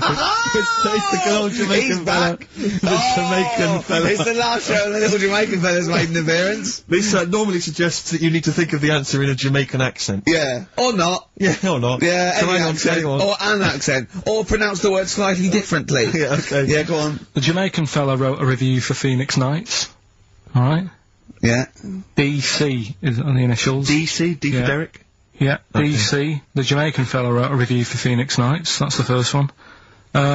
Second one. 3 of them. Second one is, we should all vote for Paul Daniels, David Blaine, Copperfield, The Great Soprendo, Tommy Cooper, and Darren Brown. We should all vote for them. Why is that? What was... I've just got the first one. ES. ES? Right? ES. Okay. And the last one, Steve, what did your dad do? Huh? Steve, what did my dad do? What did your dad do? Is that the question, or are you asking me? Well, Ricky, what did your dad do? It can work on anyone. What did your dad do? Alright. Right? That's E. Right? What did your dad do? Quickly again, the Jamaican fella wrote a review for Phoenix Nights. Right? DC. Second one, we should all vote for Paul Daniels, David Blaine, Copperfield, Great Soprano. No, but that's important. Right? ES, and the last one, you know, Steve, what did your dad do? Right? Okay. The initial E. Ricky.gervais at xfm.co.uk. We don't want to speak to you. Please don't phone up. Remember, you could win some Lord of the Rings tripe. Right. There's no more on XFM. Last Rockbusters ever, thank Christ.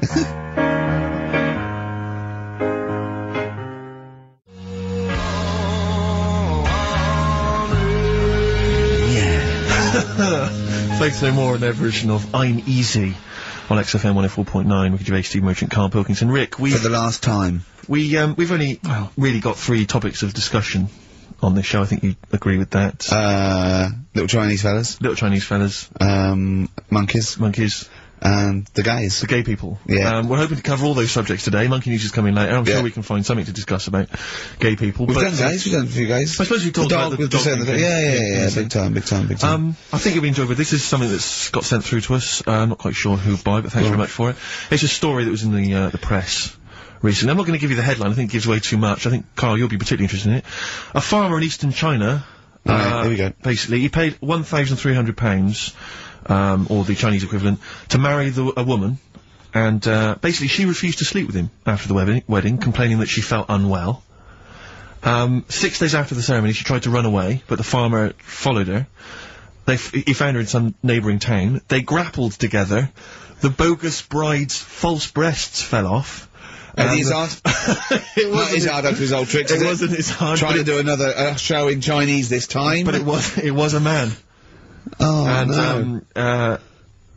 apparently, yeah, it was an arranged marriage. I don't know who sorted that out. Did he get his money back? I think he... 'Cause I think men are cheaper than women, to marry in China, I think. But, yeah, I mean, you've gotta be pretty simple not to realise that the person you're marrying's a bloke, surely. Well, no, if he didn't have a little look, what was, you know, in the back of the store, he just saw the shop window, sort of lovely little Chinese lady there. Yeah. Right? You know. The lovely hair, real breasts. There's lumps where the breasts should be. Yeah. I can only assume they are breasts. Yeah. Right? I'm not, you see women walking around going, what are they, breasts, or are they, stealing sort of grapefruits? No, they're probably, but wouldn't there have been a lot, I mean, wouldn't there be quite a sort of long initiation period when they first get introduced and so on? Not if he put his money down. He came and they said, right, I want a bird quickly, here's a grand. Sure. Get me one. They're not gonna say, do you want real breasts, or they're just gonna assume. Sure. Yeah, here's one. Yeah. Here's a little Chinese But who is lady. he paying? Where is he buying this woman from? From the Chinese lady shop. From the Chinese lady shop. Yeah. Sure. So, yeah. I think there's one in Chinatown, I think. Okay. So, yeah. Not really a town. Not exactly a town, more a novelty street.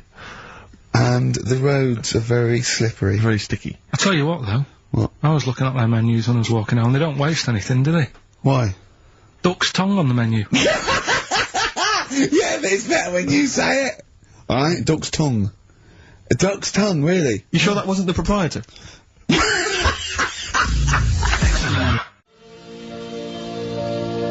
Coldplay, warning sign on XFM, 104.9. Karl, look at that. What is it?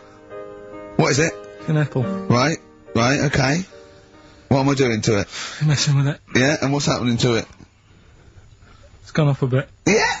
Would you kiss it for 100 quid? No. 100 quid. Would you just kiss it? No, I wouldn't. Why? 100 quid? What are we doing this for? I think I've heard this same feature on Wogan, I'm not sure. Seriously, Karl, I'm intrigued to know, how much would you have to be paid to kiss Ricky's nipple? Not suck it or lick it or anything like that. Just, like that, just on the nipple. £5 grand. £5 to kiss my nipple? Well, if you do it for 5, you do it for 1. £1,000 cash to kiss my nipple. No, I'm not doing it. You're joking? £1,000 to kiss my nipple? Come on, it's the last show. No, I'm not doing it. 2,000.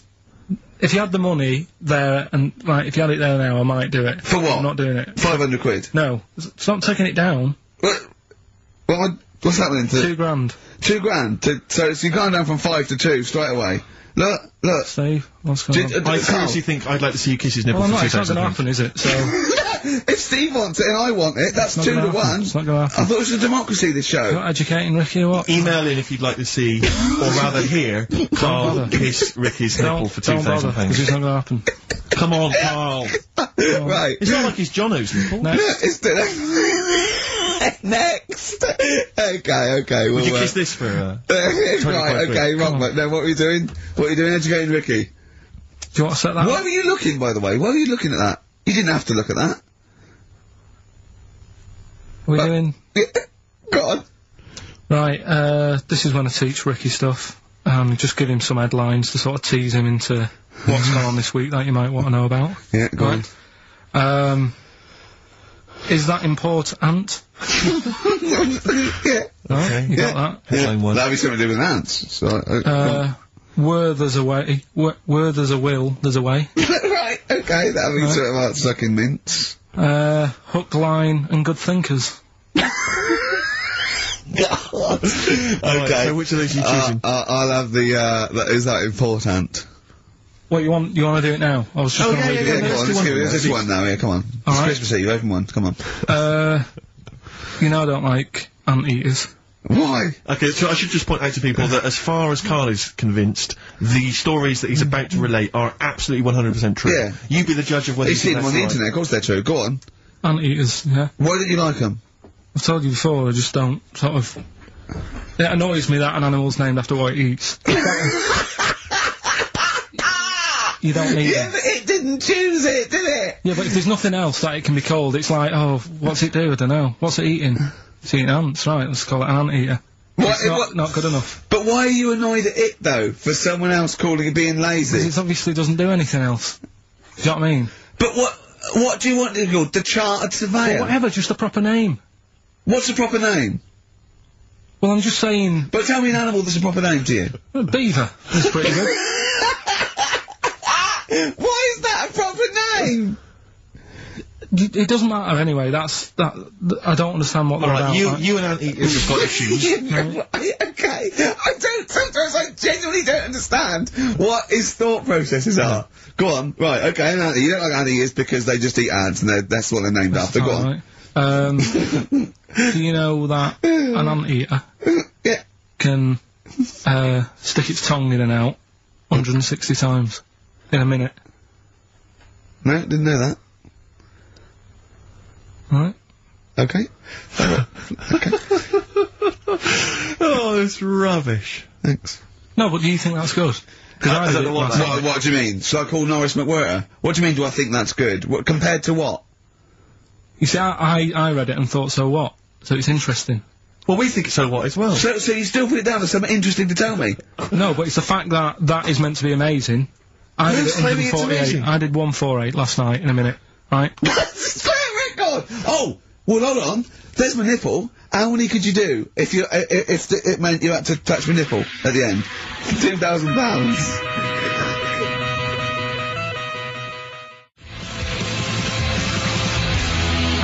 Burn Baby Bear on XFM 104.9. We do talk twaddle. Oh, God. I mean, I don't know why we haven't got complaints. We haven't got any complaints, have we? We've had one. No one listening. No, it must be that, because Kilroy, he's probably got a big show, and it's all over the place, you know. Mind you, you know, I'd be annoyed if he'd have said that about me. Yeah. But he's got to be careful who he annoys, because he will end up having to move him with Salman Rushdie. Do you know what I mean? Is Salman, is he still on the run? No, he's out. I've seen him twice. I think he's out all the time now. I bet his flat's a pigsty. Sure. It was not neat when he was living with 400 CIA people and a couple of... You remember he went into hiding, I think it was mid-80s, I can't remember exactly. Yeah, something like that. He went into hiding, he was in there, he was hiding, basically, surrounded by security guards, confined to his flat, for about 10 years or something. I'd have thought so, yeah. Have you ever seen a picture of his missus? Yeah, are you annoyed? Well, I mean, man alive, she's like a sort of, she's like a former Miss India or something. Stunning. Yeah. Have you seen a picture of him? I mean, he might be a great man and a talented writer and an intellectual fella, but, Jesus. Do something with the beard. Well, yeah, but he's busy, isn't he? What? He's busy writing stuff. How did he pull her? When he was just basically in there? In his flat? I don't know. Internet? Possibly. Just got to know him, and then she kept saying, send a picture. He goes, no, I'm not sending a picture, come round. Yeah, read some of the books, they're brilliant. They're brilliant. She goes, well, yeah, now I'm in love with you. Let's have a look. Alright, well, I'm in love with you now, so... You know, he's going, got my own place. Got my own place, yeah. I got a few staff. Yeah, there's a few other people hanging around. Don't worry about it. I'm in a lot. I'll tell you something else that'll annoy you. Yeah. Stephen Hawking, not only married, but dumped her for his, nurse. Extraordinary, isn't it? So he's pulling birds left, right and centre. Well, you know, it's true that I mean, not so much now, but years ago I was not the ladies' man. But you are now. Really. You weren't sort of suave and sophisticated. You weren't, exactly. You weren't the James Bond type that you've, I wasn't the James Bond of TV comedy. Because I remember Karl, when you first met him about 3 years ago, what did you think? Just a bit odd. I love it. And that's coming from him. I know. Yeah. But I'll tell you what used to really annoy me. Talking of, do you remember there was that story? I think it was a world record-breaking attempt. There was a bloke. I think it was up in a car park, in a pub car park, in sort of Leeds or something. No, Mansfield. It was the car park in Mansfield, and he broke the record for being buried alive. Being buried alive. I mean, and he was literally in a casket. Like, not David Blaine out in the lovely sunshine with Jonathan Ross waving to you. Yeah. No, none of that. Paul McCartney calling you you know what I mean? He was buried alive, in the dark, with just a tube. Yeah. For communication. I think he was buried about 10 feet underground. There's a tube which people would communicate and send stuff down. And put water down and I remember reading the story. I was interested in it. I remember reading it, and there was one element of the story. You would think it was a cheap holiday. Well, you're not going to pay those prices. 400 quid, host seasons, you're having a laugh. That's nothing. Mansfield car park. And, there was an element. It said in the news report, it said that while he was down in the ground, he began and ended a relationship with a woman. While he was down there, some fan who was a fan of what he was doing, he started communicating with her through the tube. I don't know the ins and outs of it, but they began a relationship, and it ended. And I have to say, I remember thinking, you know, when you read that there's a man... How did it end? Well, why did she go that this isn't working? That's twice you've stood me up. Yeah. Well, I can't get out, can I?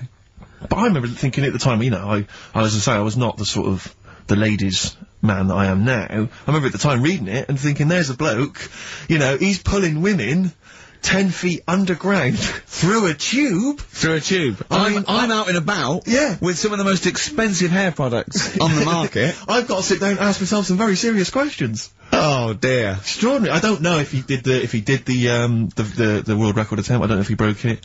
I don't know how that happened, but, good luck to him. What do you mean a hole, though? Like what? A proper thing, or is he moving about? How big is it? No, it was just, I think it was just buried alive in a casket. I don't know. Just down there. Probably down on his back, maybe. Just waiting for little bits of water. But could he get out if he wanted to? Well, yeah, he could say, can you get me out? He couldn't just leave and then come back. There was people... So someone's there, then? No, they buried him and said, wow, we better go back in a couple of weeks, see how he's doing. What do you mean, someone's there?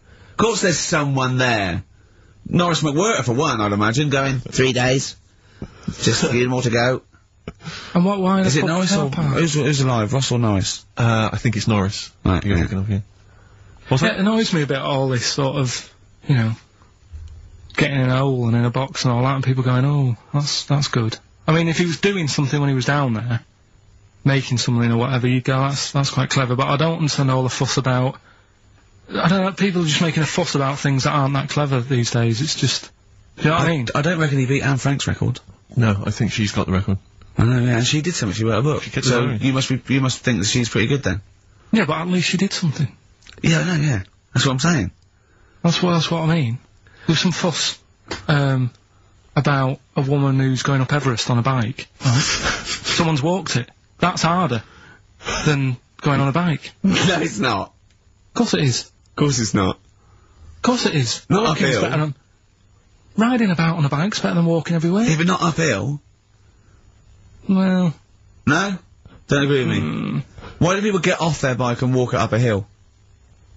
They don't always, I see people... No, but why do they? When people are going up a hill on a bike, but they get off and push the bike... Just saying. No, why is that? Doesn't matter. Do you think it's because it's harder? They go, I'll tell you what, this would be a lot easier on the bike, but I'll tell you what, I want a bit of a challenge. I'll get off and walk up this hill. You dopey. Go along then. Clap for her and that. You know what I mean? When someone's doing a London Marathon in a car, you can go and clap them, because that's just the same as far as I'm concerned. It's not hard. Play a record. Imps.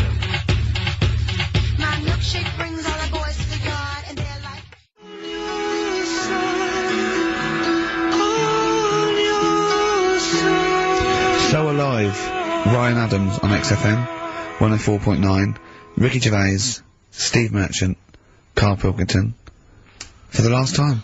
Well, you might do some other stuff later. Oh yeah, I mean, yeah, for a little while at least. Well, we won't be around for, foreseeable future. Better things to do, bigger fish to fry. Well, you got your music show that you'll do, like, shall be good.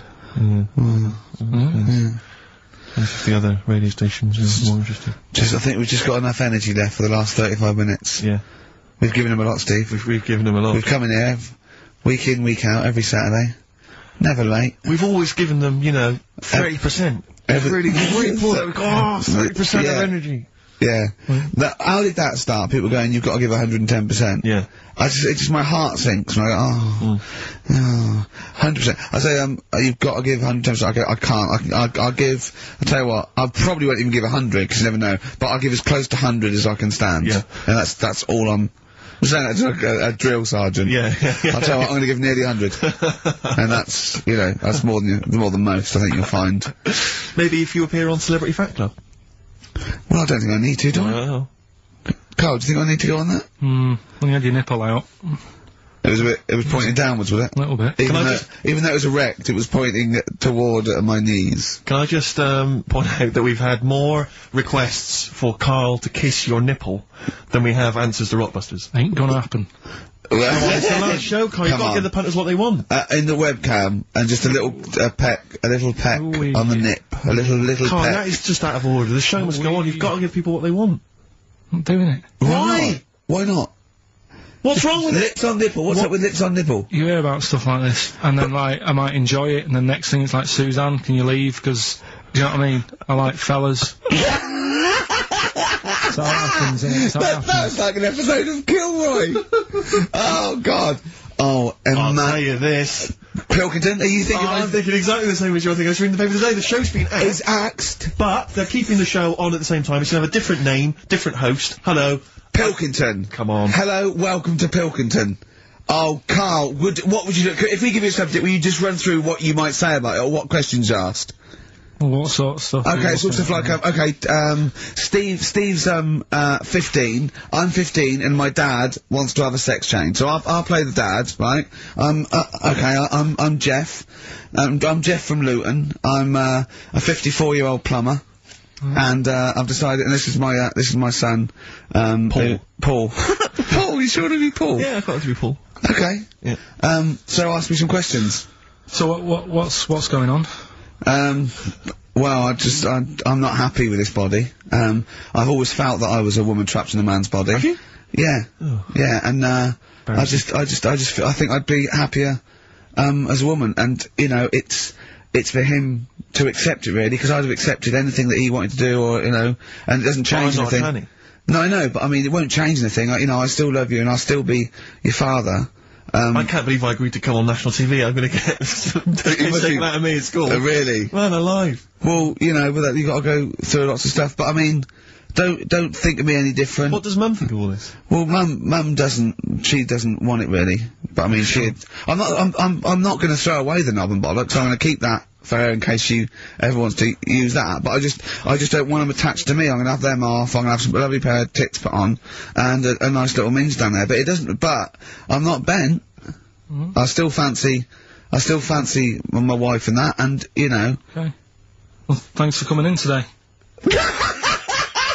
Yeah, brilliant! That's your audition for Pilkington. Well, what can I say? I'm not a doctor, right?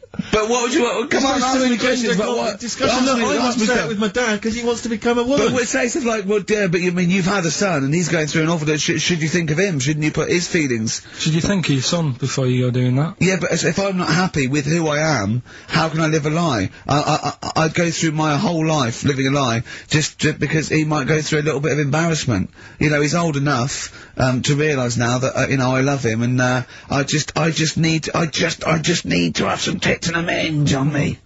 Well, thanks for coming in. Oh, Christ almighty! Well, what Play a record! I'm not sure Buster's answer. Let's do Buster's answers. Rubbish. I don't want the gig anyway.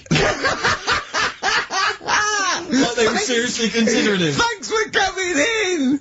Brilliant! Go on. Did I tell you my dad's always been asked to go on that? Why? He's always been asked to go on.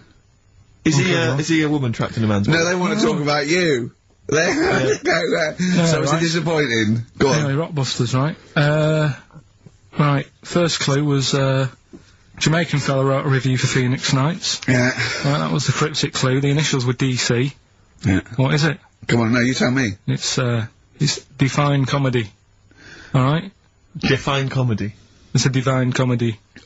Alright? What is that? That's Just do the accent again, do the accent again. Oh, it's just divine comedy. That's Do it again, do the accent I'm again. not doing it again, you've got the answer, it doesn't matter, let's move on. Right? Second one, we should all vote for Paul Daniels, David Blaine, Copperfield, Great Soprendo, Tommy Cooper and Darren Brown. Why is that? ES were the initials. Go on. Elec, Trick 6. Right? What? Elec, Trick 6, it works, so don't say it like that. I don't know what it means. Right, well there's 6 people there who do tricks and that. Right, I'm saying we should vote for them, so you elect them. Yeah, but he said elect. Yeah, Electric 6. No, elect though. Elect's not a word, is it? And the last one, I don't think elect's a word. Elect. Steve. You don't mean Alec, do you? It's not Alec Park. You're not trying to do Alec Park. The one. Third one, Steve. What did your dad do? I don't know. That was E. Could work for anyone. It didn't have to be Steve. Right. That was Erasure. Right. Erasure. Erasure. No, it doesn't work either. It doesn't work either. No, it doesn't work. Doesn't work. Who's the winner? None of them work. None of them work. Another pile of crap for the mind of little stupid. I'll give the prizes dopey little. I'm going to give the prizes to Martin Williams from Flintshire. I don't know where Flintshire is. He says that he's promised to listen to the Lord of the Rings, and by listen he means sell them on eBay. Yeah. So, thanks for coming in. Stupid. The end of Rockbusters from the stupid little shitty brain. I'm going to say it of Pilkington.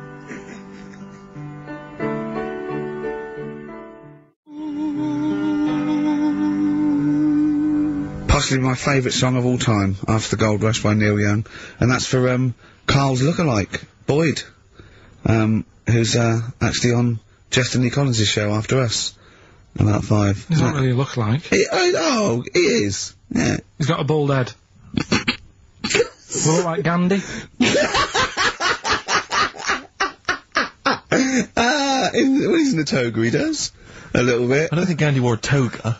No. So what are you, What did he do? Oh, dear. What He just sat around, to be honest, Carl. Didn't want to get involved. Didn't do much. Just said, don't have a go, just be careful. Yeah. Don't go mental, don't start fighting, let's all calm down a little bit. He's the one in the pub that goes, okay, stop this, stop mucking around.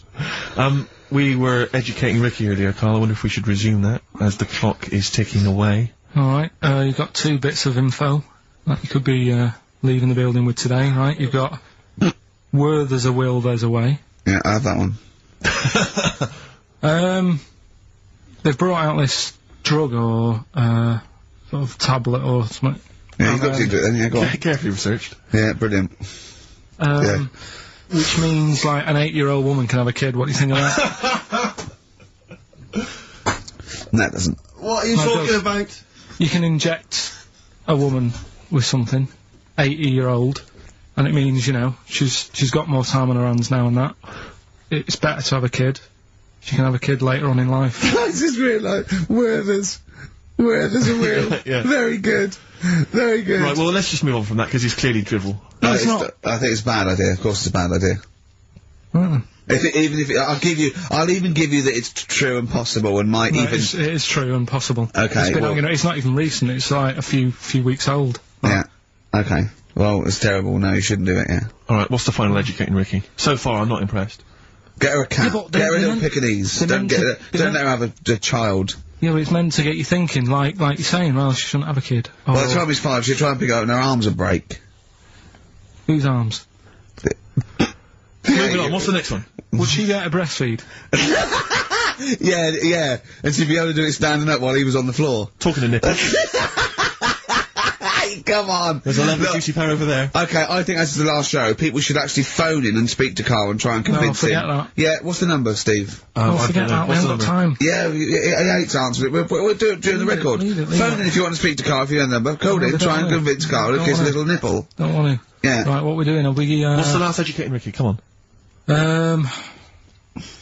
Hook, line and good thinkers. Brilliant, okay, yeah, sounds good. Go on, what is it? They've found a lot of fish with 2 heads. What do you think of that? Well, don't know. What do you mean they found a lot of fish with 2 heads? Who else? They've been messing about, basically, these scientists and stuff, and they've said, look at this we can do. And they're making loads of fish with 2 heads. They can do it now, and they're saying, that's good, isn't it? Do you know what I mean? Alright, play record then. Yeah, but what do you think? I think if they can do that to fish, they should try and do it to you, and then at least you'll have 2 brains to work with. Yeah. And we might arguing. I'd love you arguing with yourself. And you end up you're walking on the street, but you're just headbutting each other.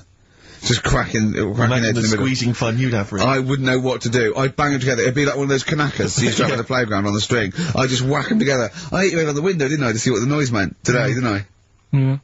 Just if I had 2 heads, right? Would I be able to sort of do shifts? Do you know what I mean? Say if this is a start or something, they're trying it out with fish and that with 2 heads. You'd be 2 different people. You can't think like you're one. It doesn't make sense.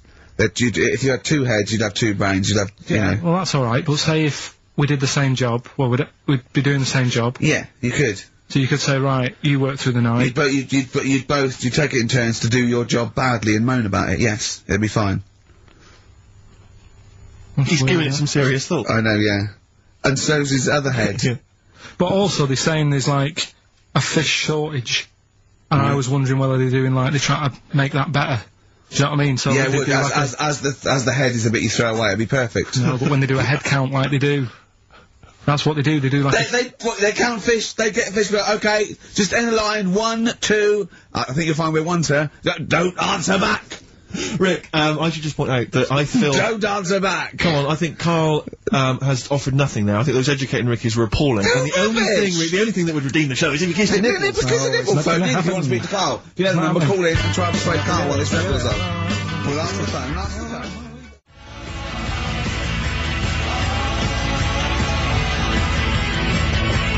phones are still going mad. Answer one. Just put someone out. Kings of Leon, California waiting. He was rude. He's so rude to people. They phone up and they say, "Oh, kiss his nipple," and he goes, "Yeah, all right," and he hangs up on them. Answer the phone. Come on air. Answer the phone and be nice to whoever it is. Be nice to them at least. Putting people on the air.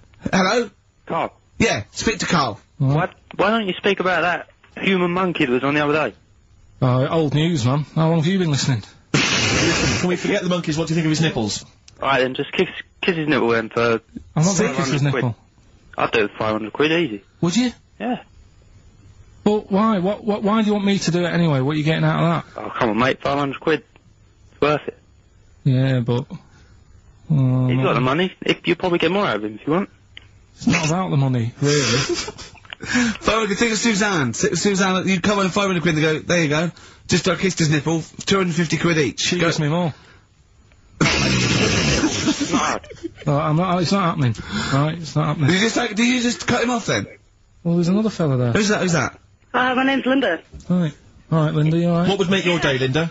If Karl actually gave it a lick, not just a kiss. Forget it.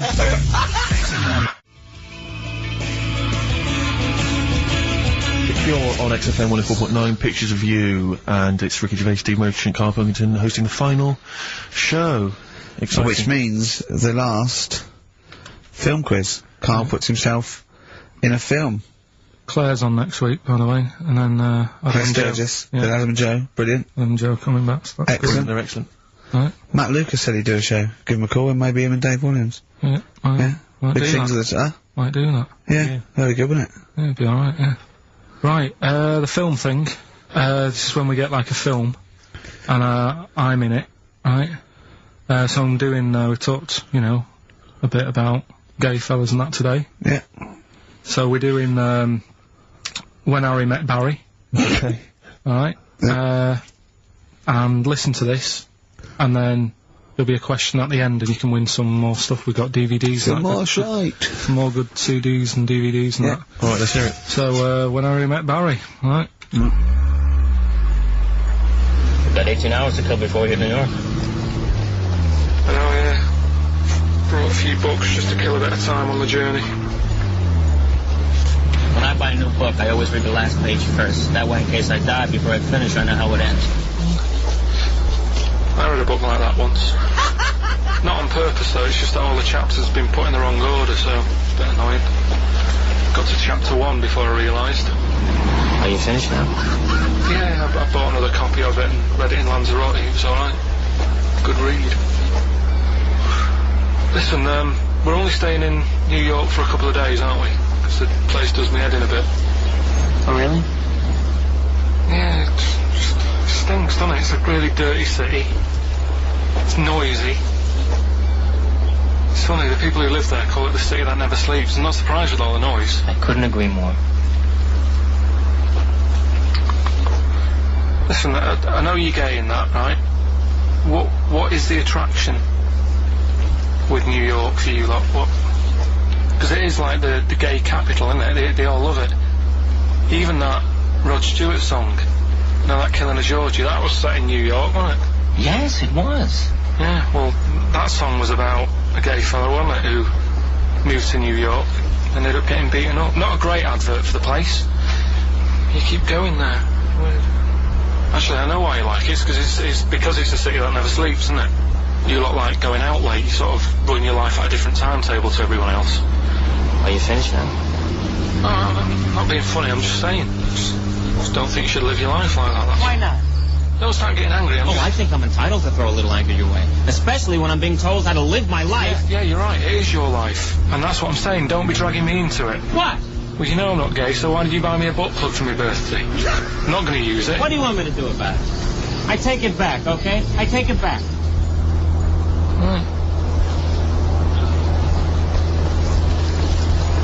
Want to spend the night in a motel? No. Why not? Because you're gay and I'm straight, that's why. Why aren't you seeing anyone? Well, I'm seeing Suzanne again.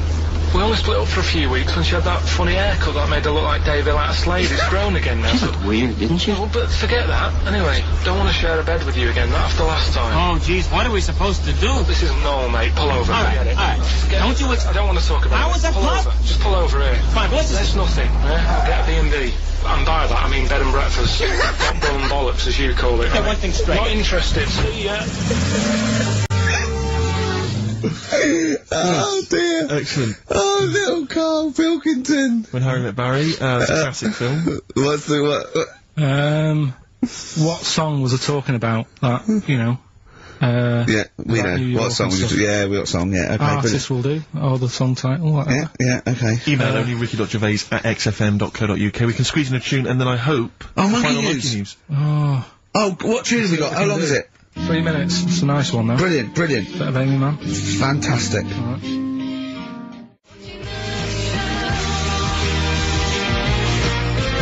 Red Vines, Amy Man. We'll be playing now some of our favourite tunes, and after Monkey News, Destiny Collins, we're going to leave you with one of our mutual favourite tracks of all time. We won't say what it is yet. We won't say what it is. It's a little surprise. Then Destiny Collins is in, with little Boyd Hilton, Karl's twin brother. The answer to Karl's quiz question. Karl, what was the question? It was, what was the song that I was talking about in that, Harry Met Barry. Yeah. With Billy Crystal, The Killing of Georgie. Yeah, Rod Stewart, and Stephen Farron from Essex wins another, DVDs and stuff. Tat. Alright. Alright, well, this is the final one. Play the jingle. Oh, chimpanzee, that Monkey News, yeah. Right, well, this Monkey News story, right, it's about, this fella, a couple of fellas in Texas. Yeah. Sort of running a farm. Yeah. Right. Just they're definitely fellas. Well, how tall are they? Can we just let okay, they are human beings. These two are human beings. Time's against us. They're running this farm and that. And, anyway, so they're outside getting the cattle. And, he turns round, right? Says that cow's... Couple of monkeys walking about. So he knows what's going on, right? So anyway, so... It's in Texas. They don't know what to do with the monkeys. There isn't a zoo. It's fairly barren there, isn't it? You know what I mean? Not much going about. So the other fella who runs the farm with him said, look, we need a bit of an hand. Right? So, said, let's teach them some stuff. And the monkeys were happy with that, because they were lost anyway, right? So they had nothing to do. They were bumming around. They were looking for work. They'd hired a motorhome. They'd gone out of their way. Maybe it's like the Hulk. They were like Bruce Banner wandering around going, I need some work. You won't get angry, will you? So anyway, right? So they taught these monkeys how to ride a horse. Right, so they've both got a... Sorry, you're sure Charlton Heston's not going to pop up? You're sure you weren't watching a video last night and thought it was a documentary? They've both got a horse each, right? They've been given, like, a little lasso and all that business. Oh, don't talk shit, Karl. So, anyway, it's going well, and it carried on for about 2 years, this, right? It's like, you know, rounding up the cattle every night and all that. Yeah. So, the two fellas are chatting, going, it's worked out well, hasn't it? Right, if there's a hostile takeover, and they sort of like buy up 51% of the shares or something... So it says, for this to continue, the monkeys are getting old a bit now, we need a little woman monkey in here to sort of get some kids going for, like, the future farm people, forward planning, yeah. So they get a little woman monkey. They decided to only hire monkeys from now. Why not? It's working. Why mess with something when it's not broke, right? So they get the little woman monkey in, they have kids and all that business, right? But the problem was, right, when they first got the woman monkey in, it was like, well, which one's gonna have the woman? Right? So, they started sort of fighting a bit and what have you. Yeah. Because they'd seen the owners of the farm with, like, guns and stuff. Don't tell me the baby monkeys didn't want to go into the family business, went off to be a lawyer. They had a bit of a shoot-off. Shut up! They got two monkeys, right? And don't stop! Because they'd seen the owners with guns and what have you. No, that sounds so they had a bit of a shoot-off. Yeah. That's how they sorted it out. And who won? I think it was George. The one called George. Right. So I think they had 17 kids. The farm's still running. So that's like the last little monkey news. Good little Rick, happy ending to that one. If you were to rub your nipple against his lips while I held him down. Right, come off it now. Come on. No, I'm not doing it. Bruce Springsteen, Thunder Road, last track on XFM's Ricky and Steve. You can check it all out on the webcam. Oh no! I've got fingers. Get his arm out of the way. Get the arm out of the way. This happened on Scum. Mary's dress away. And here we are, pre-recorded, because we did this a few weeks ago, because we're not here at the moment, are we? We're away on that. I'm Ricky Gervais, with me Stephen Merchant. Hello there. And Karl Pilkington. He's not actually with us. He's on the. He'll be in some of the best of clips that will be coming up shortly. Yeah, this is just us, isn't it? This is just us. We did this. When did we do this, Rick? A couple of weeks back. Hold on, what is it? It's the 27th today. Yeah. I enjoyed Christmas. I loved Christmas. I loved Christmas. I had a great time. What do you get? Loads of presents. So did and I. I'm glad they made it to number 1. I'm really glad. Stroke, he, she. Yeah, I'm really glad that the pop idols, Cliff Richard, Westlife, made it to number 1. Bo Selector. Yeah, just delete that as, yeah. Okay, well, we're gonna play some of the best of, some of the greatest moments of the last 3 weeks.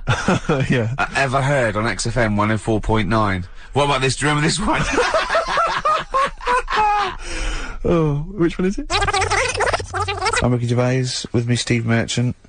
Over there, Karl Pilkington. The man who believes anything. I think it might be a condition due to his little round head. It's sort of like, it might be a new condition that we can call cranial sphericity. And because it presses on his lobes, and the only sort of upshot of that is he's normal in every way, but he believes everything he reads or sees on Anna Nova. Alright? Talking of which, Rick, I don't really follow the news. No. It's mainly boring, innit? Wars and stuff. Yeah. But I didn't know. Well, yeah. Well, it is a war. It's just, it's all this nonsense before and after. When it's a war, it's, you know, it's in the middle of the war, you can watch it on telly. True. You get results. You know what I mean? Like, do you know what I mean? Yeah. Like a test match or something. But it's all this rubbish before and after. It drags on. This recent war seemed, I thought, just generally, it was better presented than the previous one. Because I remember the first Gulf War, it was often during the night, and I couldn't stay up. Yeah, because I think the American had rights to it, like the Tyson fight, so we had to get it at 2 in the morning. Exactly. Which is annoying. They had it, you know, their prime time and that. Yeah, and a lot of it was in black and white, wasn't it, when the bombs went in. When the bombs went in. So, this time there seemed to be a lot more colourful stuff. Yeah, it's much better coverage. I think they should win awards. Yeah, well, I'd like to for see it. awards, So, yeah. like Channel 4 won for cricket. Yeah, I mean, a few times as well, I was quite pleased to see they actually had footage of the bombs exploding. Yeah. No, good. Well done. Generally, you know. Good on you. Well done. Good on you. Yeah, I don't know if Costs a lot though, doesn't it? It isn't a costly War's thing. a lot more when you got something like, you know, a Jimmy Carr game show, which probably costs about £100. Yeah. Like half an hour war costs millions. It's almost man. as expensive as like Terminator 3 or something. Yeah.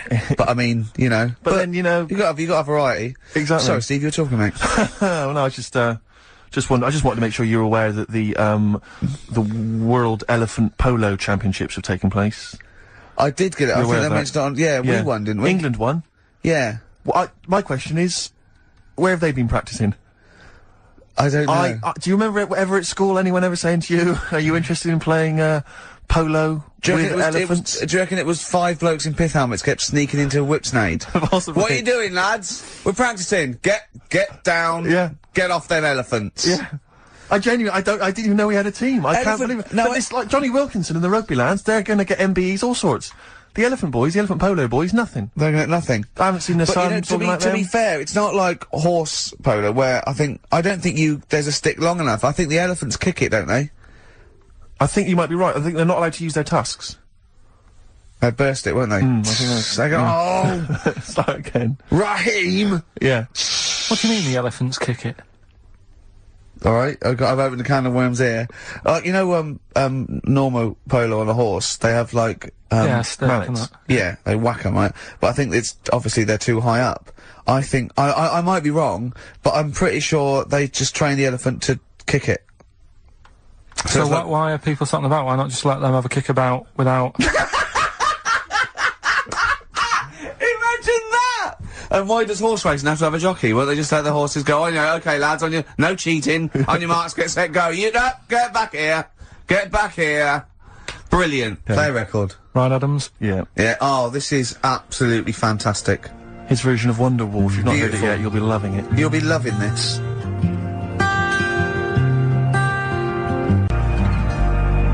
This is the Best Of Show on XFM 104.9. I'm Ricky Gervais, with me Stephen Merchant. Yes. I hope you're enjoying the Best Of. There's a fella who, was in a coma for 20 years. Just, they kept, like, taking him through, like, the normal day. They'd take him to Alton Towers and stuff. Doesn't know anything about it, just kept going through the motions. Don't know if they kept charging him. Kept putting him through all that. He eventually came out of it. 20 years. And went, stop taking me to Alton Towers, it's shit! I just thought, imagine how much post he had. Eh? How much post?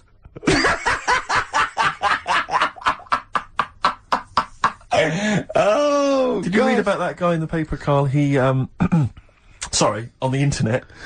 he in about, I think it was about 1984, 85, he had a terrible car accident. But this must be it. He went into a coma. This must be what he's talking about. Well, they didn't take him to Alton Towers. Of course they didn't. But you've got to try and decipher the truth from the conjecture, from the thing that I mean, don't forget, Karl says, realises that he's had a dream. He talks to Suzanne and goes, that was good, wasn't it, last night we were in the plane? She goes, no, that's a dream. He goes, oh yeah, where's my cornflakes? You got to, you know what I mean? I can now decipher what he's actually seen, what he's read. Well, go on, what did you... Well, I'm assuming it's the same guy. It is the same guy. It was a guy in some small American town, and he'd had a car crash and he'd gone into a coma, and his wife had left him. She'd gone on with her life because he'd been in a coma since then. And he had just woken up recently. Marriage wasn't working. Marriage wasn't working. He just wasn't paying enough attention. He actually had, she was pregnant at the time, and so now his daughter is basically the same age as he was when he went into the coma. And, he's just started coming around, he's just started making jokes. They said, how do you feel? He said horny, which I thought was quite witty for a man who'd been in a coma for however many years. But anyway, yeah, so he's slowly trying to rebuild, what life he can. That's what do you make of that though? Because the thing is that he's missed. Imagine what he's missed, Karl. Imagine the music that he's missed. The Live TV Aid. programs. Missed Live Aid. Live Aid. He missed Phil Collins playing in 2 continents in one day. Which, frankly, I'd be devastated if I discovered that. Missed Bros. Yeah. Yeah, so he doesn't. So he put on ripped jeans and they go passe. They just have to send him a series of those I Love 1986 programs with Kate Thornton filling him in on what he's missed. Exactly.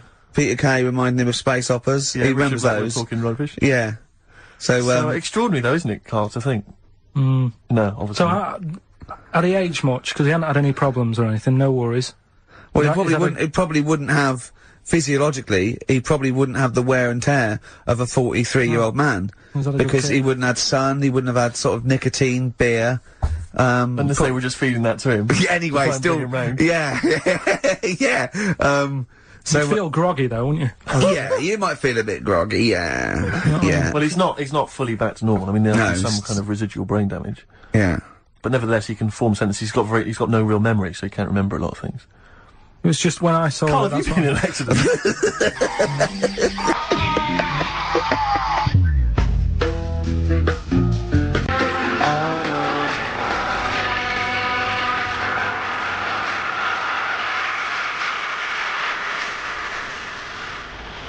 The brilliant Blur, Out of Time on XFM 104.9. One of my favourite singles of the year, and that's another thing, we'll be playing our favourite singles of the year, as well as our favourite clips of our own show. Rick, I imagine if people have got a bit of Christmas money, they're wondering what they can spend it on.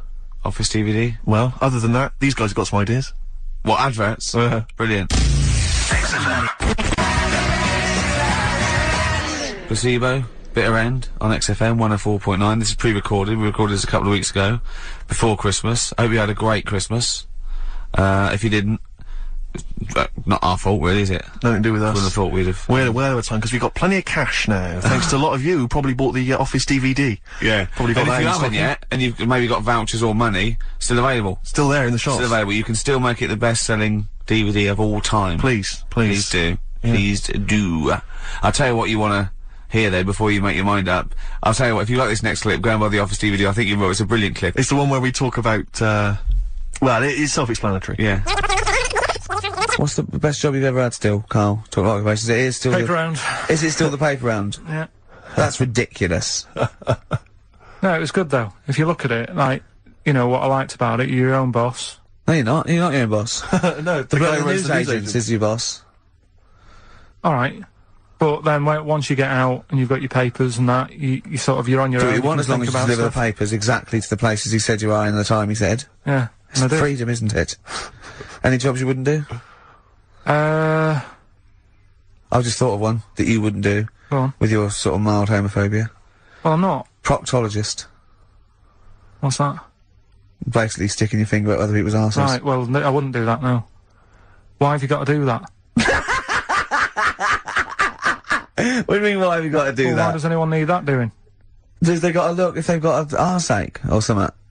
Which trainee doctor makes that their speciality? Do you know what I mean? That must be, right, we got a place for proctologists, and it's you, Meadows. You came last. Oh, seriously, what? I'm not the arse doctor, am I? Yeah, you came last. Oh, I'm a bum GP, I can't believe it. Yeah, you got to, oh, I can't believe this. Yeah, tell you a job I don't like. What? I wouldn't want to be doing. The woman, there's a little woman who sits in the little snack stall on Finchley Road station. Yeah. And I don't know how to describe it really. She is surrounded by snacks. She can't move for snacks. It's Does like it look like American Beauty, but with different... Not dissimilar to that. Yeah. It's a little hut on the station, and it's like if you go to the seaside, you can put your head through one of those cardboard cutouts, and it looks like you're a big fat person or whatever, and you can have your photo taken. It's like an equivalent of that, but it's just snacks everywhere. She's got bananas up to her chin. She's got chocolate coming down to her eyes, crisps either side of her. She can't move. She can't do 360 degrees. She's like packed in there. I don't know how she gets in there. I think they put her in there first, and okay, pour in the bananas. Yeah. And then they go pour in the nuts. She has 2 hours of makeup before they exactly, yeah. Dressing her in there. Because I'll ask for something from the fridge, and she cannot turn her head to see. She has to go by feel alone, just to feel the fridge, and get stuff out and pass it. And often I'll say, that's not what I wanted, but she can't. You've got to let her off. It's extraordinary. Dear. But there's no music playing. Does she have to sell her way out of it? Exactly. If it's a slow day, she's stuck there till the next day. Yeah, it's like a world-breaking attempt. Yeah. Karl, what job wouldn't you want to do? Well, any job. You're a lazy... You're joking, aren't you? I've done loads of stuff. I'm quite happy now doing what I'm doing. Yeah? You look happy. I think you sound happy. Yeah, I mean, calm down. You on drugs? I'm alright. Are you on E? Before England have won and that. I'm happy for them. Yeah, go on, happy for them. I'm happy in that. Yeah, what do you mean happy for them? We are England. Happy for us? Yeah. I mean, we didn't play. I did very little towards it. No. It was mainly Johnny Wilkinson. Yeah, I barely contributed. Switching on the TV was about as much as I did. Exactly. And shouting, come on! Yeah. Talking about jobs and that, though, I was reading the other day about, like, you know, rubbish jobs that people have had and stuff. I haven't got time when I'm at work, man. I just get on with it. I'm not squiddly diddly. Fingers in pies, different jobs. Go on. Do you know Ivor the Terrible? Ivan. He, his Russian, that was the Welsh fella. Who was bloody awful, but not as bad as his Russian cousin. Ivan, go on. He had a fella doing some work for him, right? This fella built his house. After it was done, right, the terrible fella was like... fella Ivan. He was going, oh, it's brilliant, you've done a good job there. Yeah. I don't want you to build another one like that. Took his eyes out. Just stopped him making an house like that. Yeah. Blimey. That's bad, isn't it? Why didn't he take away his trowel?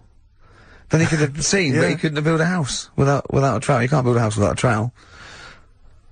Yeah. I suppose he probably later thought that, once he'd been nicknamed Ivan the Terrible. Yeah, yeah. He thought, why? Because you gouge people's eyes out. Yeah, but I didn't want to build another house. I know, but... Take his trowel away. What would I have been then? Ivan the Crafty at most. Exactly, yeah. Ivan the Jealous, Ivan the spoilt brat, but... Gouge someone's eyes. That is bloody terrible. I'm surprised you're not called Ivan the... Do you know what I mean? You're gonna go down in history like with Vlad the Impaler. Yeah. He's mainly remembered for impaling people. Yeah. He did a lot of other stuff. He did a load of great charity work he did. The impaling is the thing that's really gone down in history. When were you reading about Ivan the Terrible? No, it's just or Ivor the Terrible is the thing you remembered from this informative article? No, it was just little bits like that. Talking about him, there was a thing about someone who worked for that fella who painted the ceiling. Sistine Chapel? Yeah. There was a thing, a woman who worked for him in his house. And, I love how you assimilate information when it's just bordering on the academic, or just the interesting and true. It's wonderful. Ivor the Terrible gouged someone's eyes out 'cause built him an house. That fella who painted that ceiling had a woman work for him. Imagine if you wrote that down in an essay. Imagine if you wrote that in a school essay.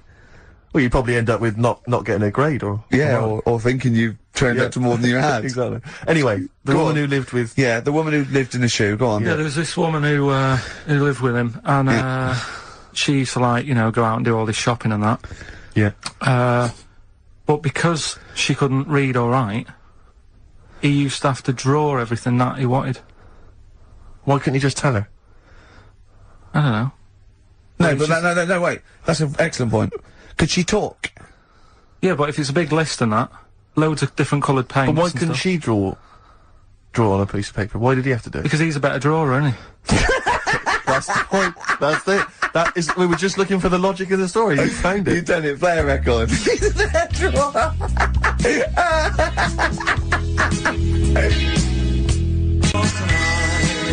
This is the Best Of Show on XFM 104.9. I'm Ricky Gervais, with me, Stephen Merchant. Yes.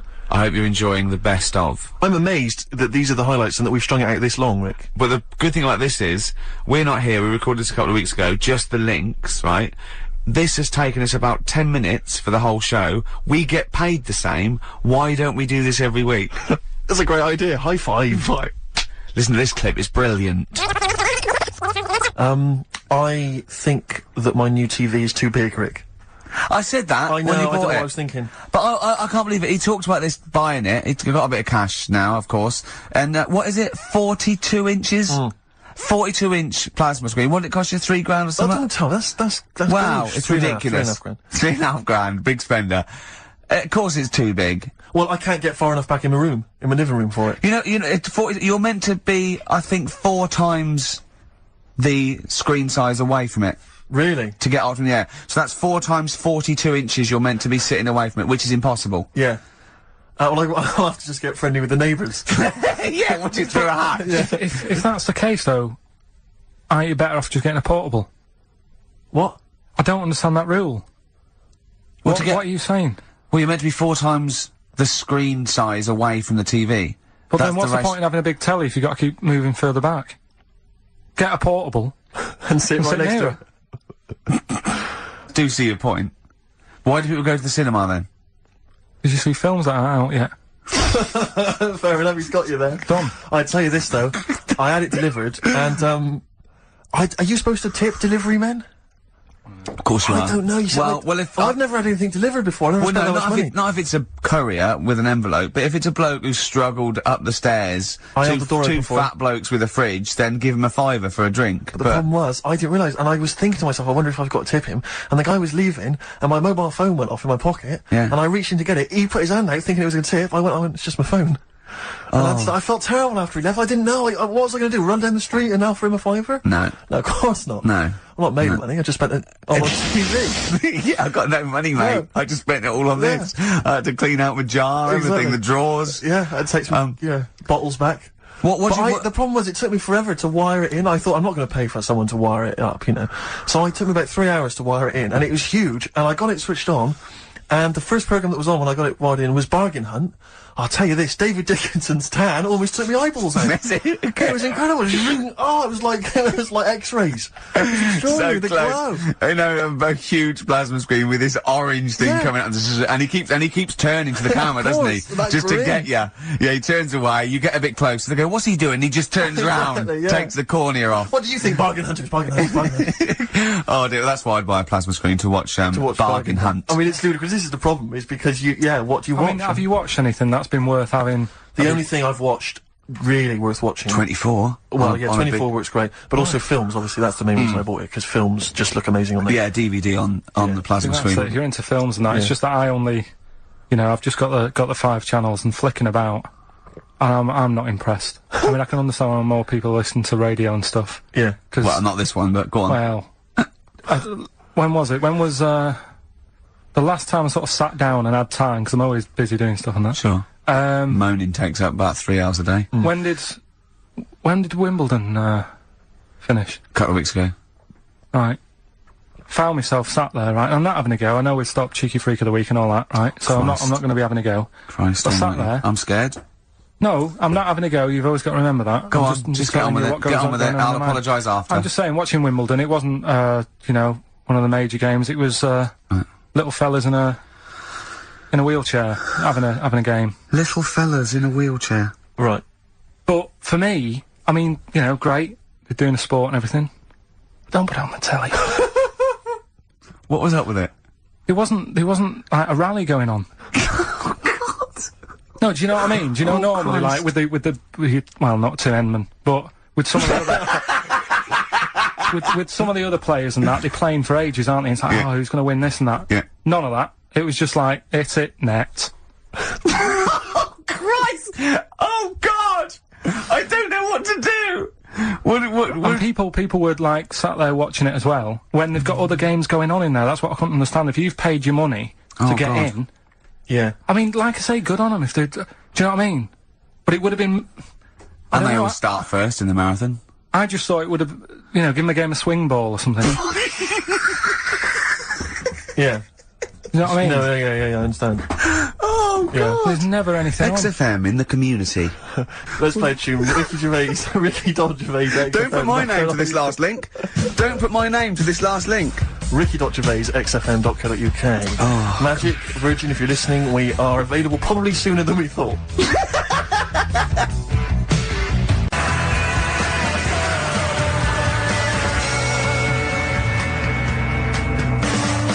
That was Radiohead and They're There.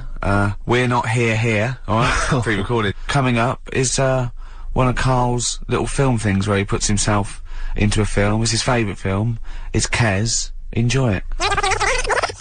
I love the fact that in pole position, in positions 1 and 2 of his favourite films of all time, it's The Elephant Man and Kes. Yeah. That's brilliant. Yeah. Go on. Alright. Am I leaving the mics open a bit when this is going out? Yeah, let's have a listen. Yeah? Alright. So don't talk then, right? Just put that hot dog down, Rick. And this is the bit in Kes where it's a teacher and he gets up and he has to Glover. talk. What's his name? Is it Brian Glover? No, it's What's the other teacher. The other one. Anyway. Right. Go on. Alright, so here we go. Things that had actually happened. I've got another one. What about you, Casper? Casper! Alright. Alright? Alright. You haven't been listening to a word I've said, have you? Yeah, I heard some of it, yeah, you... Some of it? Just... Stand up. Always somebody, isn't there, eh? Right, now you're going to tell us a story about yourself. What sort of story? I want you to think of an incident that happened to you sometime in the past that is true and that you think will interest the rest of the class, alright? Right. What about, I work on a radio show at the weekend. Well, are you going to tell us about it? I'll just do, it's 2 hours, and it's with Ricky Gervais and Stephen Merchant, and, just sort of play music and, you know, tell stories and stuff. What kind of stories? Well, whatever. Like last week it was science. We were talking about, this lad who was growing, a knob on his arm, so it's weird. It's tricky, sir, because, like, with Ricky, he gets bored quick and he won't listen to the stories, and he'll start squeezing my head. All right, I'm not interested in what he does. That isn't normal, is it, sir, that? I mean, it sure is a bit gay. Is he? Just messes about, though, do you know what I mean? I try and, like, come up with good stuff, like monkey news and, like, quizzes and stuff, but then he'll just, you know, Ricky will just mess about. I mean, on Saturday he did it again, he squoze me head. How do you spell that? Squoze. S-Q... Oh, you're going to show us on the board? It's a new word to me. Squoze is S-Q-U-O-Z-E. Right, now tell us what it is. It's when he gets me head and he puts one hand on the back of it, right? And he puts the other hand on the front of it and he just sort of swivels it. Swivel, right down the Oh, swivel's not it's spelled S-W-I-D. How many times a day? How many times a day does he swells it? It depends what time he gets in. If he gets in about 12:30, he could get a good 3 in. But I think, you know, I don't really want to talk about. Well, don't you? Well done, Billy. Big hand of applause. That is the effort. Yeah. Wow. That's the best thing you've ever done, Karl.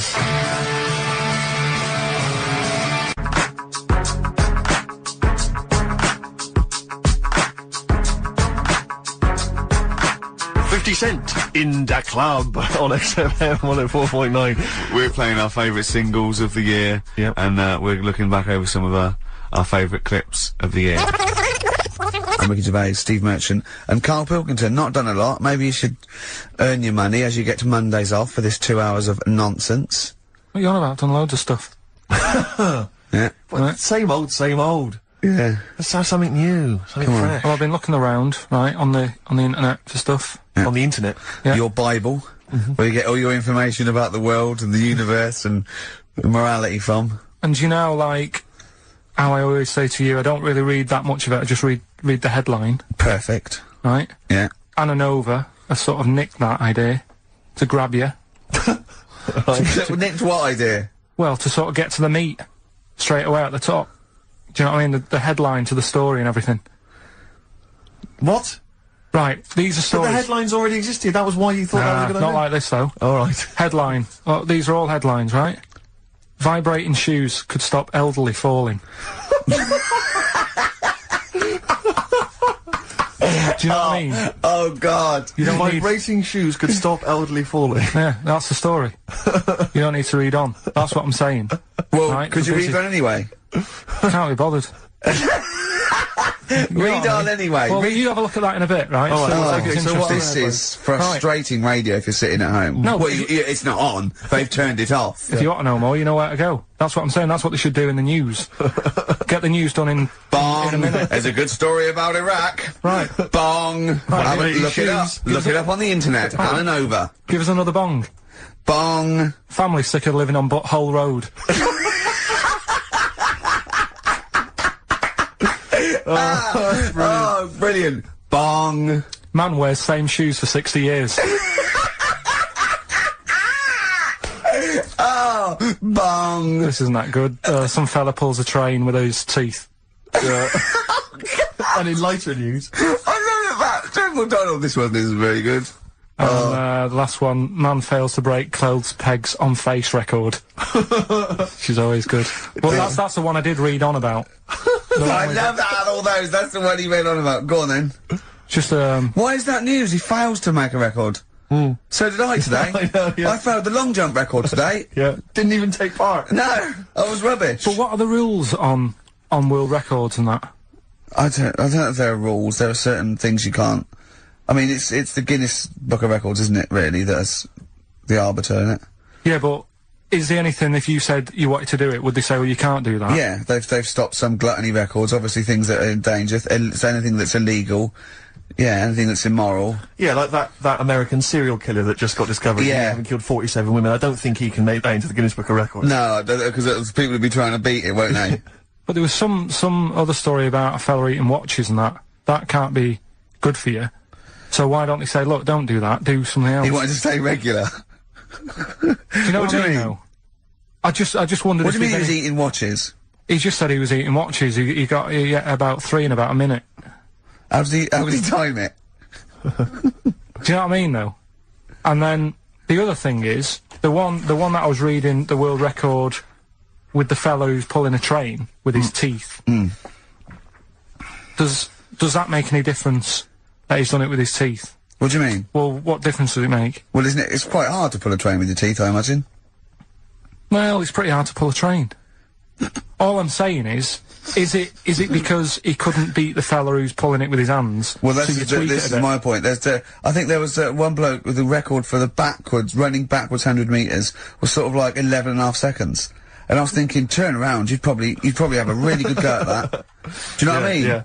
It's sort of like doing a marathon with a milk bottle on your head. Take the milk bottle off and see how fast you can go, you twat. But you can just tweak it, like the fella who has done the pegs on the face, right? Yeah. His name's Gary Stretch Turner, right? Right. So, he's sort of cheating already if he's got a stretchy head, right?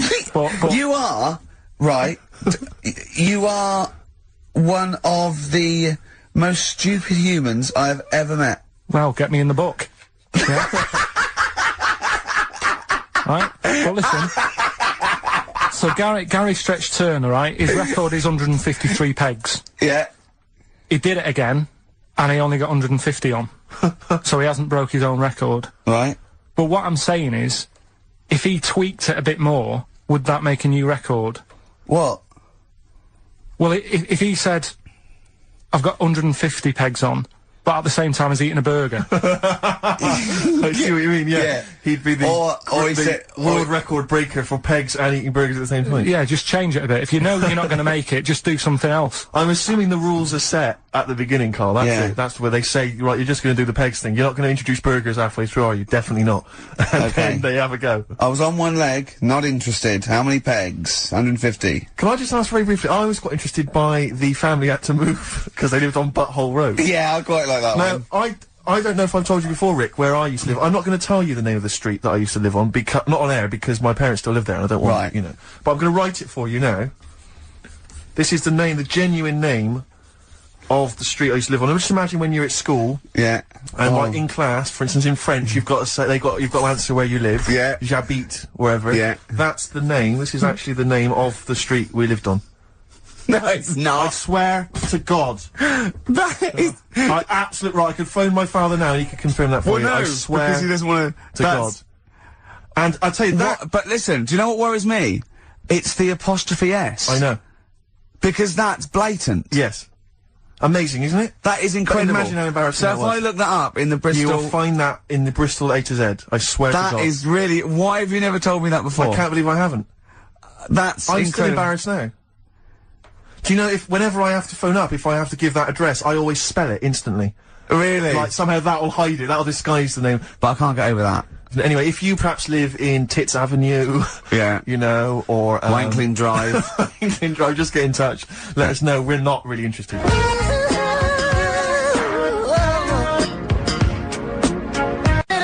This is the Best Of Show on XFM 104.9. I'm Ricky Gervais, with me, Stephen Merchant. Yes. I hope you're enjoying the Best Of. I know what you're thinking. If this is the best, my Christ, what was the rest like? Well, we'll be back in a week's time, so you can judge it for yourself live. But anyway, in the meantime, this is one of the best clips I've ever heard. Oh, I'm laughing just thinking about what it might be. He said he's, you know, oh God, it's like a child or a cat when it's confused. He went, Steve reckons, in ancient Greece, right, it was better to shag a bloke than a woman. And I went, well, yeah. I mean, that's about the male being, sort of a first-class citizen. Yeah. Much better, wasn't it? An aspiration to sleep with a beautiful man than a beautiful woman. Women were lower-class citizens, so therefore men were seen as higher class. So to have sexual relations with a man there was no shame in that. No. In fact, it was looked upon. And I said, well, you know, ancient Rome. I said, you know, Nero, he sit in his big jacuzzi and he used to get, you know, pretty boy men to go into the water and just nibble at his testicles while he was having a watch. He didn't do that. He did. Yeah. And he's not a gay fella. No, well, no. I mean, you know, I don't know about Nero, but I mean, it wasn't a case of a big delineation between what was heterosexual and what was gay. It was just, you know, whatever you. So what did this fella do then? This one who's having his. Well, he was pretty much top boy, Nero, for a while. He was in charge. And you know, and you did what you're told. If Caesar or. But why were people going round there? Why didn't they go? Oh. No, they weren't dropping in. It wasn't like the doors opening. I was going to see what Nero's doing. You'd have probably been like a delivery boy or a stable boy or something, you know, and you'd have popped round there and you'd have gone, there at Nero, as the tablets of stone you wanted, and you go, Pilkington, why you are here? Pop under, I don't know why he's French. What is that? I don't know why he's French. Just pop under the water and nibble at my testicles and you'd have done it. Because he was Nero. I wouldn't. He would have. Well, there's no way I would have done. Well, you would have. What have I done? I've dropped a pizza off. Yeah, you put round to Nero's face with a pizza. Right. Right, I'd say I've done my job. Right. Yeah. That's not the sort of tip I wanted. No, he'd have said, get the little baldy chap to nibble at my testicles, and you'd have run the water. No, I wouldn't have done it. No, well, you wouldn't have put me head on the water. Right. I wouldn't have done it. Can I just say this, Steve? Not only would you be nibbling at his testicles, you'd have been going mad. You'd have been noshing him just for extra. You'd have been doing everything he wanted. You'd have been going, he'd have gone, I didn't ask you to do that. You'd have been going mental. They'd have been chewing, slurping, smacking, poking. You'd have chopped, you'd have gnawed his packet off. You'd think you're eating Walker's crisps. There'd be bubbles, there'd be blood. Oh, it'd be horrible.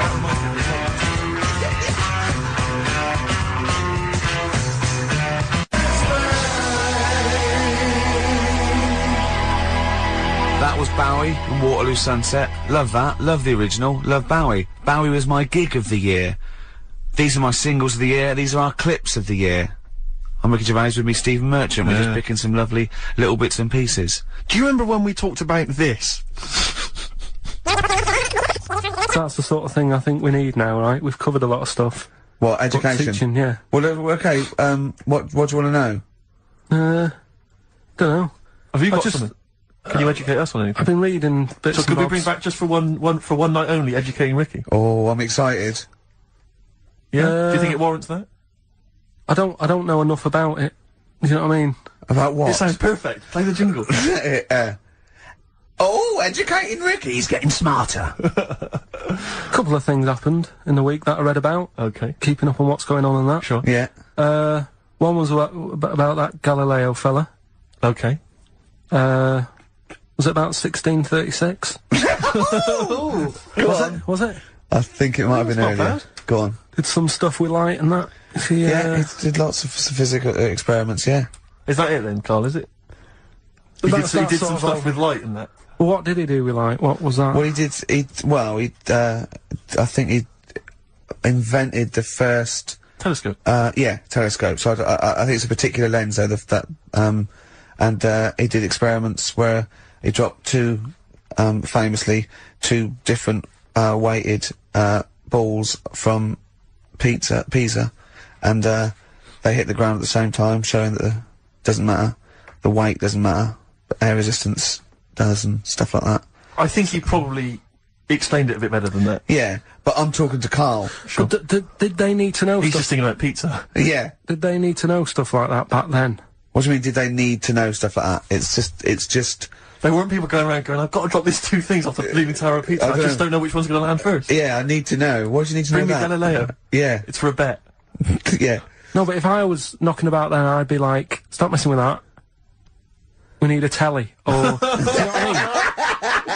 I bet he thinks the Flintstones is real. I know. That'd be brilliant. That's what I'd do if I was a caveman. I'd make a telly out of rock. Yeah. And a pelican and a car cement that I just mixer. ran along the road with.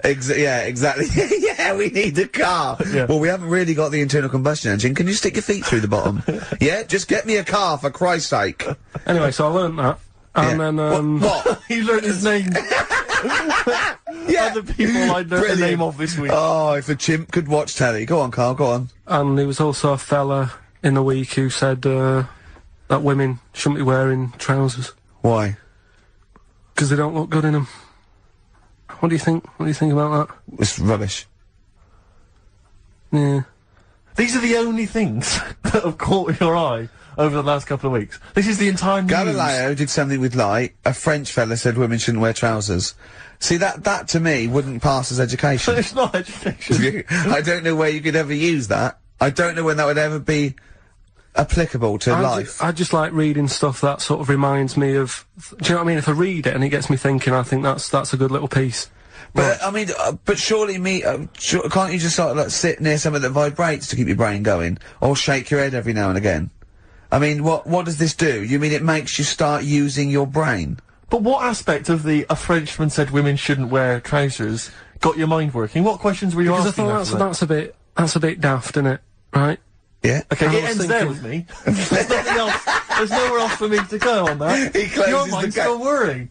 Yeah, go on. What did you think? Let's go through this. Oh, I wish we could download his thoughts. I know. Just watch it. Yeah. Wouldn't it be great, like a DVD? Like a cartoon. Imagine that extra footage on the Office DVD. Yeah, Carl's brain. That would be with amazing. Oh, with a commentary. Go on. Women wearing trousers and that, right? On the estate that I grew up in. Yeah. On, right? There was a woman about 4 houses down. Right? Right. Rough. Now, she used to wear leggings. Yeah. No, they're a bad idea. They are a terrible idea. I agree with you there, Carl. If you're a lady of What the colour? normo persuasion... Were they pink? No, they were sort of black, but with all bits on them. Oh, right. You know what I mean? What, toast and just horse droppings? Yeah, go on, yeah. And she used to, she's quite a big woman. Sure. Pauline Quirk, I think they described her as. Looked like a light bulb when It she was is those bending kind of over in women that are leggings. attracted to leggings. Yeah, I know, yeah. They are drawn to them like a moth. To a flame. Yeah. She used to wear them, and that's what I remember when I read this piece. And she used to work on one of those sex line things. Right. Right. She used to do that. But what was she, an engineer? The weird thing with her was, she had big eyelids. Right. Go on.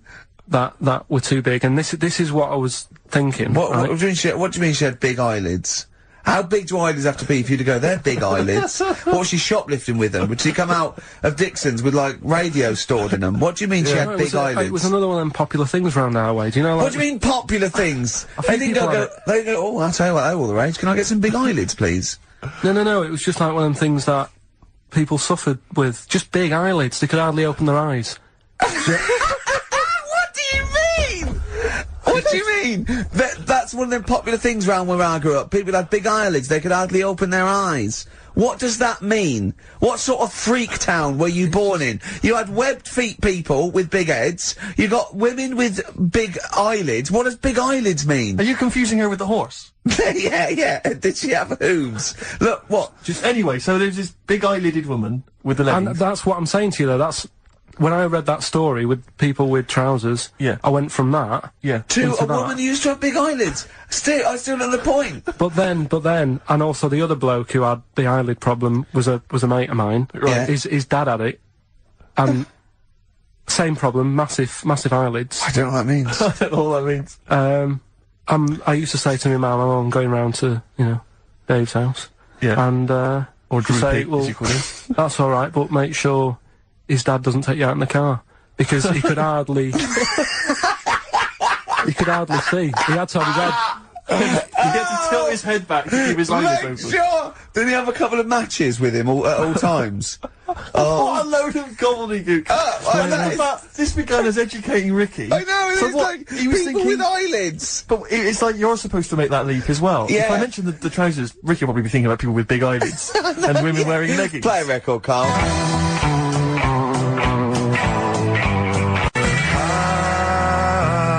This is the Best Of Show on XFM 104.9. I'm Ricky Gervais, with me Stephen Merchant. Yes. I hope you're enjoying the Best Of. Like I said to you, though, the reason I did this was to get that kitchen, right? Now... Brilliant. As we speak now, right? Builder's in the flat. He's been annoying me. Of course he has. Of course he has. What's he been doing? When he turned up on Monday, right? Yeah. Wanders in, and the first thing he says to me is, said, the pub across the road, is it any good? I said, well, it doesn't matter, does it? You're working on the kitchen. Think of saying that to a builder. Probably making conversation. Probably meant, do they do a toasted sandwich? Because I've got a half-hour lunch break. Not an hour, like Karl Pilkington. So, I'll probably go and get a nice, cheese and tomato sandwich. Is that genuinely what you said to him? Yeah. So Suzanne had a go at me saying, why have you said that? He hasn't even started on it yet. I cannot believe that. You're unbelievable, Karl. And you say it's us that are rude, crass, I wasn't being thoughtless. rude. I just was letting him know. Do you know what I mean? I know what He knows what he was there for.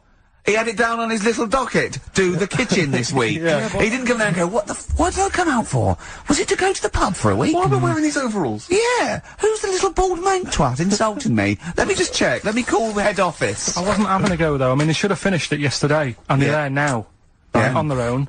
And what annoyed me is they turned up late today. Hold on, Karl. I've just realised something. They're probably listening to the radio. This, I assume, tuned to XFM, isn't it, in your kitchen? Yeah, but they don't know it's me, do they? Do you know what I mean? No. They'd go, he's got a whiny mank voice as well. So's the bloke who owns this place. And the bloke who owns this place, when I said, what's that pub like across the road, said, well, you won't be bothering that. He's working on this. No, he won't be able to put two and two together, will he? You've suddenly, the penny's dropped, doesn't it? You've suddenly realised. Look at his face! Yeah. He's suddenly realised they might know it's him. And they could be listening, and they're gonna clean you out, mate. Oh, if you are the builder working in, where is it? I won't say the address, but it's Central London, isn't it? Yeah. Go mental. Have whatever you want. Opposite that pub that you like, He'll probably be in there now, so he won't be listening. Oh, insulting a British workman. He should have been in today. Mental. He should have been at 8 this morning, which annoyed me anyway. Mental. Why? I really don't understand why they've got to start so early, right? Yeah. But he said he'll be there for 8, turned up at 9:30, right? Wanders in, and what annoys me is, he could have left all this downstairs. He had a paper under his arm, one of those crossword books, and a pot noodle. Now, I'm not being funny, but most of them take up quite a bit of time. A crossword book, he's not happy with just the one that's in the paper. If you're listening, if you are the builder that's listening now, doing Karl's flat, what about pissing in the laundry basket? That was Jane's Addiction. This is the Best Of Show on XFM 104.9. I'm Ricky Gervais, with me Stephen Merchant. Yes. This was a clip show. We recorded this a couple of weeks ago.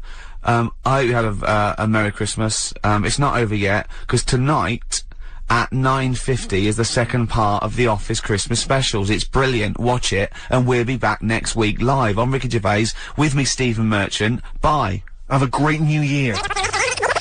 probably you're thinking, Rick, isn't it time that we do our usual roundup of what's been happening in the news? Yeah. Which we always do every week. Yeah. We always do something, which is, I mean, basically, if you're listening and you're a new listener, say you work at a newspaper, we always try to be informative, just try and put stuff out there that just educates people, informs What are you thinking? Well, I said Monkey News is coming up, but what have you got? No, I was just looking on the net there and just found a couple of quite important news stories, probably worth mentioning.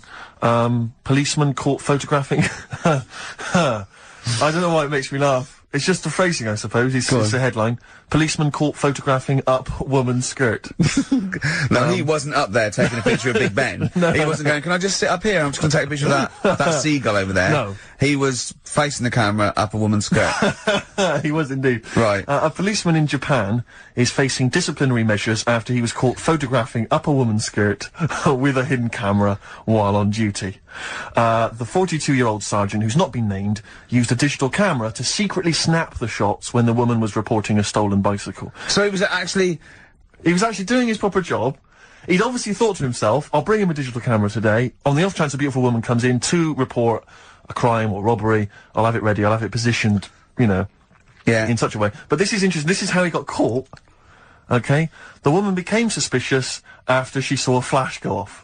Brilliant. I mean, this not so secret at all. Sorry, did I just see your shoe? Your shoe just seemed to just spring into life there. It was light. There was light. Yeah, I think I've had someone set fire to some magnesium that was on the end of it. It won't happen again. Well, it's only you and I in here, and your shoe was just suddenly lit. Why are you standing like that? Why is your shoe just sort of like between my feet? There's no reason. This is how I always stand.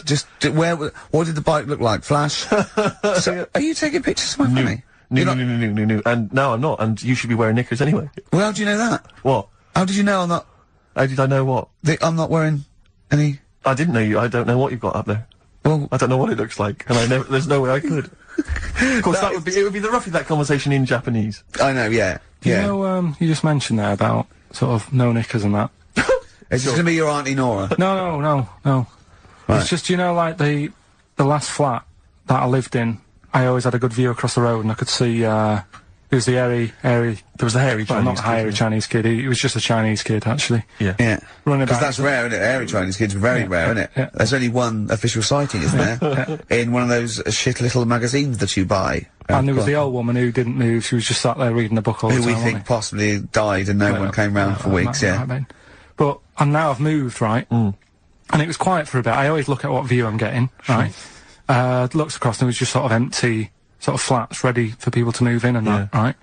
Anyway, people are in there now, right? And they've put all the furniture in, but I haven't put any curtains up. Oh. Right. So anyway, I'm sort of washing up, just having a look out the window. Yeah. Right. Girl sort of, wandering about, you know, knickers on. Right? With no knickers on? You mean naked? No knickers. Well, she had a bra on. Right, okay. But, she was probably looking for a knickers. So, I thought, and I don't know how long I was looking. No. Right. But anyway, she looks across. Oh, God. I think she spotted me. Yeah. I think, oh, God. I felt really bad. Yeah. I said to Suzanne... Sorry, is this some sort of Peeping Tom confession? No idea. Well, it's not, that's the thing, though. Peepington. If I was peeping, she was peeping as well, because she was looking over. Works both ways, doesn't it? Yeah, but yeah, all she could see of you was your bald head. Yeah. No, but and your hands moving as you were washing up. And some white-looking substance frothing up. Particularly stubborn stain on this glass. Yeah. Oh, God. Imagine that. Imagine if she looked across. I'm assuming your sink is lower than the window. But didn't she just, like, just cover up or something? Or she looked back and go, oh, you're looking at my funny? Well, the thing I did... What? I thought, just sort of drop me boxer short. Because I thought... Well, Suzanne said, what are you doing? What are you talking about? What are you talking about? No, just so they can see me cheeks of me. What are you talking about? No, because I thought, if she thinks I'm walking about in the nude as well, then we've both got something out of it. Karl! This sounds like a bad excuse in court. I know. So sorry, you were looking at a woman dancing around naked, right? So the only thing you could do was immediately drop your boxer shorts. So she looked across, saw you fully clothed, saw you took your boxer shorts. No, she wouldn't have done, because it's sort of just the top half and the sink's at a side angle, so I was sort of looking out. So she wouldn't have seen your trousers then anyway? No, she did. I moved in front of the window more. So you then made them... You actually climbed in front of them. Oh, this is amazing! So you climbed in front of the window to show off it wasn't your naked obvious. lower half. Suzanne said, "What are you doing?" I bet she did. What are you looking at? I sent you in here to clean up. What are you doing? I'm just taking my trousers down, standing by the window. Why? Because there's a naked woman across the road. What do you think I'm doing, Suzanne? I'm exposing myself while looking at some free fanny. Leave it. What's up with you, Suzanne? Anyway. Wait a minute, can I just get a final question? What did the woman across the way, what happened? What was her I reaction? didn't look again. I just thought you've seen a bit of action as well. We're both happy. Let's leave it. So were you waddling around like a penguin with your trousers around your waist? I just was walking about, and Suzanne said, "What are you doing?" I said, "I'll explain to you in a bit, but don't look out the window because then it's Excellent. obvious." Then he sees that she calls her husband to look at Karl going naked. He goes, "Oh, she's got a quick, Suzanne, get him out. There's only one with him. Get some more friends. They've gone one more."